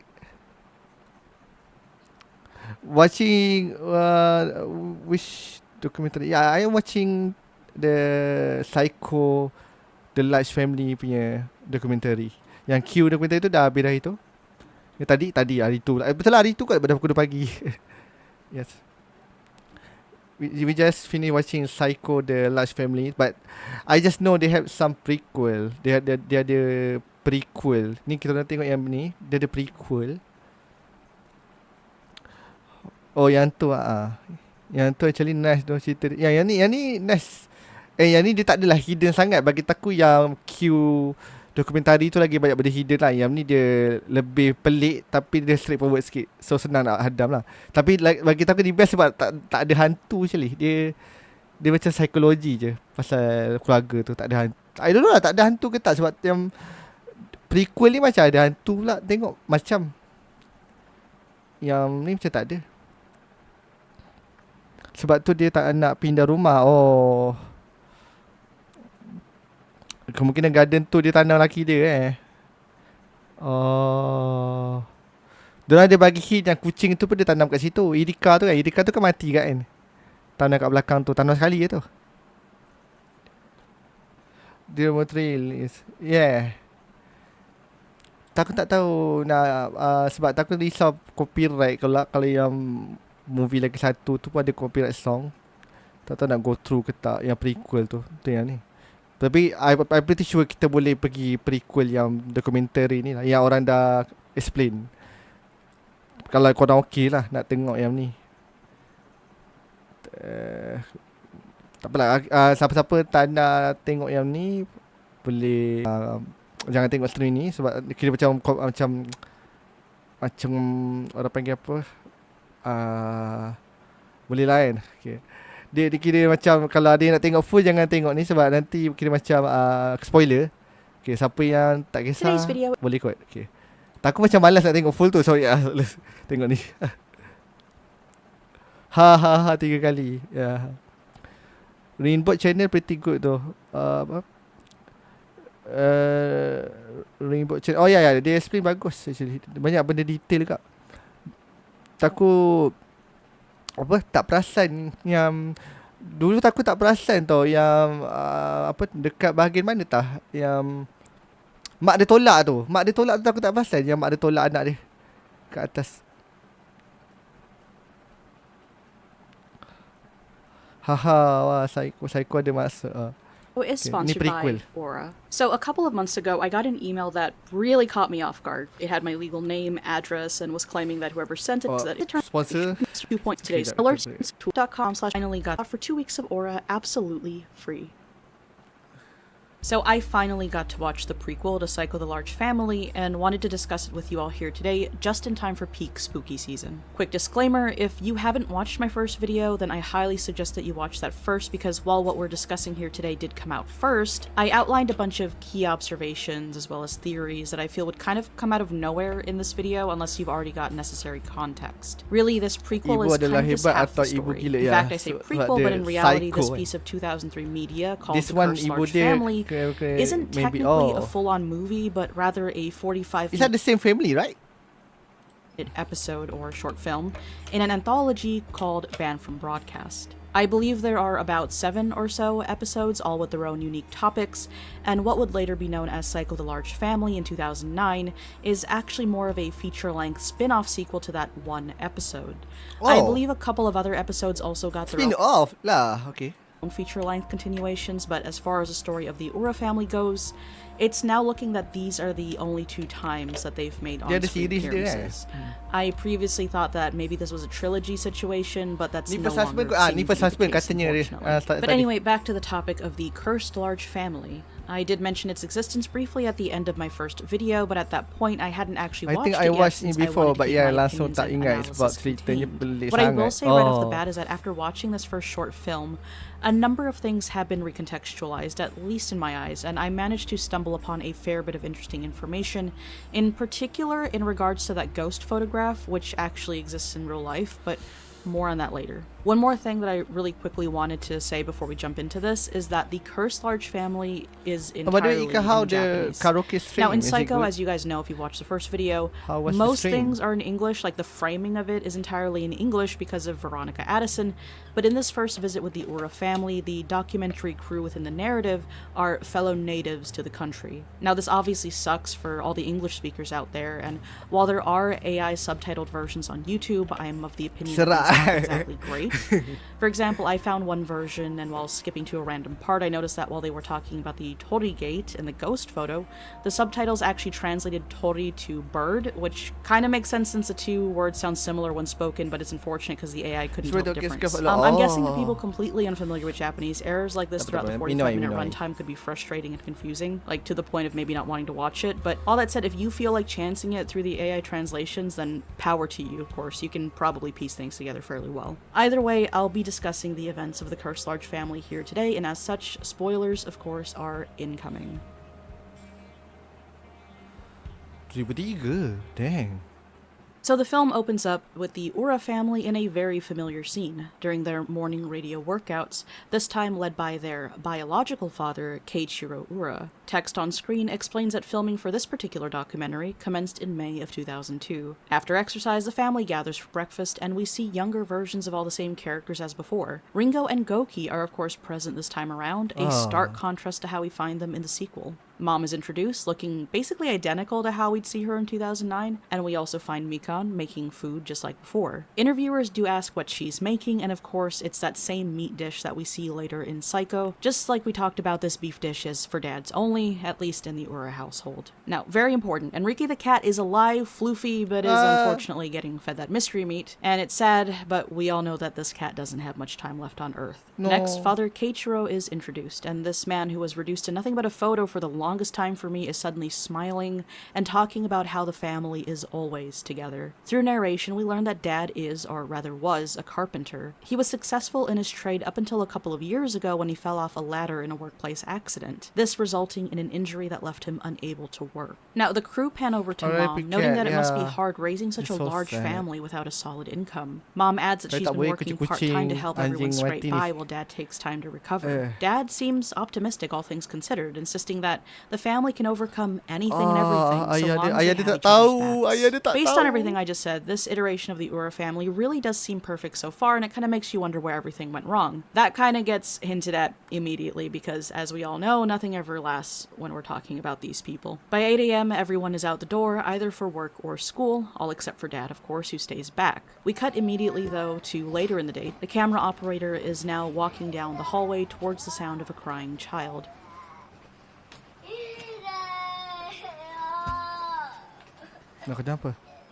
It's dawn. this time a much younger version from the one we'd later see in 2009. He's crying and holding his head for whatever reason. Dad comes to his aid, chimes in, and tells us that Don was playing and somehow managed to fall when he looked away for a split second. After this, we cut over to 6:30 p.m. where the family is now having dinner. Here, the narrator explains that it's not just Don who had been hurt recently, that other Ura family members have also sustained injuries somehow. Mom mentions Remon, one of the middle children, recently getting hurt, and that her eye had swelled up as a result. Dad chimes in again, going, "You fell down and got hurt, didn't you, Remon?" The narrator continues, revealing to us that these injuries had Mom stressed out, and not just for the obvious reasons, but rather they were dredging up painful memories. Of course, based on what we saw in the sequel movie, we know immediately what they're referring to here is the death of Takaharu. This time, though, we get a little more information about what exactly happened to this boy. The parents explain that Takaharu had been gone for about a year at that point, which would mean that he passed away in 2001. They reveal that the boy hadn't returned from school one day, and shortly thereafter was discovered by police to have accidentally drowned in a nearby river. Mom continues the conversation, outlining the grim totality of it all. Her son's death, the bizarre freak accidents her family seems to endure. Now, to top this all off, the narrator tells us that Dad had been feeling even worse lately, and as a result had become bedridden. This, of course, only prolonging his absence from work. 12:35 a.m. The children are now asleep, except for one, Ringo, who is hard at work studying for her exams. When asked what she plans to study in college, she mentions wanting to enter a pharmacy program, and when asked why, she explains that her mother was a nurse, but also tells us that it's because she wants to find a way to make her father's life easier. The scene then cuts to outside the home, where it's revealed that another Ura family member is awake. Goki, who once aspired to be a professional baseball player, is practicing his swing. The next day arrives, and the Uras are up to their usual morning routine. Ringo, however, is curiously absent. We cut to the dining room where the family gathers for breakfast. Ringo arrives, albeit late,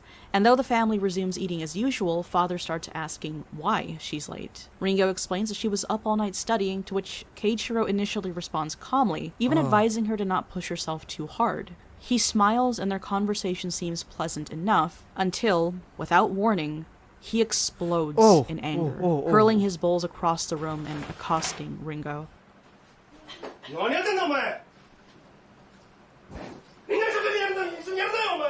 Bapak kandung dia garang sikit banding yang bapak angkat.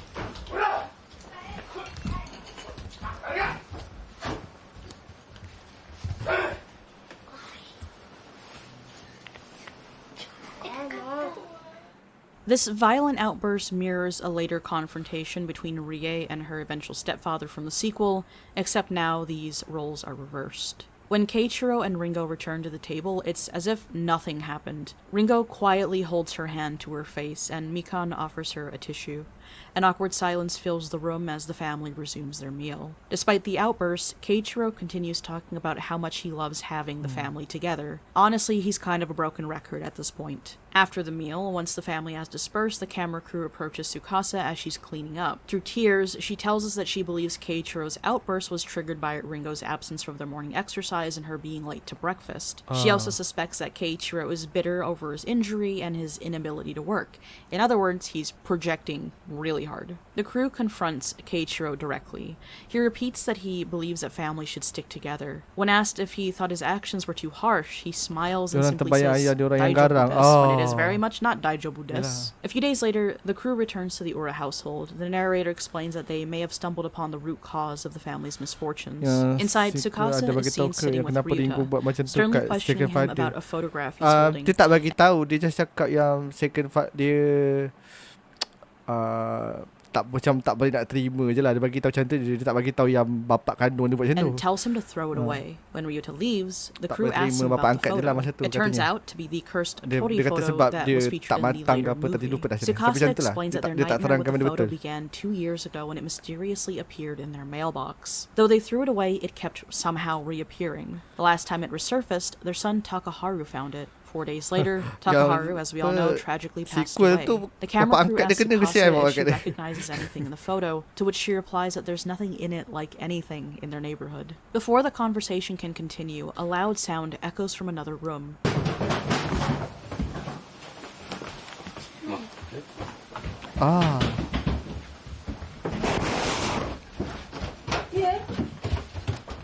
The family rushes over to find Rie lying at the bottom of the staircase with Keiichiro close behind. Rie is taken to a hospital but is quickly discharged. Back at home, Tsukasa and Keiichiro explain that Rie sustained a mild concussion. Keiichiro mentions that the girl must have slipped, which seems to happen a lot when he's left alone with his kids. 4 days later, the crew returns to the Ura household. Some of the younger children are found drawing on the floor. Remon is drawing her family, but the crew notice that Dad has been left out for some reason. When asked about it, she says, quote, "Because he'll be gone soon." And when asked what she even means, she simply says, "Secret." Don is also present, and it's revealed that he's somehow found another iteration of the cursed photo, which he's now putting to paper.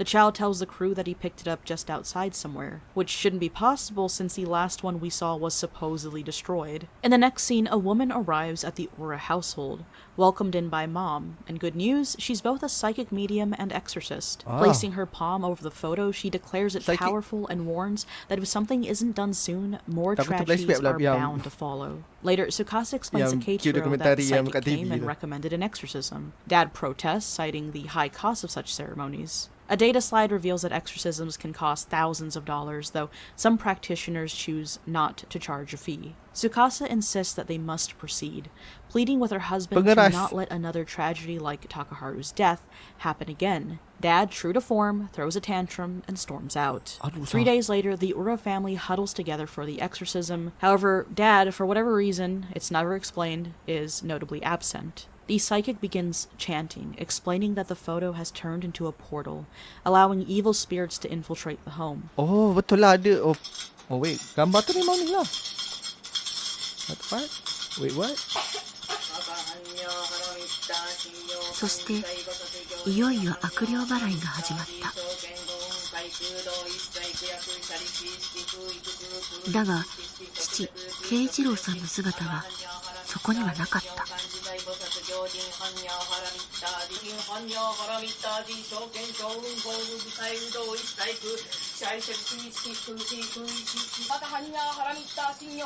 そして悪霊払いが始まってから1時間余りが経過。As the exorcism progresses, Ringo appears increasingly uncomfortable and suddenly bursts into wailing before ultimately collapsing. Oh.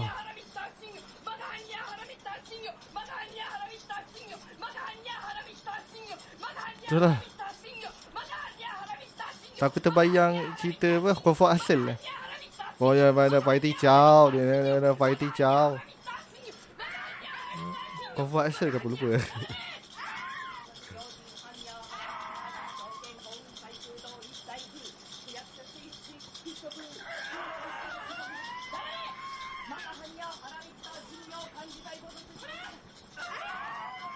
Satu jam kebas kaki weh. Kebas kaki.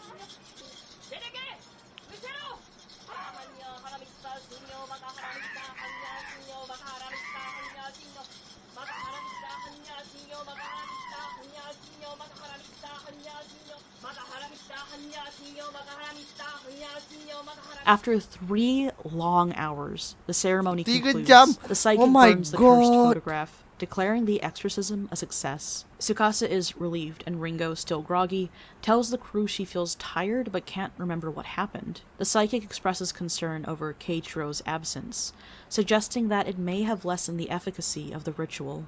1 week later, the Ura family is seen going about their usual routine. Keiichiro is shown sitting in the hallway playing with Enrique the cat. He mentions feeling better and hopes that if things continue improving, that he'll be able to return to work sooner than later. As breakfast is prepared, the girls add extra seasoning to Keiichiro's beef, and the cat, once again, manages to sneak some of it. Don expresses his desire to have some of the meat as well, but Tsukasa adamantly refuses, quickly scooping him up and insisting that he shouldn't Kenapa dia buat macam tu?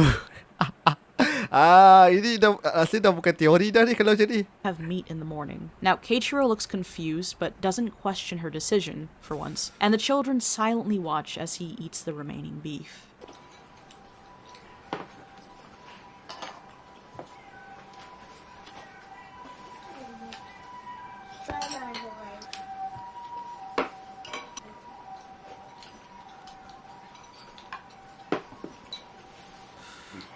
Dah kena racun.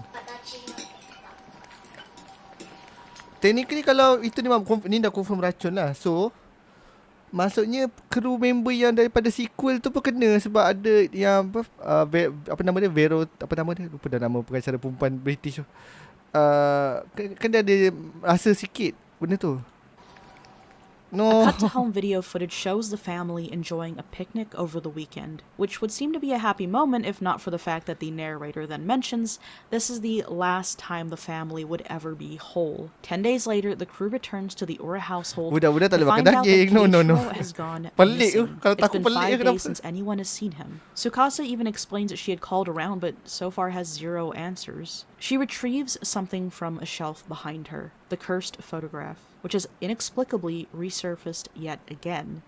Now, this despite the fact that we watched it burn just a couple of scenes ago. The narrator tells us that after this, a police report was filed, but Keiichiro was ultimately never found. Determined to find answers, the film crew takes... husband dia yang sequel to survive and let's say pengacara tu yang rasa benda tu survive, macam ni lah kot, macam Adi Muhammad kata lah, daging tu yang problem, bukan yang seasoning tu. Certain daging, tak tahulah, mungkin certain part of daging tertentu yang ni. The cursed photo to the president of a local psychics association. The expert examines the photo and confirms that it is haunted by malevolent spirits. When told about the Ura Sebab family and their Taku missing... punya teori mungkin dia mati off camera kan. Mungkin masa kita tengok dekat dokumentari tu hidup lagi dia. Tapi tak tahu rasanya hidup kot sebab Father, the sampai psychic hujung hidup. pauses and asks if Keiichiro might actually just be dead.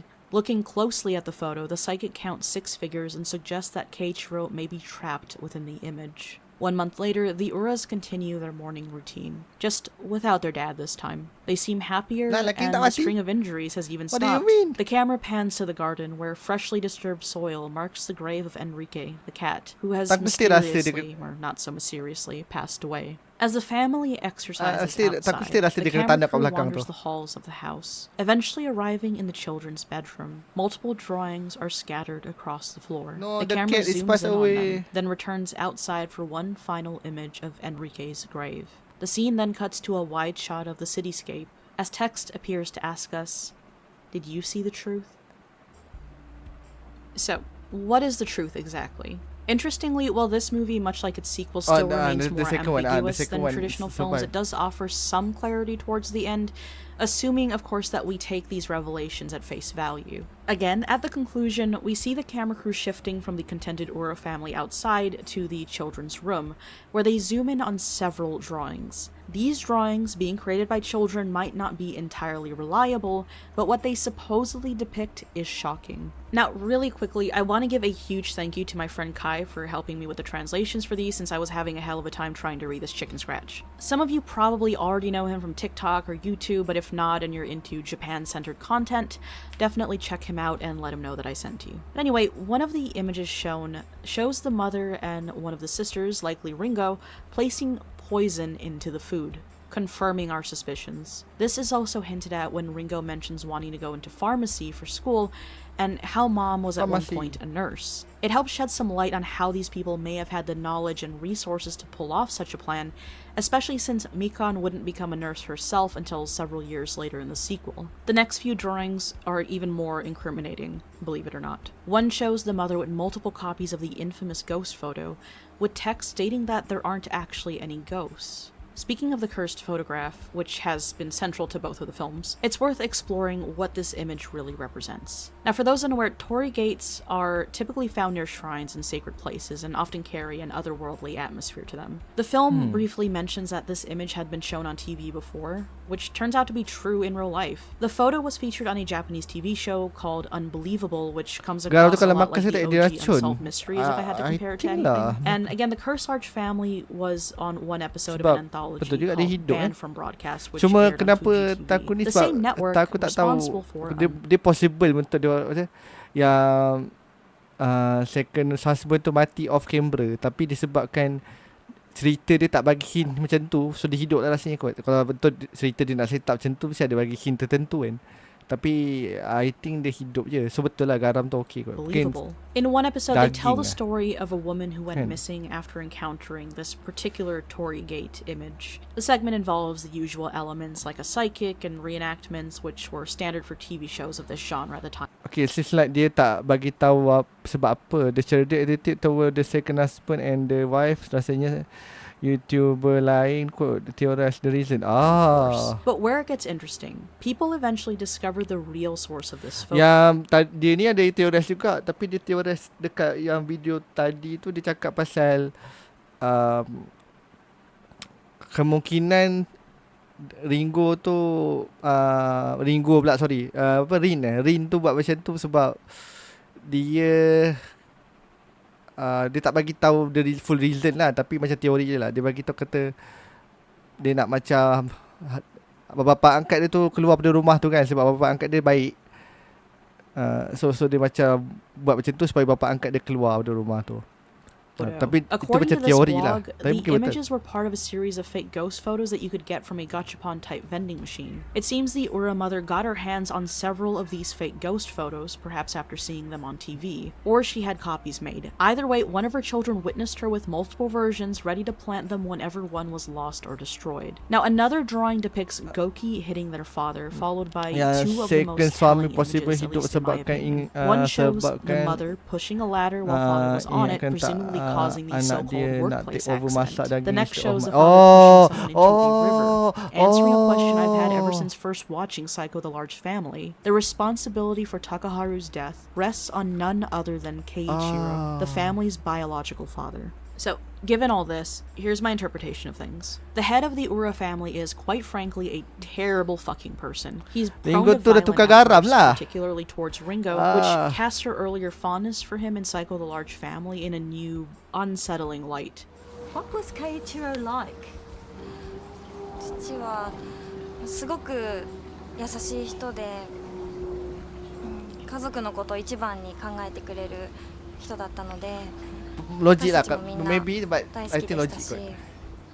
She's lying to the camera, pretending that he was a good father. During Dad's outbursts, Mom appears utterly defeated, and who could blame her? The children are getting hurt, everyone's walking on eggshells. You can't really blame her for wanting out of the situation. Viewing things this way puts Tsukasa, the mother, in a different light.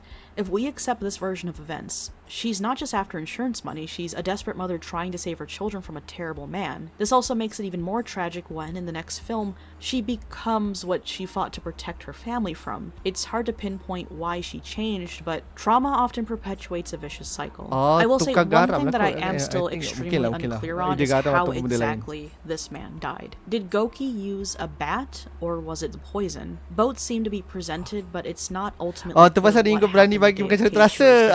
seems like Mom did try to get rid of her husband before all this, when she pushed the ladder again in that so-called work accident, but for one reason or another that attempt was unsuccessful. The actions of the first Ura father also reframe the ending of the stepfather's eventual story. The children saving him from their mother was clearly the good ending, even without watching this prequel, but knowing their past makes it even more satisfying, at least for me. They went from an abusive father to a genuinely caring one, which feels like the best possible outcome for this dysfunctional group. Now, again, having said all this, and again, with the Uras, nothing is ever just good or happy. One lingering question is remaining for me. During the Cursed Large Family, the mother claims that a copy of the ghost photograph appeared before Takaharu drowned. Again, about 4 days before. I don't know what to make of this. If we believe that the mother had multiple copies of the cursed image, and she alone had these things, could she have been involved in Takaharu's death? Is all of this misleading? If so, this would suggest that she's always been unhinged all along. That maybe there was always something more sinister about her, independent of her husband. After all, by the second movie, she's the prime suspect behind her children's injuries. In the end, there's really no concrete answers. This is expect behind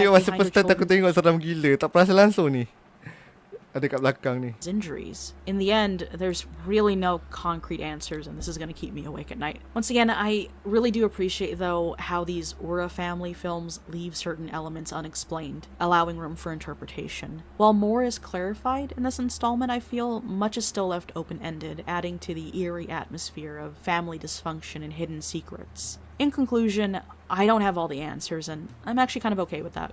It seems we've reached the end of the Ura family saga, which is unfortunate because I really want to keep digging for answers, but at this point I would love to see other interpretations of the story, maybe even from someone fluent in Japanese, since I was bound to miss one thing or another. If you guys want me to explore similar movies... Technically betul lah, dia tak ada kata putus, tapi teori tu paling dekat lah kot. I think memang obviously macam tu lah kalau ikutkan logik. Sebab dia dah tukar garam semua kan. Lagipun series ni memang nak kita yang fikir kan, nak kita yang tangkap satu-satu. Tapi I guess itu paling logik lah. Apa yang jadi, abang dia tolak mak dia kan. Siapa si ya Higakomori tu tolak mak dia. Lepas tu si Ringo tukar garam tu. So yeah, dia tukar garam ataupun tukar ingredient lain, tak sure, tapi something like that lah. Yeah. And I think betul tak ada supernatural involved pun. It's just psychology je I think. Kononnya ada supernatural. I think dia ni tak ada supernatural langsung. It's all about dia punya mak punya perancangan. Tapi still seram lah yang mak dia jenguk kat belakang macam tu kan. Mak dia jenguk, I guess seram lah.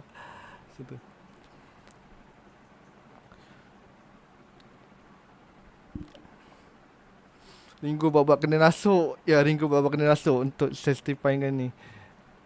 Padahal memang tak ada. I think dia just normal for problem. It's not like dia tak macam ni lah kot. Tak macam Q dokumentari. Yang tu ni ada paranormal activity. Yang ni I guess ni memang pure dysfunctional family. Tu je I guess. Alright. I think I'm gonna end stream here.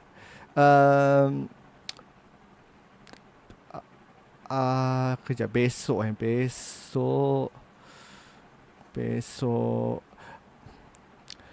I think kejap aku kena set up.